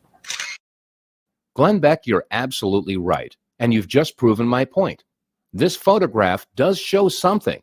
It's either a plane or a naked Michael Moore heading for the buffet table. But it could also be an A-3 Sky Warrior jet or a Global Hawk missile. The fact is, this photograph shows something, but it proves nothing. And yet, Jamie McIntyre on CNN yesterday stated that he had photographed pieces of the cockpit and the fuselage. And Jamie McIntyre also stated on September 11th that upon his close inspection, there were no pieces of recognizable wreckage from any type of a large aircraft. He stated that there was no fuselage, there were no wings, no engines, nothing that you could recognize as a large aircraft. But what's in Area 51? Is it aliens or office supplies? The desperate attempt to somehow link me to aliens, an Elvis comeback album, a two-nosed Osama, and Area 51 is nothing more than another example of how ridicule and condescension are utilized in a last-ditch effort to somehow draw attention away from evidence and information that is damning to the conventional wisdom of the official story. Now, many of the Glenn Beck listeners may have bought into this ploy, but to those with the ability to recognize it, it was nothing more than an assault on the evidence and information and an insult to the families who lost loved ones on September 11th. Jamie McIntyre appeared on Anderson Cooper's 360 program in what appeared to be a damage control interview. Obviously, he was responding to our news release and my appearance on the Glenn Beck Show. He was claiming that statements he made in his report on September 11th were taken out of context. The websites often take statements out of context, such as this exchange from CNN, in which I, myself, appear to be questioning whether a plane really hit the building. From my close-up inspection, there's no evidence of a plane having crashed anywhere near the Pentagon. In fact, I was talking about an eyewitness who thought the plane landed short of the Pentagon, and went on to say the only crash site was at the Pentagon. The only site is the actual side of the building that's crashed in. And in fact, there were thousands of tiny pieces of the plane, and I personally photographed a piece of the fuselage and what appeared to be part of the cockpit. And now let's listen to Jamie McIntyre's live report again on September 11th. From my close-up inspection, there's no evidence of a plane having crashed anywhere near the Pentagon. The only site is the actual side of the building that's crashed in. And as I said, the only pieces left that you can see are small enough that you could pick up in your hand. There are no large tail sections, wing sections, a fuselage, nothing like that anywhere around. It appears that the only person taking Jamie McIntyre's statements out of context is Jamie McIntyre. And I think we need to make explicitly clear who she is embracing. There are only two websites that deal with 9/11 that she has linked to on her own blog. One of them is called WTC7, and the other one is the Scholars for 9/11 Truth. These are the worst, most fringe, kookiest, discredited academic crackpots who believe that the Secret Service and the CIA planted a controlled demolition of that building. And if Rosie really wants to have an honest discussion and debate, I dare her, I dare Barbara Walters, I dare ABC to put on the editors of Popular Mechanics to set the people straight about what exactly happened. Popular Mechanics magazine published this article in their March 2005 edition. It was entitled Debunking the Myths of 9/11. And in regard to what they reported at the Pentagon, they stated, when American Airlines Flight 77 hit the Pentagon's exterior wall, Ring E, it created a hole approximately 75 feet wide, according to the American Society of Civil Engineers Pentagon Building Performance Report. The exterior facade collapsed about 20 minutes after impact, but ASCE based its measurements of the original hole on the number of first-floor support columns that were destroyed or damaged. Let's back up. The article states, when American Airlines Flight 77 hit the Pentagon's exterior wall, Ring E, it created a hole approximately 75 feet wide. But according to the photographs and the video footage taken before the collapse of the outer ring, it's clear to see that the hole certainly was not 75 feet wide. It was the collapse itself that created the 75-foot wide hole, according to the photographs and video footage that was shot before the collapse of the outer ring. And yet the Popular Mechanics magazine doesn't mention the collapse as occurring until 20 minutes after impact. So how can it be both ways? Either Flight 77 hit the Pentagon and created a 75-foot wide hole, or it didn't. The photographs and video footage clearly show that there was no 75-foot wide hole and that the collapse itself created the hole that they're referring to. This type of reporting is disingenuous and misleading, to say the least. And at this point in time, James Meigs, the editor of Popular Mechanics magazine, has refused to debate or discuss this issue. One of the most controversial and divisive issues in regard to the quest for truth about what happened on September 11th is the issue as to whether or not there was any extra equipment attached to the belly of the plane that was reported to have been Flight 175. The Popular Mechanics magazine of March 2005 quoted their expert, Ronald Greeley. He was the director of the Space Photography Laboratory at Arizona State University and is an expert at analyzing images to determine the shape and features of geological formations based on shadow and light effects. Greeley dismissed the notion that there was a photo that revealed a pod. In fact, according to Popular Mechanics magazine, the photo reveals only the Boeing's right fairing, a pronounced bulge that contains the landing gear. Greeley concluded that sunlight glistening off the fairing gave it an exaggerated look. However, on the Art Bell Show, Ben Chertoff, who was the science researcher for Popular Mechanics, was interviewed. If you actually watch the footage in full motion, you can see most of it is just the shadow from the engine as it's flying into the building. But when you see it on the video, there's this enlargement effect that happens from the video, and that has turned into this pod. Question: how could the pod have been created by sunlight, according to Ronald Greeley, and shadow, according to Ben Chertoff, at the same time?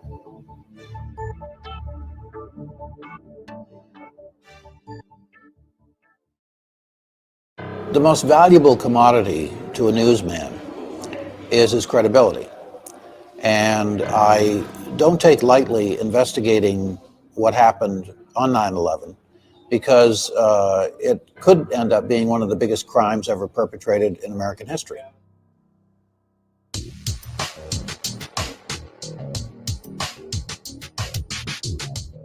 We've seen several examples of how the media has massaged, manipulated, and created stories to mislead the American people and the people of the world. The BBC reporting 25 minutes before it happened that Building 7 had collapsed. This despite the fact that never in history had a steel structure collapsed as a result of a fire. And yet they reported it before it happened. How did they know? We've seen Jamie McIntyre reverse his own testimony that he gave on September 11th, claiming that those reporting had taken his words out of context. We've seen Glenn Beck utilizing propaganda techniques in an attempt to discredit and ridicule and negate real information. We've seen ABC TV in New York City interviewing William Rodriguez on September 11th of 2006, where they took his testimony where he described the explosion below him and made it sound as though he was describing the explosion of the plane hitting above. Ever since September 11th, talk show hosts on radio and television have discussed these events, some supportive and some challenging the official story. There are those, however, that utilize what some call thug journalism, a technique of talking over, ridiculing, discrediting, and insulting the guest in an attempt to make them look silly. Let's take a look at an example of thug journalism at work. In this example, Bill O'Reilly on The O'Reilly Factor was interviewing Professor James Fetzer, who challenges the official story. We timed this interview, and in this 6-minute and 20-second television piece, Mr. O'Reilly talked for 5 minutes and 1 second, where the guest, Professor Fetzer, only spoke for 1 minute and 17 seconds. The concept of host versus guest seems to have escaped Mr. O'Reilly. In real journalism, a host will ask a question, and the guest is allowed to respond. At that point, the host can engage the guest in a conversation and a debate of the issues. This was certainly not the case in this interview with Professor Fetzer. You're like the guys who think that the space aliens kidnapped Elvis or something like that. That's where you are. You are nuts. We're both entitled to our opinion, okay? So you're entitled and I'm entitled. And we'll let the folks decide. Well, hold it. You hate your country. The American government. Look, you hate your country. You're accusing a man of murder, the president of the United States, of murder without any evidence. Bill, you're obviously not going to give me a chance to talk about any of these things. No, I'm not, because you're a nut. Our website, ST. All right, we heard your website. If you want the truth. Fine. Bill O'Reilly shouted over, interrupted, attacked, ridiculed, and insulted Professor Fetzer at every opportunity in an attempt to take away any credibility that Professor Fetzer may have had. This is not journalism, but it has, however, become standard operating procedure on many talk shows. Those that do have evidence and information that challenge the official story are very rarely allowed to present that information. There has to date been no open and honest discussion and presentation of evidence and information that challenges the official story. It seems that the only ammunition that these talk show hosts have is to insult and ridicule the messengers because they desperately want to avoid the evidence and the message itself.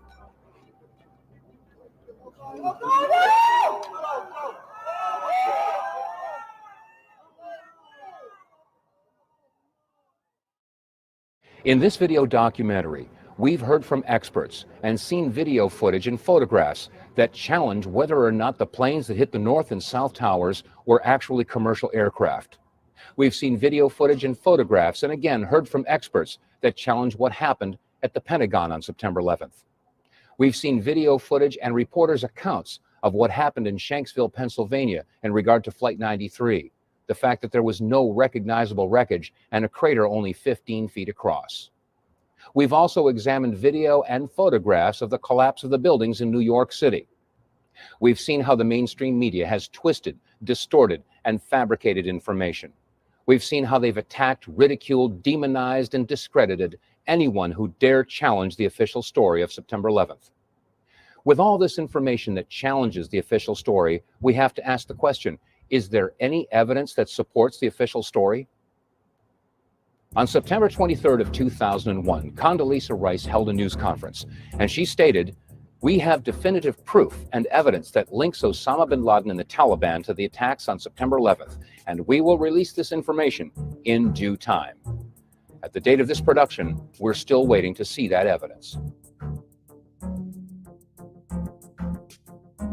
In October of 2001, this video was released and shown to the people of America and the world, and we were all told that this was Osama bin Laden accepting responsibility for the attacks on September 11th. But let's compare the Osama in this video to a photograph of the known Osama. When you compare the two, you'll notice that the Osama in the video has a shorter nose. He also appears to be a little chubbier. As the Osama in the video waves his hand, look carefully. You'll see he's wearing a ring and a wristwatch. Jewelry is forbidden by people of the Islamic faith.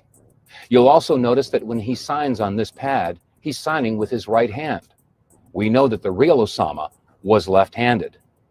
So we have to ask this question, where did this video come from? And why was it fabricated to mislead the people of America and the world?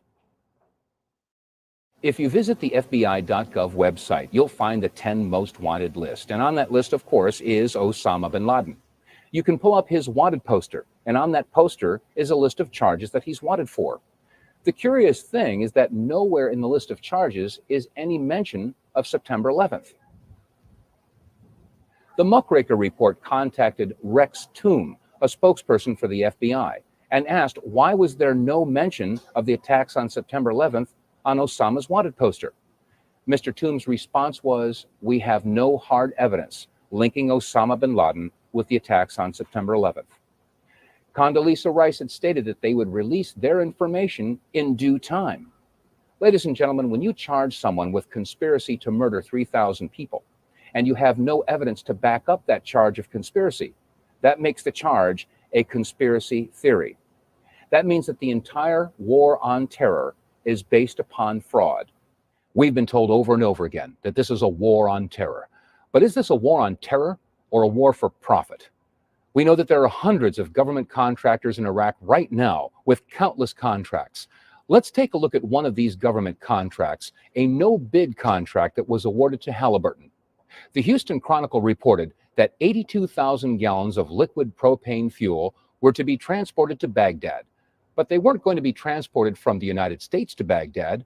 They were going to be transported from Kuwait to Baghdad, a distance of approximately 300 miles. I contacted a liquid propane company and asked how many trucks it would take to transport 82,000 gallons of fuel. I was told about 10 trucks. I asked, how much would you charge to transport those 10 trucks approximately 300 miles? I was told approximately $1 per mile per truck, for a total of approximately $3,000. I asked if this was a government contract, how much would the charge be? And I was told that it would be 2 or 3 times that amount. So let's say it would be $10,000. The question is, how much was Halliburton awarded to transport this fuel? The answer, $27.5 million. How many of your tax dollars went to pay Halliburton to transport this fuel? Wouldn't it have been cheaper to have 10 privates drive those trucks that distance?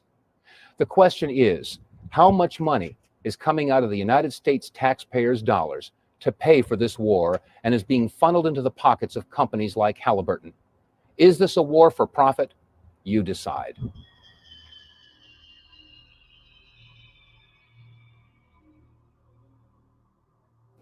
After reviewing the video and photographic evidence, the number one question that people ask is, well, if the plane didn't hit the Pentagon, where did it go?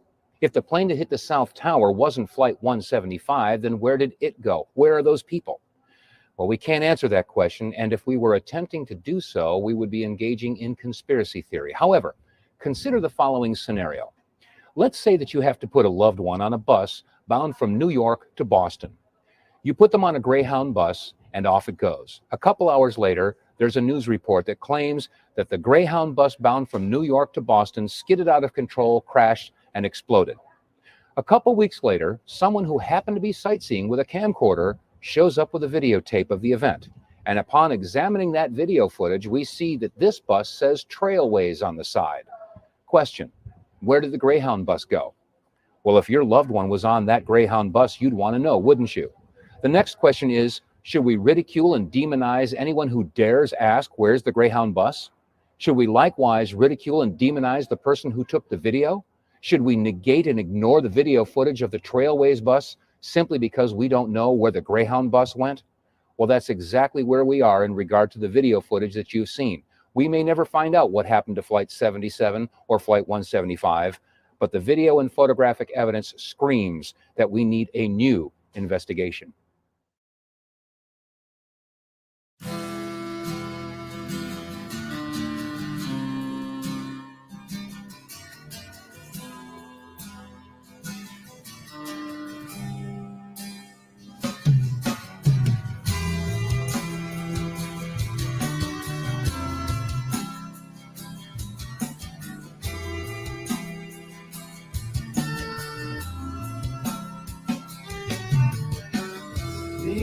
Dear brother, can you help me find my way? I seem to lost my way.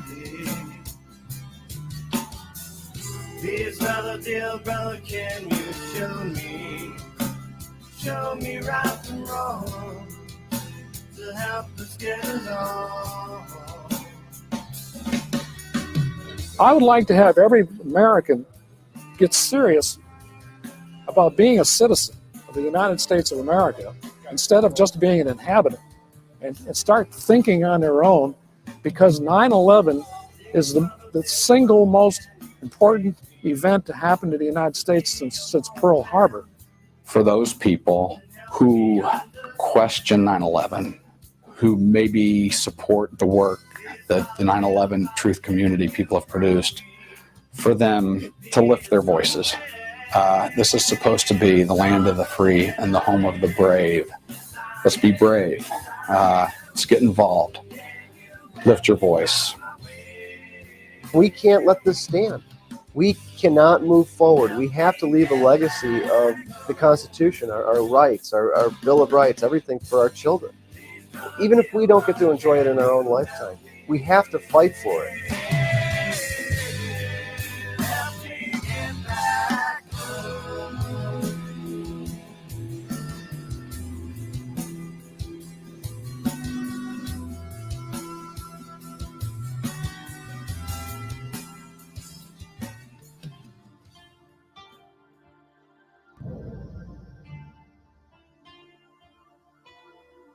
There is some suspicion that what hit the trade centers may have been military planes. Might not have even been the flights that we were told. Of course, this raises up the horrific idea that, well, then what happened to the poor passengers?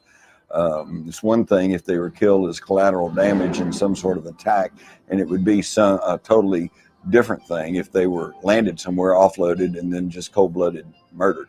The problem is we don't have the answers to all of this because there's never been a truthful investigation. I would like to see another investigation. I don't know if I could go with another official investigation. I think we've come far enough. All the people who have gotten involved in the 9/11 truth movement, they may not be able to come up with a definitive story of what happened, but I think we've got enough evidence to demolish the official story. And if that's the case, we need to continue. What was the aim? Why are we in the Middle East? Why did they use 9/11 as a pretext, a false cause, and a lie to get us involved in the Middle East? We need answers to these kinds of questions.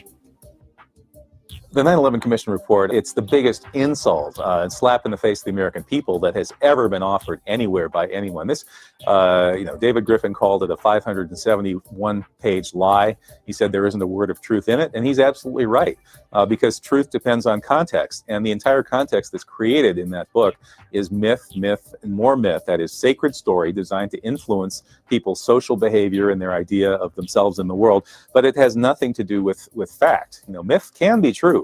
Not all myths are false. If we're going to continue to call ourselves a free and democratic society, there must be answers, there must be accountability. Somebody has to be held accountable for what actually happened on 9/11.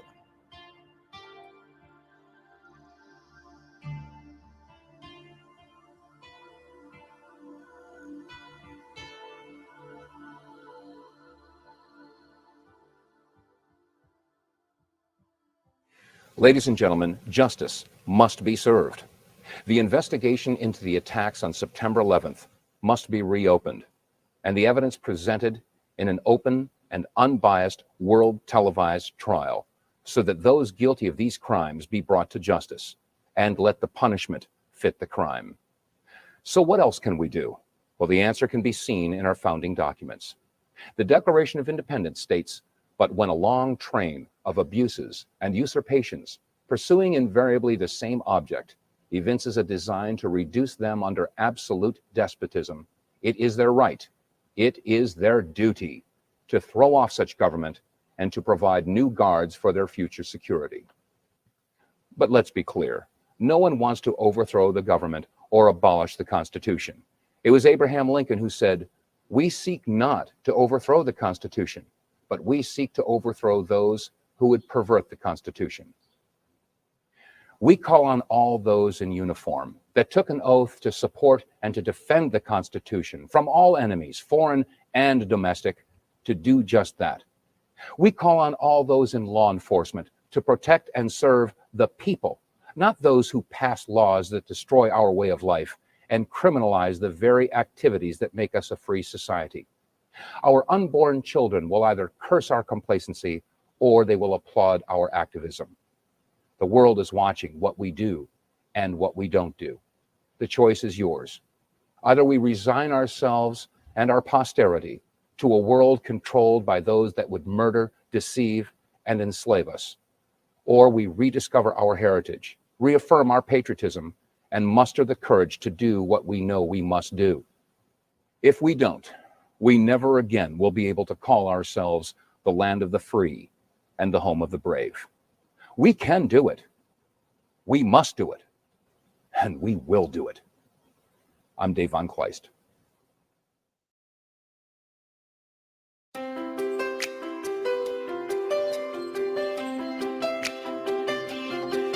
There's a million reasons why I don't believe it. There's a million reasons why it can't be true. Open fire, can't melt steel. It's not hot enough. It's nothing new, it's not a mystery. Check out the Reichstag, Germany. There's a million questions still remain unanswered. There's a million questions still to be resolved.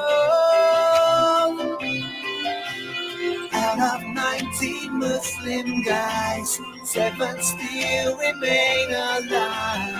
It's nothing new, it's not a mystery. Check out the USS Liberty.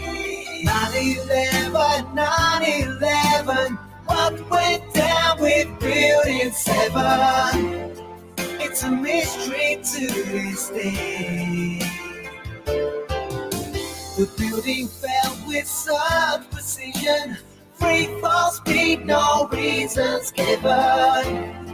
Like the towers, it just fell. Fire's not enough. No way hard enough to bring it down. The project for the new American century was added to a year before that day. it takes in order to proceed. A modern day Pearl Harbor it would need.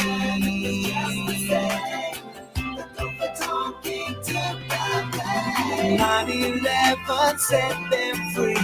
The project for the new American century. Cold War blood through WND. 9/11, 9/11. One went down with Building 7. Ever since that fateful day, our civil rights have disappeared. A global fascist state draws near, and our freedom slips away. And they don't give a stuff. They made that clear enough. So now it's up to us to bring it down.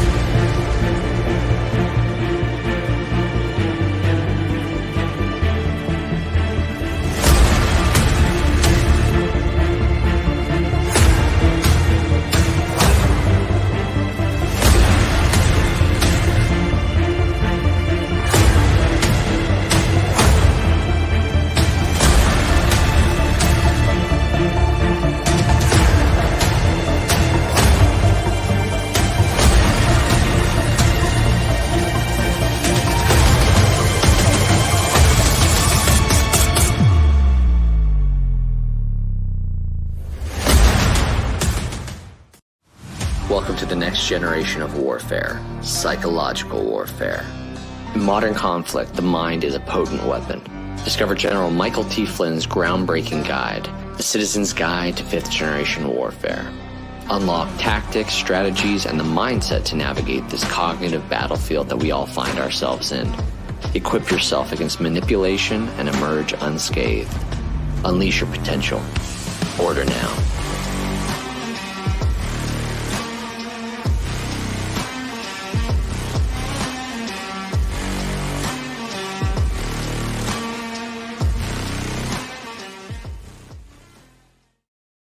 How's it going, everybody? And welcome back. Man, have we been lucky. Extremely awesome guests. Show after show the last few weeks. We're just blessed here. You know, call it divine intervention, whatever it may be. And tonight's show is not going to be any different. This is the AlphaWarrior Show. I'm your host, Alpha, you guys. 9/11. Do you know what happened? Have you researched what happened? You're going to get some information tonight that I guarantee you when you walk away, if it's the first time you've heard it, it may have a huge impact on your life. You guys know why 9/11 was so important to me.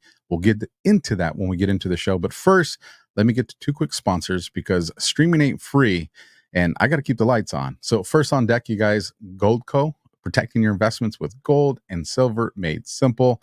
AlphaLikesGold.com. Diversification, you guys. If you watch my show, you know how I feel about our government and our financial system. Not a lot of trust there. So it's no secret that I'm a big believer in diversifying your money with precious metals like gold and silver. But when it comes to buying precious metals, you need the right company in your corner. And that's why I've partnered up with the top-rated precious metal company, Goldco, because reputation matters. Goldco is a 6-time 5,000 winner for 2022 Company of the Year. And they've helped people like you and me place over $2 billion in gold and silver. And right now they're offering my supporters up to $10,000 in bonus silver when you open up a qualified IRA account. This is your opportunity to protect yourself from our out of control, very corrupt government. Don't pass it up. Grab your phone, go to your keyboard, whatever it is you need to get the job done, and take action today. At a bare minimum, at least arm yourself with the information and go to AlphaLikesGold.com. And then our last commercial, and then we're commercial free until the end of this show. America's favorite mustache, Mike Lindell, and I will see you guys in 60 seconds. My towels solved the problem that we've all had with towels. You go into the stores and they feel lotiony and soft, but then you get them home and they wind dry you. That's why I made my towels. They actually work, they're soft, and they absorb. And now I'm excited to announce 2 brand new lines of my towels. What makes them the best towels ever is they're now made with 100% long staple Shapir cotton. This is a combed ring spun cotton that makes my towels even softer and more absorbent than ever. And now you get a 6-piece set for an amazing introductory sale price as low as $29.98. So go to mypillow.com or call the number on your screen. Use your promo code to get my towels for only $29.98. Or you can get my designer premium line for just $20 more. Either way, you save 50% now on all my towels. They actually work. What a concept. This offer won't last long, so please order now. MyPillow.com. You really gotta love Mike's 80s commercial. The man has a great heart. Make sure you go support him. When you support Mike, you support me and all the other content creators he helps. So now, my guest, you guys, please welcome San Francisco Bay Area architect Richard Gage, AIA, member of the American Institute of Architects and founder and former CEO of Architects and Engineers for 9/11 Truth. He, along with his courageous wife, Gail, continue to lead the charge toward a real investigation into the destruction of all 3 World Trade Center skyscrapers on 9/11 at richardgage911.org. And as always, you guys, the links are down in the description. So if you're just listening and watching, you don't got to pull over. Everything's saved for you, and all you got to do is click it. Let me bring on the guests you guys want to hear from today. Richard, how are you doing, sir? Doing great. It's great to be here with you, Alpha. No, absolutely. And, we talked a little bit pre-show, and I explained to you why, 9/11 is such a big deal to me. So I'll recap it real quick for those that are new, first-time watchers of the show. Was 2 days after 9/11 happened, I was in the recruiting office of the United States Marine Corps, where I would ultimately sign up for infantry and then find myself in 2003 going to combat. And, having been a part of some things that I wish I could forget and other things that are just, a part of war. But it all stemmed off of something that happened on that day on 9/11, which you have done phenomenal work into to find the truth. So everybody has all these questions, and I like where you want to start with Building 7, because it doesn't seem to get a whole lot of love all the time. So, take us away. Where do you want to start with this? Yeah, this is indeed Building 7. And it was a high rise that went down on 9/11, and most architects and engineers know nothing about it. So yeah, let's share the screen, Alpha, and we'll get on it here. because we don't want your audience to be the last to know. I know you've been talking about this here and there, but everybody doesn't know yet. I find this always to be the case that 3 towers went down under very suspicious circumstances. And we've been talking about this in 24 different countries, about 700 times altogether, presentations and an equal number of interviews. And yet still America is just not waking up yet about this. So we're going to change that today on the Alpha Warrior Show. I've been to conferences across the country with architects and engineers, and most of them don't know that a 3rd tower came down. I mean, this was a 47-story skyscraper, easily the tallest building in most of our states. And yet it came down, as we'll see, according to the official narrative, by normal office fires. And it was about 100 yards from the North Tower. And here it is standing just fine before as the towers had just come down. As you can see, the incredible dust clouds created there. The building stands just fine until about 5:20 in the afternoon, about 7 hours later, when this happens. And the east penthouse on the upper left comes down in an isolated event 6 seconds earlier, and then this happens. Well, what does that look like? You know, we've all seen the old hotels in Las Vegas, for instance. It comes down exactly like that. And that's the proof that we're going to be making today. First, let's listen to Shyam Sunder of NIST give us the official narrative about this building's collapse. What we found was that uncontrolled building fires caused an extraordinary event. The collapse of World Trade Center 7 was primarily due to fire. Fires. Well, we should look at those fires. These are the worst fires that we have photographed or videos of in this building. They're few, they're small, and they're scattered. These are big fires, right, in high rises, and not one of them has come down prior to 9/11. No steel frame, fire protected structure has ever collapsed by fire in history.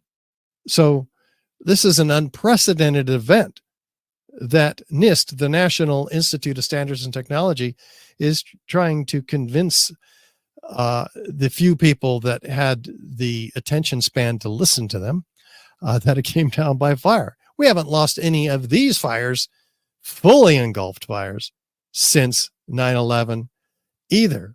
They just don't collapse.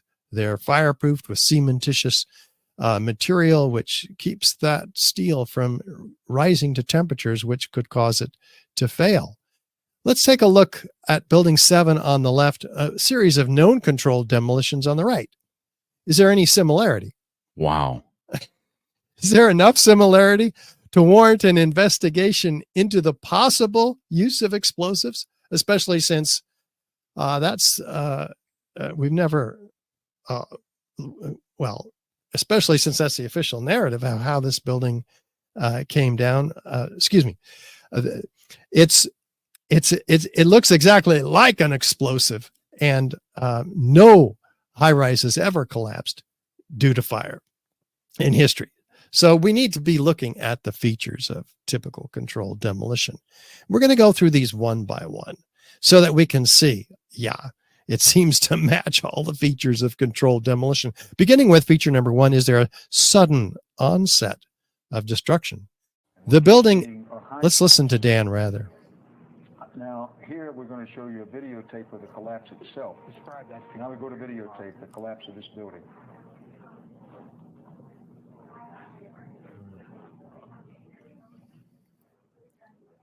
It's amazing.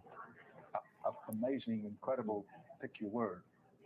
For the 3rd time today, it's reminiscent of those pictures we've all seen too much on television before, when a building was deliberately destroyed by well-placed dynamite to knock it down. What? What did you say, Dan? Deliberately destroyed by well-placed dynamite to knock it down.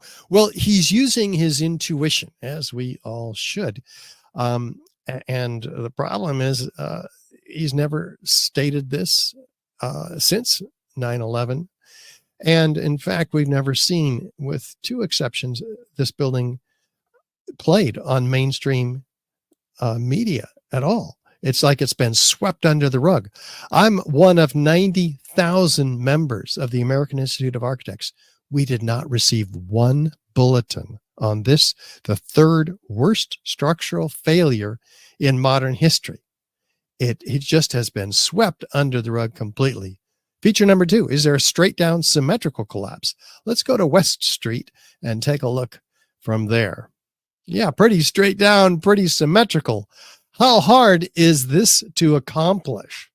You have to remove all of the interior columns within a fraction of a second of each other, and then followed a second later by the perimeter columns.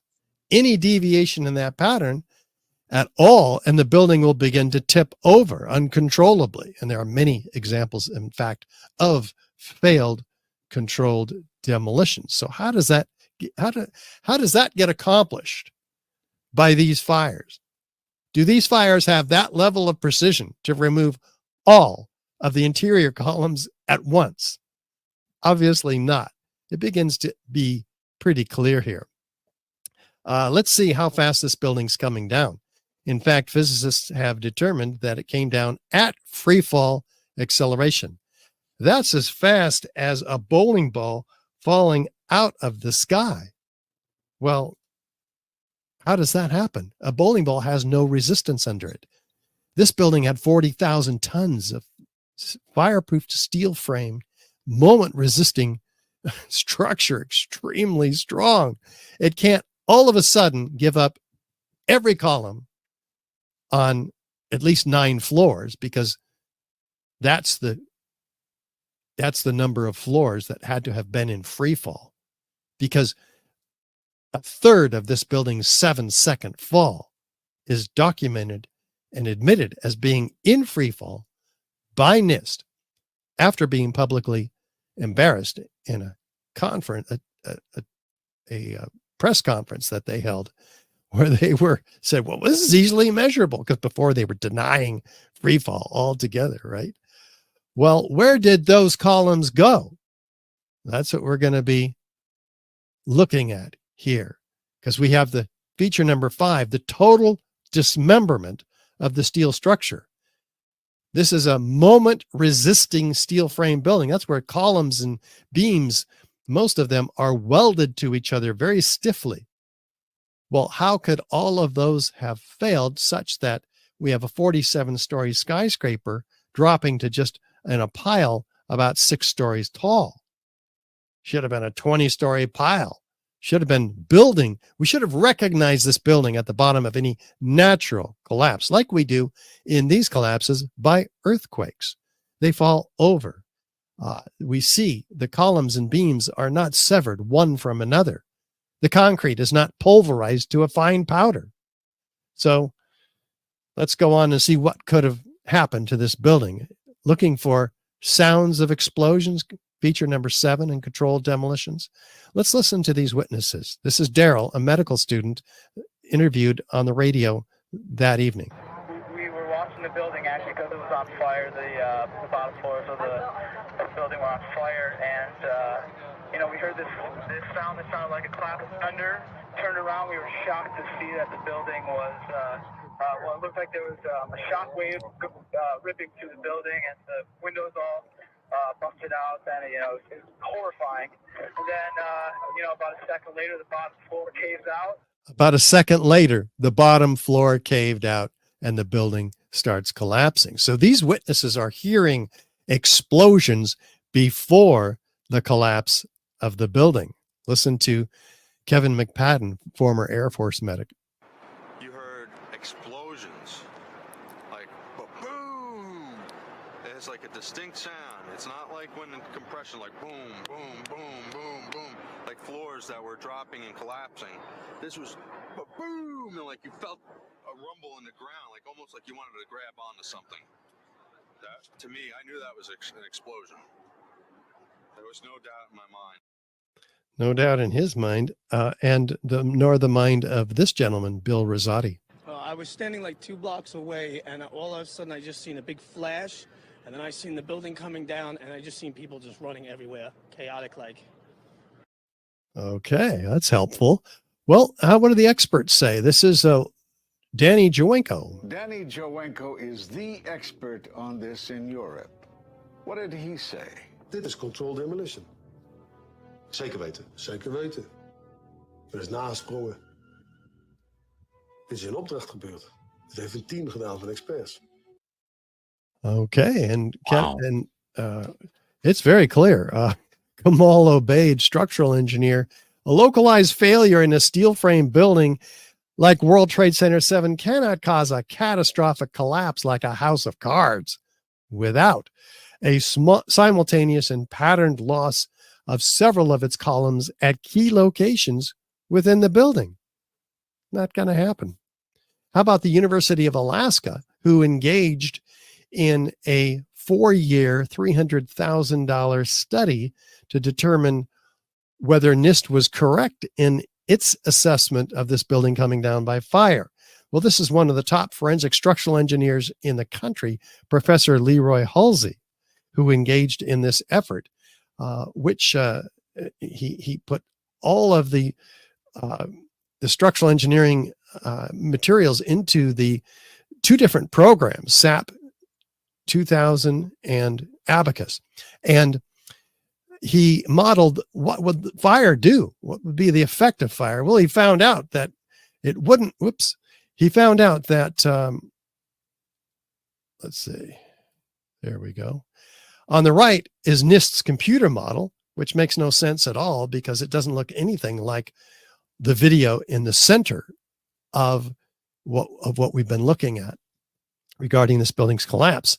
Well, the University of Alaska said, gosh, once we fail all of the columns in the building simultaneously within a fraction of a second on the interior, and then a second or so later, the exterior columns on that floor, we can get it pretty much to look like the original video of the collapse. And that's the only way. Fire did not bring this building down, they concluded.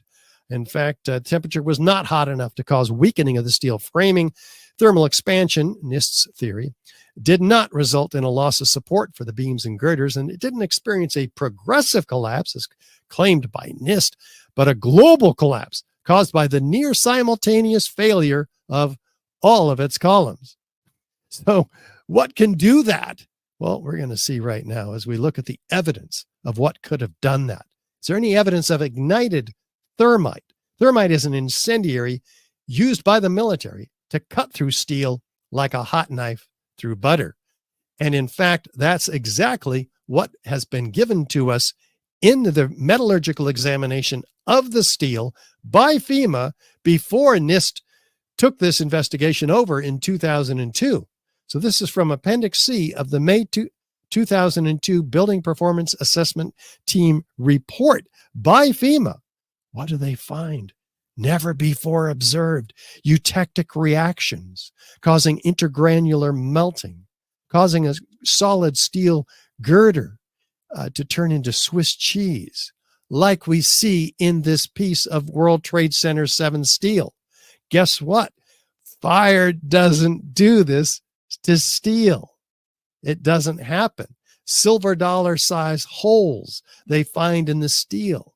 Fires, office fires don't melt steel. Rapid oxidation, sulfidation. Where did the sulfur come from? Liquid iron, that's molten iron. How hot does it need to be to melt steel? 2,800 degrees Fahrenheit. How hot were these office fires?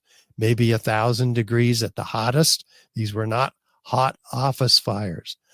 The hottest office fires get typically is 1,000 or 1,500 degrees Fahrenheit. That's less than half the temperature needed to melt steel. This is extremely important.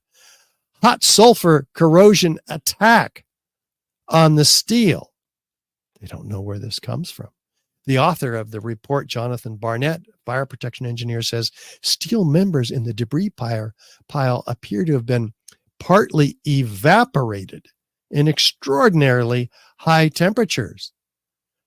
There's a problem here, right? It takes 4,000 degrees to evaporate steel, only 2,800 degrees to melt it.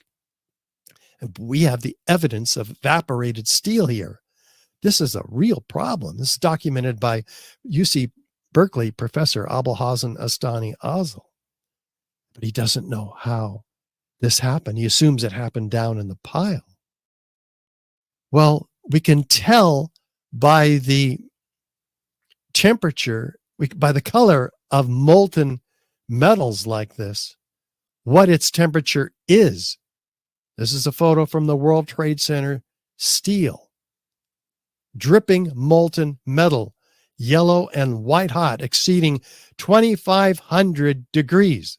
There's no question about this.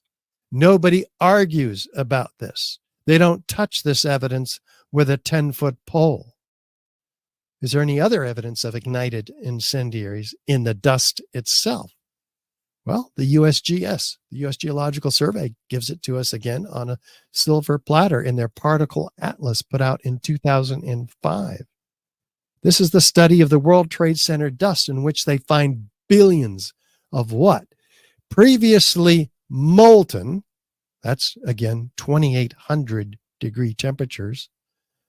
Iron, where does the iron come from? Molten iron is the byproduct of thermite. And spheres, about the diameter of a human hair on average. You can see them with the naked eye. They're in all the dust samples. They don't know where they came from. They have no clue, no idea. They don't even speculate.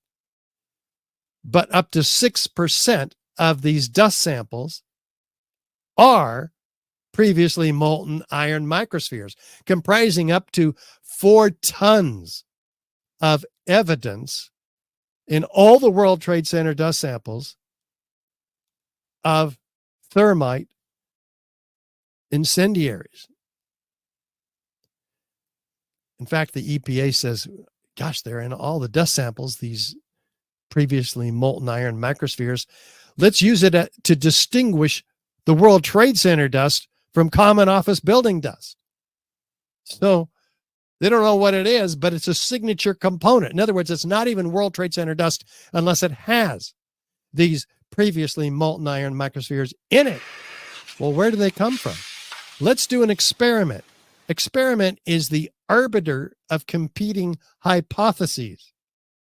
And in this experiment, you have thermite, a small amount of thermite, producing thousands of what look like sparks, but what are molten iron microspheres that cool and fall in the pan.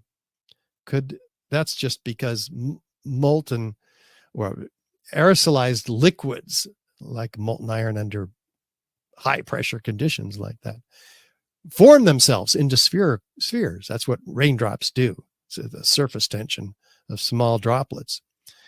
Could that be what's toasting the tops of these cars parked around the World Trade Center? Falling liquid molten iron. What else could explain in any rational scenario in this very high heat event? What could explain the toasting of those tops of those cars?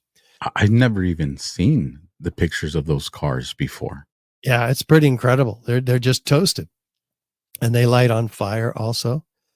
So we have other evidence of unignited thermite in the dust. A team of 8 international scientists, led by Niels Harrit in Copenhagen, are sent 7 independently collected samples of this dust because people had heard about their work.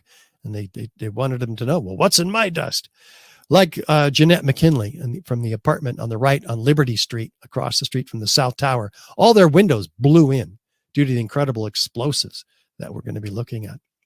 And in these dust samples, this team finds these red-gray chips. They thought they were paint at first, right? But they're attracted by a magnet. So they have a high iron content. Well, that's not paint. They get real curious and they zoom in or do an analysis on the red layer, because that's where the iron would be.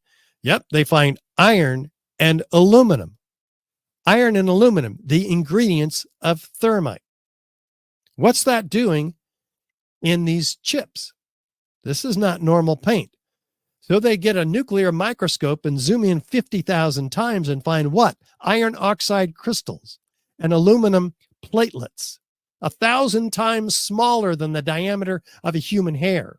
Nanoparticles, nano engineering. And this is set in a matrix, a bed of oxygen, silica, carbon, organic material, which is used in TNT, for instance, for rapid expansion, which knocks things over. That's what explosives do.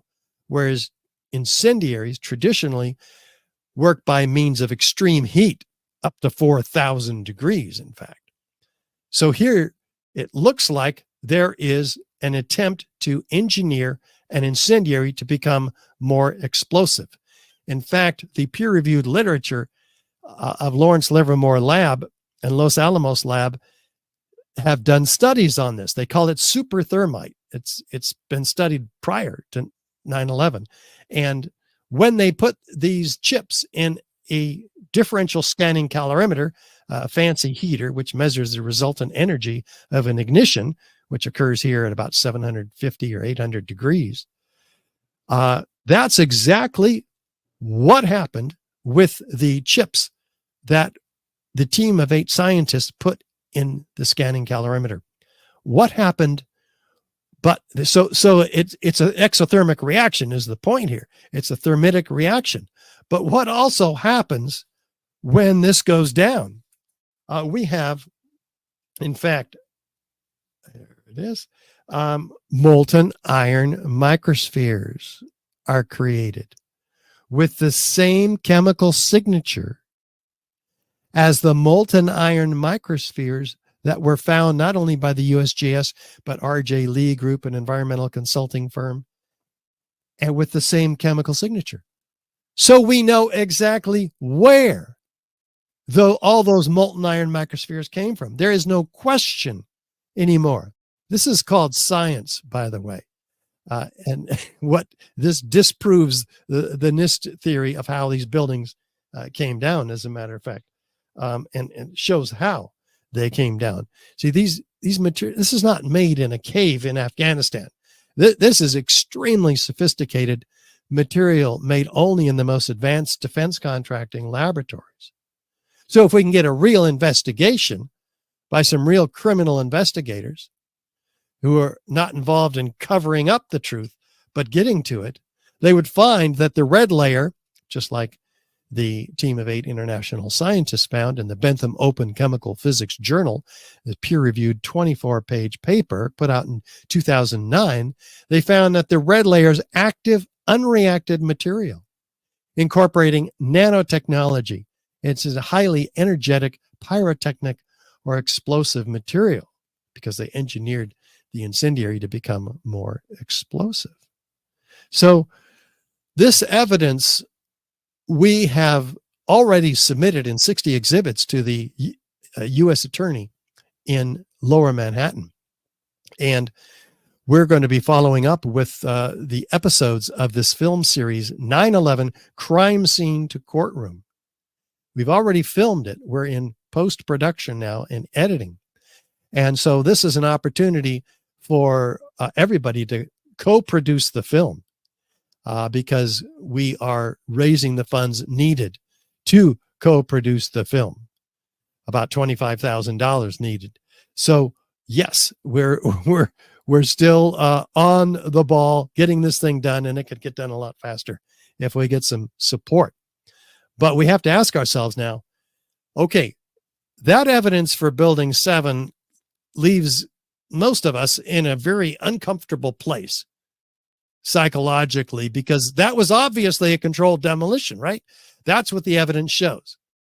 99 to 100% of the people in 700 presentations I've given, when asked, do we need a new investigation? Is this controlled demolition? all the hands go up.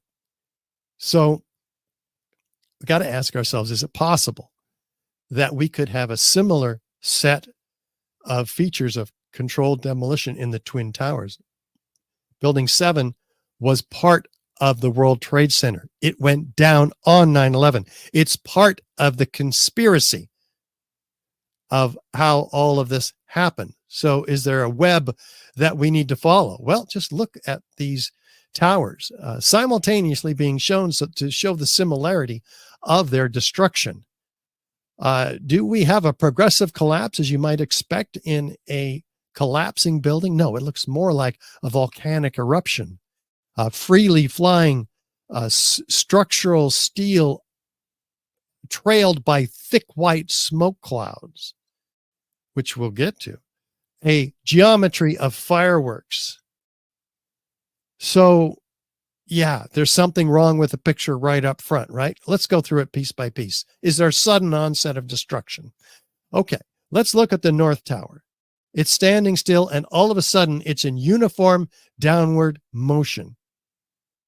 There's no halt, no jolt, no hesitation when this upper body meets the cold, hard steel below that would arrest its downward motion.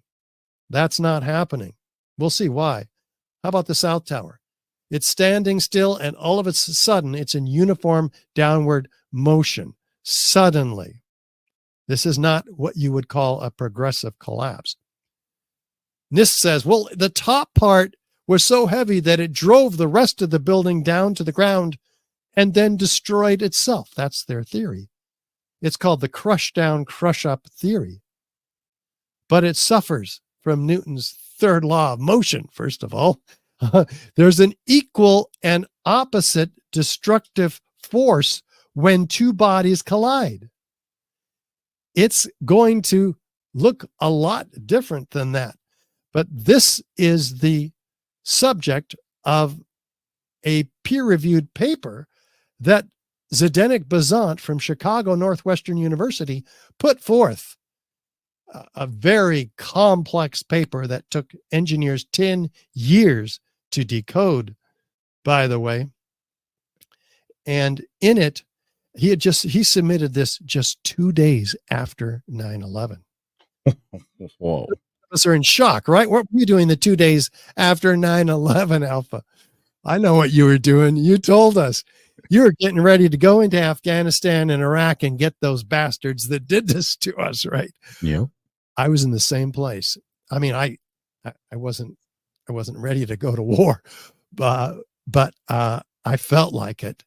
And so this guy's in his den producing the paper that remains today the key theoretical basis for NIST's column failure theory. They kind of renamed it. Well, wait a minute. As I mentioned, there's an equal and opposite destructive force when two bodies collide. Who's going to win, the Volkswagen or the Mack truck? The Mack truck wins. Does it matter if we drop the Volkswagen onto the Mack truck? No. The upper, weaker, lighter part of the structure cannot possibly destroy the cold, hard, intact steel, which, by the way, is weak at the top. Small steel beams like this, but they get heavier and heavier and heavier as we go down the building until midway, we're 36 inches by 16 inches, 2 inches thick, and heavier and heavier and heavier until at the bottom, we're 52 inches by 22 inches and almost solid steel. Is that Volkswagen just going to destroy this? No. Not a chance. Not a chance. Is it destroying it? Take a look. You tell me. The upper part, is it destroying the lower part? I'll make it easier on you. Watch the lower red line here. Is it going down? No. The upper part is being destroyed. It's telescoping in on itself. It's being destroyed itself by something else. If it were destroying the rest of the building, we'd see it. But none of the photos, none of the videos show an upper section driving the rest of the building get down. It's gone in 3 seconds, as we just saw. In fact, it looks more like the volcanic eruption in the Tongan Sea in 2009 with upward, outward, arching streamers, a geometry of fireworks freely flying structural steel sections weighing 4 and 8 tons, trailed by thick white smoke clouds. It's not a collapse. If it were a collapse, it would have destroyed this set of interior columns that remain for about 6 to 10 seconds until they also suffer some kind of explosion, which shakes the dust off them. And as they then descend frame by frame, you can see the top part of this descending frame by frame through the dust that's been shaken off of it. It's not turning to, the steel is not turning to dust as some proclaim. In fact, this crush down, crush up theory is a lie, therefore, because this steel, it doesn't take account of that steel remaining 1,000 feet in the air. So the building is being destroyed around and outside of these few remaining columns by a set of explosions, which are heard by 186 witnesses in the oral histories of the first responders recorded orally in the month after 9/11. 12,000 pages of testimony read by Professor Graham McQueen. First, he found 156. Now it's 186. We felt the ground shake. You could see the towers sway. And then it just came down. All of a sudden, the ground just started shaking. Felt like a train running under my feet. The next thing we know, we look up and the tower is collapsing. We're going to see again and again in these witnesses, professional, expert witnesses, what their experience is telling us about the order of events. They're seeing, hearing, experiencing explosions. And then later, the building comes down. How important is that? We've been told by NIST that, no, what they're hearing is the building coming down. Not so. It shook my bones. Shortly before the first tower came down, I remember feeling the ground shaking. I heard a terrible noise, and then debris just started flying everywhere. I saw a flash, flash, flash at the lower level of the building. You know, like when they demolish a building, with each popping sound, initially an orange and then a red flash that came out of the building. And then it would just go all the way around the building on both sides. Saw a number of brief light sources being emitted from inside the building between floors 10 and 15. He saw about 6 of these brief flashes accompanied by a crackling sound before the tower collapsed. I saw low-level flashes. I saw flash, flash, flash, and then it looked like the building came down. You ever see professional demolition where they set charges on certain floors and you hear pop, pop, pop? When I heard that friggin' noise, that's when I saw the building coming down.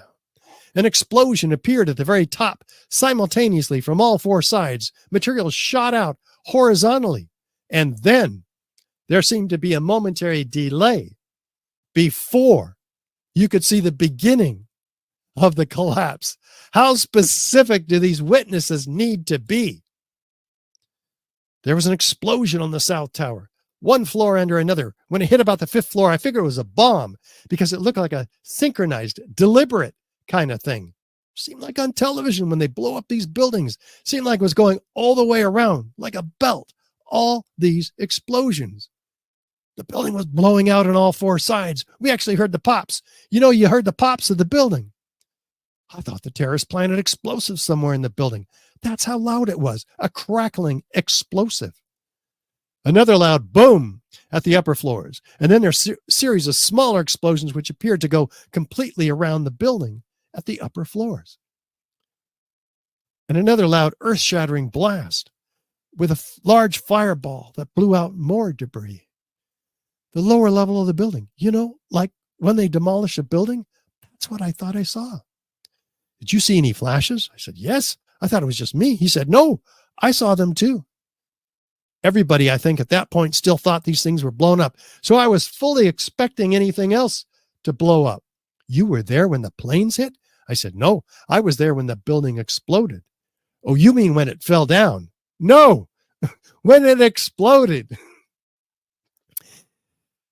They try to lead these witnesses. How many of these witnesses, Alpha, do you think that NIST included in their draft or final report on how this building came down?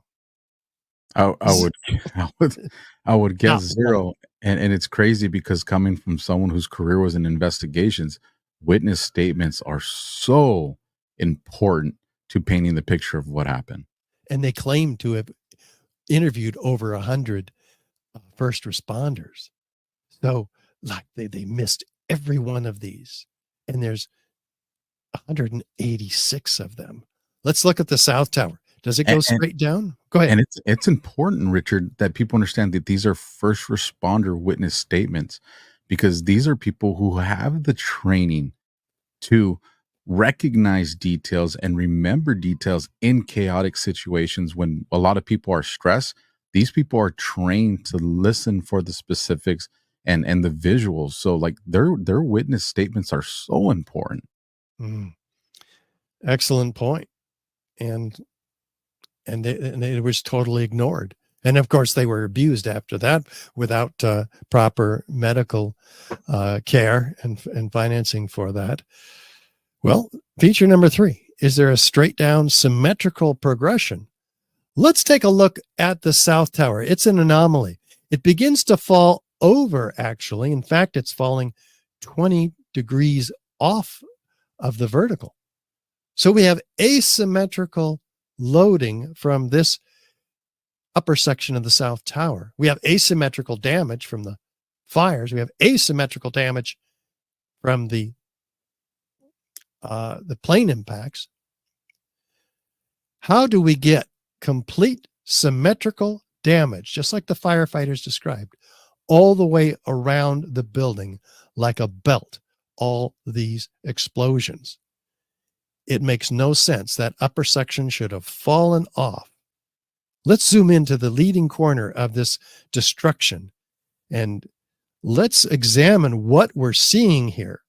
What I'm seeing is a series of about a dozen independent explosions, about every third floor or so, leading down the building, in addition to this squib, which we'll get to later, and the lowest level there.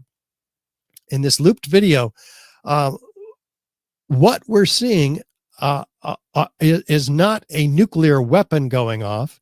It's not directed energy weapons. It's individually placed explosions that are easily isolated and determined and heard by the witnesses. Pop, pop, pop.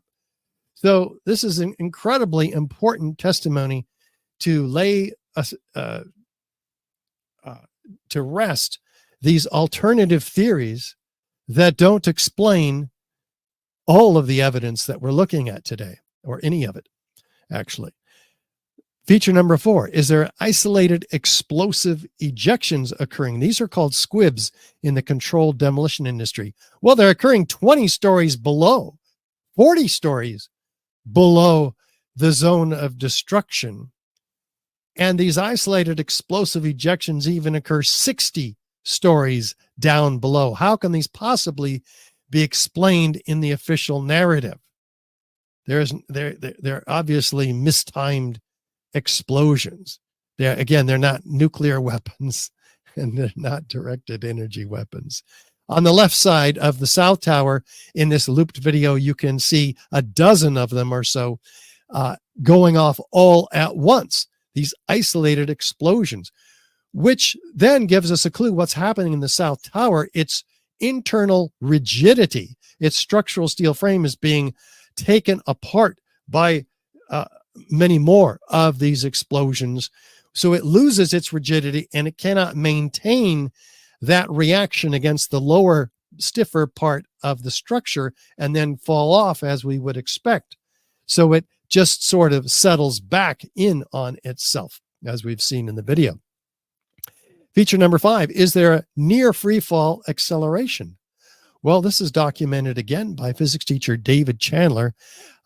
It's falling almost at free fall, 2/3 of free fall, 64% of free fall. meaning at least 90% of the resistance of the columns had to have been removed. Well, these are the columns in the exterior of this building. There's more steel than glass. How can it fall at free fall through 236 perimeter columns, each 14 inches by 14 inches? There's more steel here than the glass. As I mentioned, it's an incredible structure, solidly constructed. It's an incredible heat sink. Also, it can take a lot of heat and still persist, but ultimately it did come down by what we've seen incendiaries. Feature number 7. Let's look at the lateral ejection here. In 4 and 8 ton structural steel sections laterally ejected at 80 miles an hour, clocked by physicists, landing 600 feet in every direction, impaling themselves on skyscrapers all around the World Trade Center, destroying the winter gardens of the World Financial Center 600 feet away. Again, freely flying. This is not like a banana peeling. These are independently ejected. Look at this one. It's about to hit World Trade Center 7. Back to, forward to, back to. So they're ejected laterally with a lot of force. How does gravity work? Down. What's happening here? Out. Where's that force coming from to eject it out up to 600 feet? In this case, about to hit the World Trade Center. By the way, trailing thick white smoke clouds. Well, if the ends of these columns were embedded with incendiaries, that is the only thing that can heat up a column to burning. Columns are not flammable, steel columns. It's not like wood. No office fires in history, absent thermite, has done this to steel columns. We don't see this. And there's enough lateral force to hurl a 200-pound cannonball 3 miles. So, by the way, if 100,000 tons of steel framing is distributed outside the footprint of these buildings, what's left to crush the building? This is nearly 3/4 of the weight of the building, the steel, 100,000 tons, at least more. It's 2/3 really. That's an incredible percentage of the steel. And yet that amount of weight was used by Zdeněk Bezant of Chicago University, Northwestern University in Chicago, by Zdeněk Bezant to prove how the lower part of the building was crushed. But if all of this steel is well outside the footprint, it was providing literally no resistance.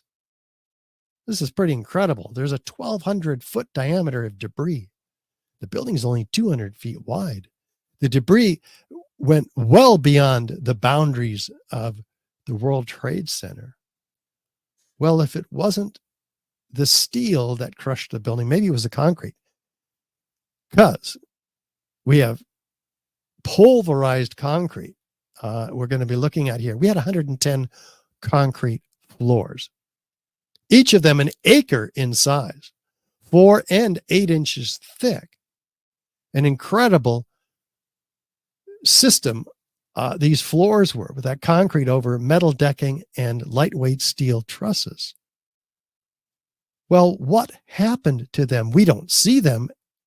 At the bottom, there should be a pile of 110 pancakes. We see pancakes on the right in a real gravitational collapse in Mexico. We don't see that. We don't see 50 of them. We don't see 10 of them. We don't see one nearly acre-sized floor at the bottom. It is missing. Where did 110 floors go? Where's the concrete? Oh, I see it now. 90,000 tons of concrete is pulverized in midair with what must be high energy explosives, in addition to the thermite and nanothermite.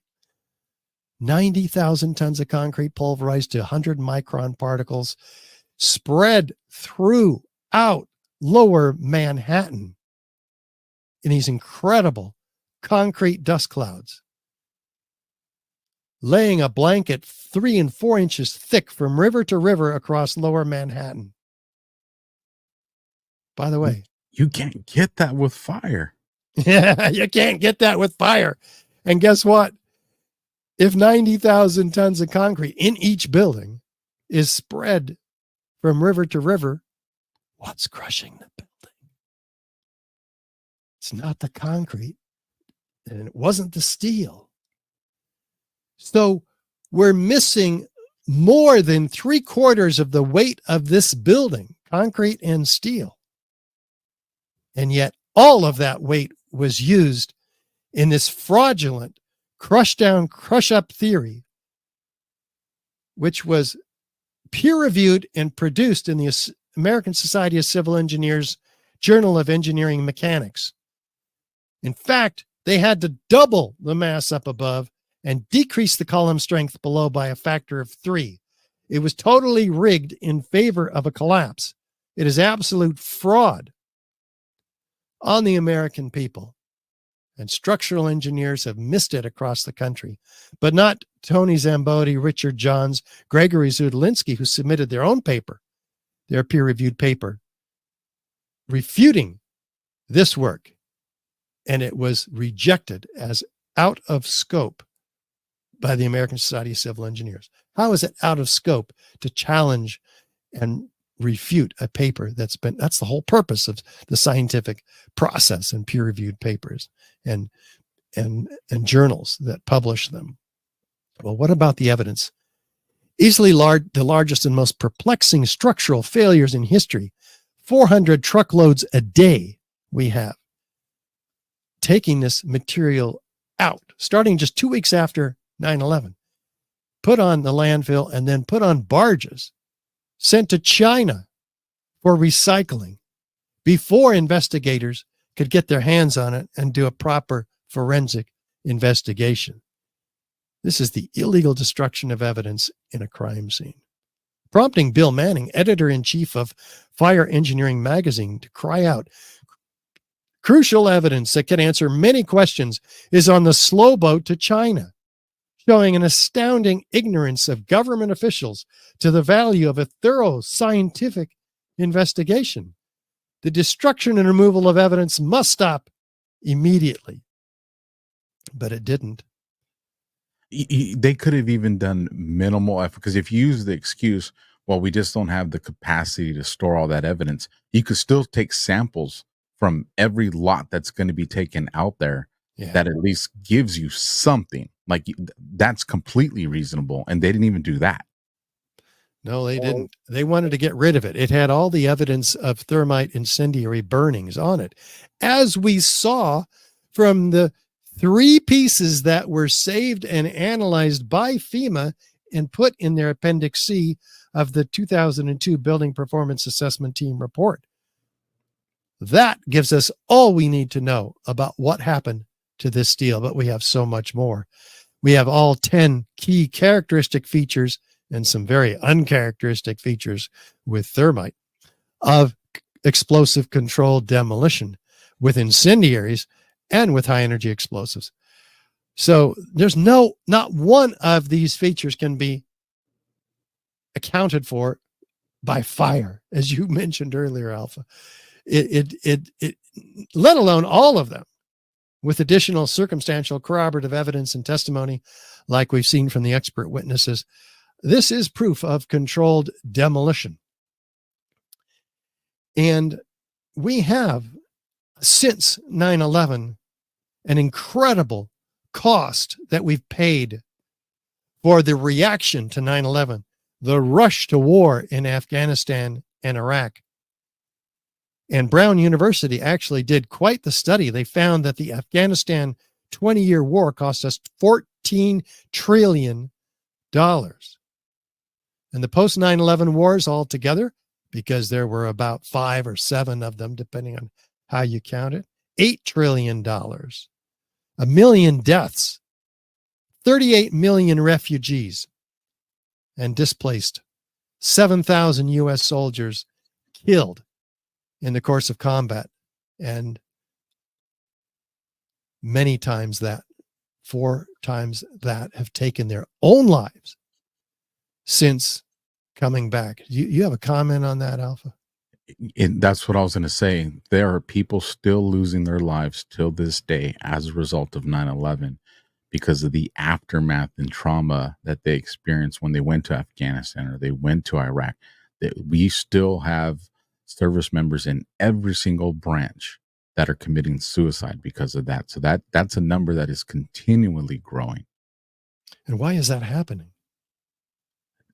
The stuff that we had to do and expose and saw out there, it does something to the human psyche, and not everybody is capable of surviving that, and they become victims where it's too heavy of a burden, and they do self-inflicted injuries and take their own lives because it's a burden they just can't carry. Wow. I mean, I can't even imagine. And that cost alone exceeds these numbers of dollars. So, and this is why we have to expose this. It's not just about buildings. I mean, 3,500 architects are testifying. They signed publicly the petition demanding a new investigation based on the obvious evidence of explosive controlled demolition of these buildings. But the cost of 9/11, the false flag operation, the complete manipulation of the American people and people of the world with enough control and capital and mainstream media domination to drive many nations to war, even under circumstances in Iraq where it was obvious very quickly that Saddam Hussein had no ties to Osama bin Laden and no weapons of mass destruction, that this was a ruse to inflict the agenda of the Project for a New American Century, a neocon think tank, who were brought in with the Bush administration, but before they were brought in, they established their goals: regional hegemony in the Middle East, a vast increase in the military budget. But they said in their paper, Rebuilding America's Defenses, absent a catalyzing and catastrophic event like a new Pearl Harbor, these goals will likely take a long, long time. And Bush wrote in his diary after the night after 9/11, today we had our new Pearl Harbor. So they tell us what they're going to do, and then they do it. And we've seen it happen again in the last 3 years with COVID and the false solution to the false problem. So I'm trying to wake up the American people to the incredible scam that's been put upon us, because once you get this, you start asking yourself, well, what else have they lied about? Turns out, yeah, they lied from beginning to end, every aspect of COVID and the quote vaccine. So Gail and I, in our efforts to expose this truth, have developed a presentation on the parallels between 9/11 and COVID, because we have to reach the health freedom movement about 9/11, because it reinforces everything they're doing. Because what happened after 9/11 with the Patriot Act, the Military Commissions Act, the National Authorization Act of 2012 paved the way for what they could do with COVID, with surveillance, And for instance, any of us can be arrested now without a right to a lawyer, a trial, a jury. We can be tortured and even assassinated. American citizens. And it's been done. So that's what the Patriot Act, et cetera, gave us. And that's what they're doing to us. And I'm thinking reaching the freedom movement about 9/11 and reaching the 9/11 truth movement about the truth about COVID, because many of them have swallowed the blue pill about COVID, and they need to wake up about that also. It's very interesting phenomena. You can be awake and alert about the scam of 9/11 and buy right into the vaccine, and many of them have taken it. So we've produced documentaries on the 9/11 side, 9/11 explosive evidence experts speak out, with 24 high-rise architects, structural engineers, metallurgists, chemists, physicists, controlled demolition experts, all laying out this evidence. The movie Seven by Dylan Avery, exposing the 4-year study that the University of Alaska has done, which exposes the NIST lie. And then the 15-minute documentary just on Building 7, narrated by actor Ed Asner. All important tools in the wake-up process, all available on our website, richardgage911.org. And again, I encourage people to help us make this film, complete it, and get it distributed widely, because the truth about 9/11 is a very dark truth that we don't want to wake up to, but we have to. Sometimes the truth is painful, and it forces us at some point to draw a line in the sand. And each of us have to ask ourselves independently, where do I draw my line in the sand?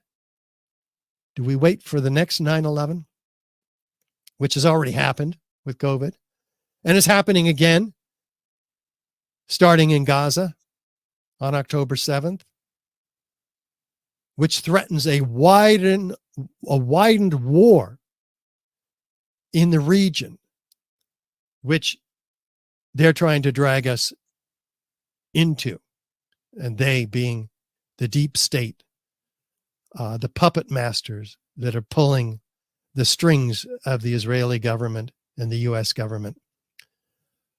They have to have increasing chaos in order to get the control that they need. And I have also, therefore, engaged in an article series, 20 articles long, about the parallels between 9/11 and Gaza. And they are numerous. We've documented 20 of them already. We can review those if we have time. But I want to encourage everybody first to speak the truth about 9/11. It's not so difficult. We may only be, for instance, 1 or 2 millimeters high compared to the deep state. We may be the first domino, but if we tell many others, then our leverage increases. Boom. I like that. That was 13 dominoes. If I had 29 dominoes, the last domino would be as tall as the Empire State Building. And that's the deep state that we intend to bring down by our collective action. If each of you shares this video with just 2 people and ask them to share the Alpha Warrior podcast with 2 others, then by God, we will win. Even though they seem to have all the money, they seem to have all the media, they seem to have all the guns, and they do comparatively. But guess what? There's a million times more of us than there is them. So wake up, people. It's time. Don't let your friends and relatives and neighbors be the last to know. Do something. Go ahead. First, phenomenal work and information there, Richard. I mean, it's math and science that you don't you don't get to ignore it. That's what we've been taught, even though we're in a part of society where it's, my truth instead of the truth. This is math and science. And through war and even law enforcement, when the fire department gets called out somewhere, we're always the first ones on scene to secure it, so the fire trucks and they can do their job. So I've had the chance to see, large homes and condos and buildings, have some really tremendous fires. Obviously nothing to the extent of the World Trade Centers, but nonetheless, you see these other structures that don't have near the sophistication or the strength of the World Trade Centers. And I've seen fires that go on for hours with wooden and very weak steel frames still very much standing and holding their structure. But it also shows that, how much of a science they have manipulation and propaganda down, because, I consider myself a fairly common sense person. And yet I bought it hook, line, and sinker to the point where I signed my life to a contract to go to the military. And why I think your work and work from others like yours is so important, because I remember, 20 plus years later when I learned the truth, and those emotions that I felt on the attack of our country, I experienced them all over again, because I realized we never really went after the people who did it. And I think as people find this truth, there's going to be a new motivation to be like, there's people, we lost Americans in that day. And then as a ripple effect in the years to come and still losing them, are we ever going to hold people accountable? And I think when people learn the truth, that not only did they did this to our country, but lied to us and used us, the motivation to have accountability, how does it get any stronger than that? And I think that's why it's so important that people go to your website, share the shows, learn these other information, support the work that you guys are doing, share this podcast, because it's the truth. And when people say, well, it was 20 years ago, it doesn't matter. Once you pull on the thread, then everything starts to unravel. And this is such a significant event, because like you said, you look at, October the 7th with Gaza and in Israel. Look at our border, look at COVID, look at all these things, especially when I went into, detective work and doing undercover work, and informants. It's psychological. That's all it is. It's all psychological stuff on a smaller scale. And I see that stuff unfolding. I see the predictive technology and stuff that they're putting in America's with movie trailers like Civil War, to get people to start accepting these phrases as a normality. Like they hate us. Like, they hate us. And we have to get to the truth. One question I have is, what's the speculation or the theory of why also Building 7? Oh, well, there's different speculations about Building 7. People may not understand that the 23rd floor of Building 7 was the center, the emergency operations center for a major problem like running a hurricane and the response to it in the city. It had a commanding view of the city, and that floor was built up with great strength and bullet hurricane resistant windows, et cetera, et cetera. And some speculate that was where the entire operation or substantial portion of it was run from Building 7. It also had an incredible view of the Twin Towers. Now, when the first plane hit the towers, they did evacuate Building 7. And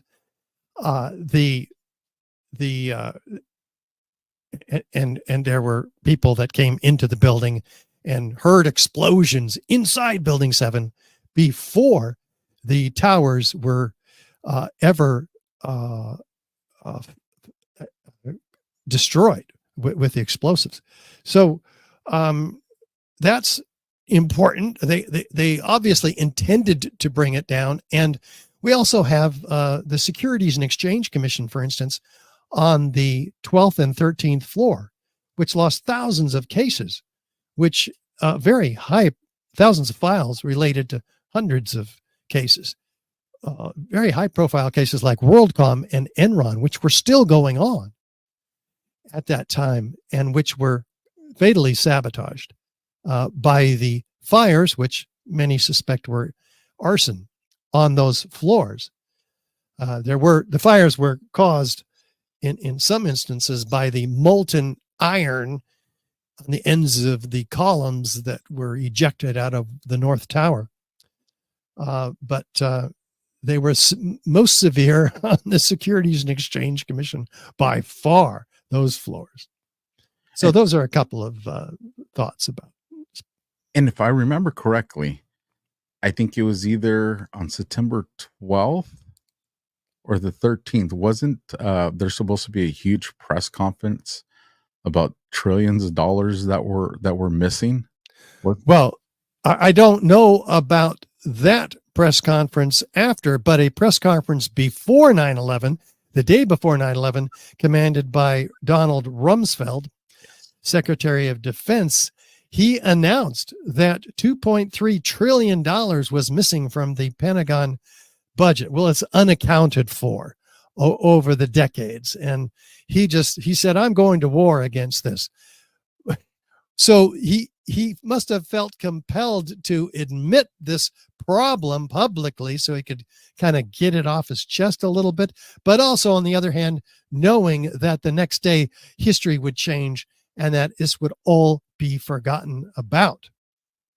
There was also, people don't know this for some reason, a major biochemical attack drill going on and prepared for the day of, before 9/11. Hundreds of police officers, firefighters, all kinds of defense and other first responders in New York's Pier 92, a building that was set up and only used, huge building, thousands of people in it actually altogether. And that was for a biochemical attack drill that was scheduled to take place on September 12th. But they were in place and ready to go and take over the emergency operations center that was abandoned in Building 7. So they had another place to go already set up, and that's where it was run from, the emergency operations. How convenient. Wow. Yeah, it's incredible. When they have drills, you could start to get your hackles up, because that's exactly what happened with regard to NORAD and associated Air Force and defense drills. 43 of them before 9/11, many of them on up to the day through 9/11, several of them anticipating attacks on buildings by aircraft that have been hijacked. So the radar techs of NORAD had false blips on their screen, completely confusing them, paralyzing them as to how to respond to a real world event. In fact, they're saying to each other, is this real world or is this the exercise? And others demanding the end of the exercise, which was going on all the way through all of these airplane events that morning.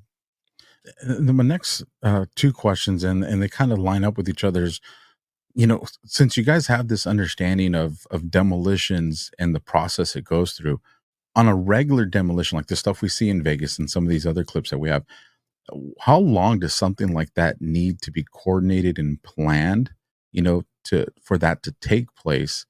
And with that being the idea, what's at least the concept of like how long it would take to plan something like this to take these buildings down?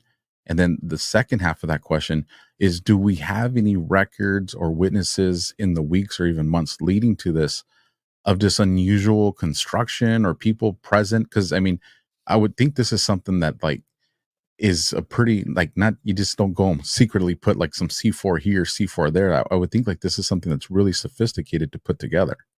Yeah. It would take months to pull an operation like this together.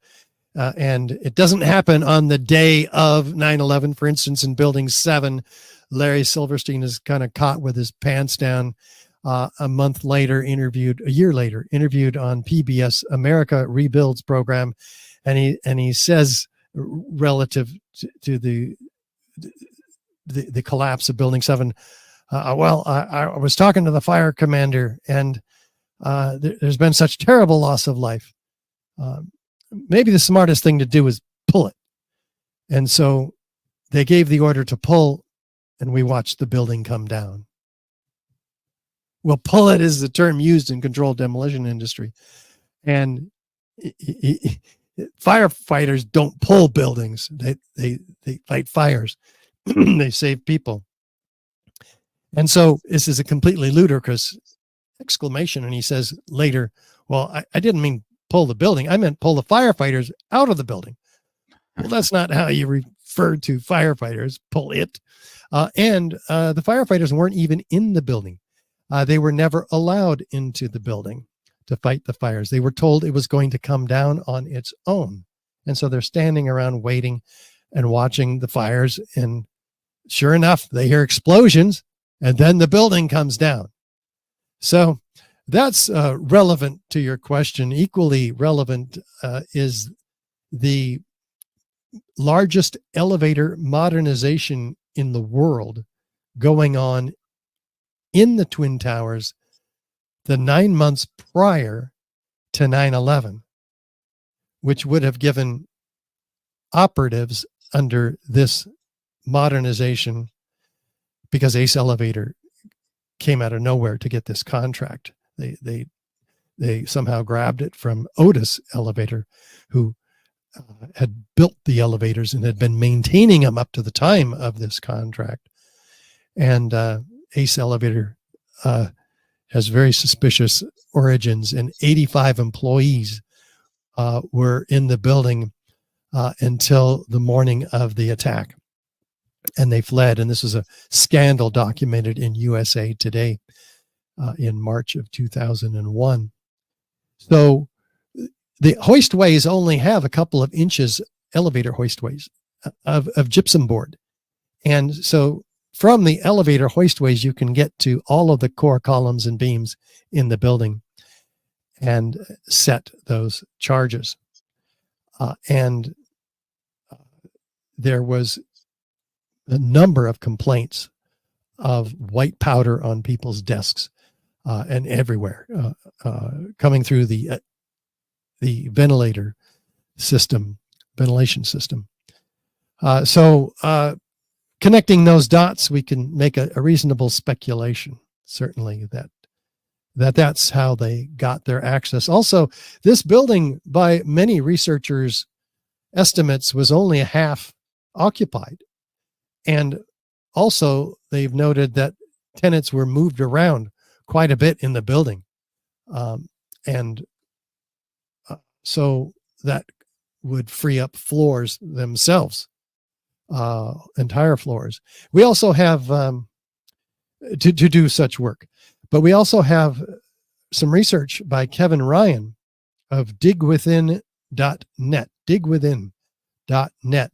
And he documents the placement and the upgrades of fireproofing on certain floors of the building, both buildings.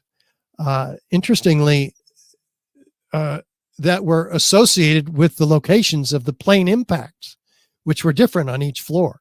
30 floors down in the South Tower, 15 floors down or so in the North Tower.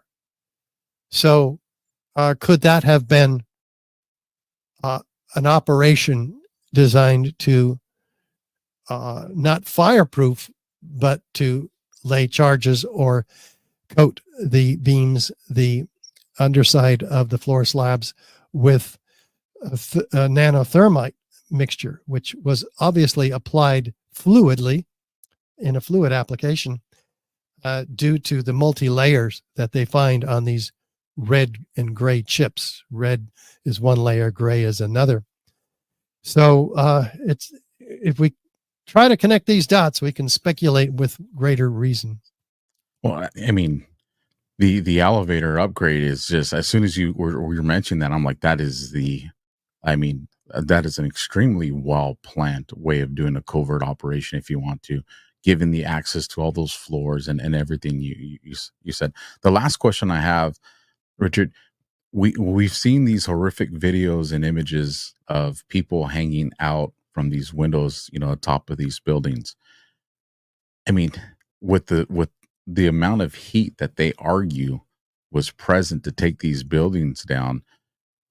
I mean, this is after some of the, the breeze flying everywhere. I mean, does that just add up? Because we've all been close to a hot barbecue or something like that. And like I said, I've been near house fires that, are nowhere near what they're saying the heat needed to be at. And I mean, you feel that from a good distance, and we see people that were on these floors. I mean, does that add up to you? It's a complex question, actually, because there are also people jumping, 300 people jumping out of the building. And I could see heat being the source, and smoke being the source of that motivation. So perhaps there was more heat on some floors than others, because we do see, for instance, Edna Citron, a woman hanging out of the hole that the building, the airplane went into. So, yeah, I could see it both ways. Understood. Richard, what do you need from the I know we asked them to share this, but what can they specifically do to help you continue with this work and the stuff that you're doing? Yes, I would encourage people, one, to share this with everybody, every architect and engineer that you can find, your political representatives, and everybody. What's it gonna? I mean, this is better than just sitting on this information and doing nothing with it. Now you have the information. You're responsible. Hopefully your conscience will guide you to do something and what you can best accomplish. And emailing this link to this AlphaWarrior podcast can accomplish a whole lot, because guess what? There's 4,000 to 6,000 of you. And I can talk to you, but what if each of you can talk to and share this information with 2 or 6 or 10 or 12 other people? All of a sudden, we've reached tens of thousands of people. You can be a part of that. I mean, what are you going to do when we're living in a totalitarian nightmare because people did not share this information?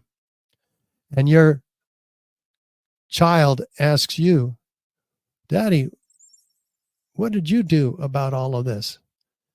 You don't want to be sitting on your thumbs at that point. You want to say, I did everything I could. Absolutely. And I know AlphaWarrior is doing everything he can, and I am too. So join us.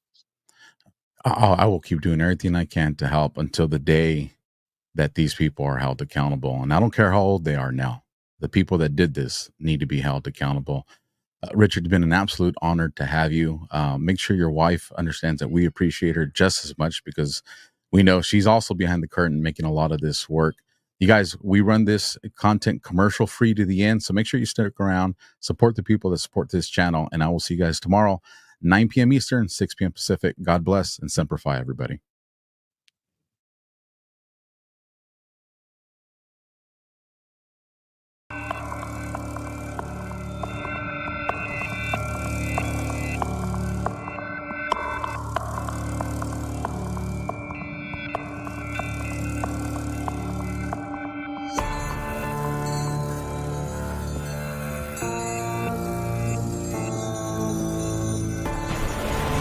President's former National Security Advisor, Lieutenant General Michael Flynn, pleading guilty today to lying to the FBI. Flynn knew exactly how the system worked. He knew exactly what the intel world had been up to. He understood its funding. They had to get rid of Flynn. There was a moment where I just felt like I was drowning.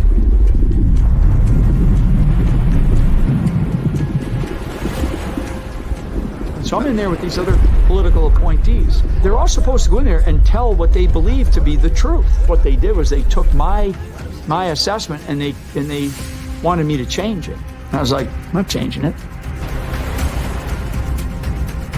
He was, by definition, the most dangerous possible person for Donald Trump to hire. President Obama said, but I do have one specific recommendation. Stay away from Michael Flynn. He's bad news. Over time, instead of being pounded down below the surface of the ocean, we started to fight. I'm now above the surface.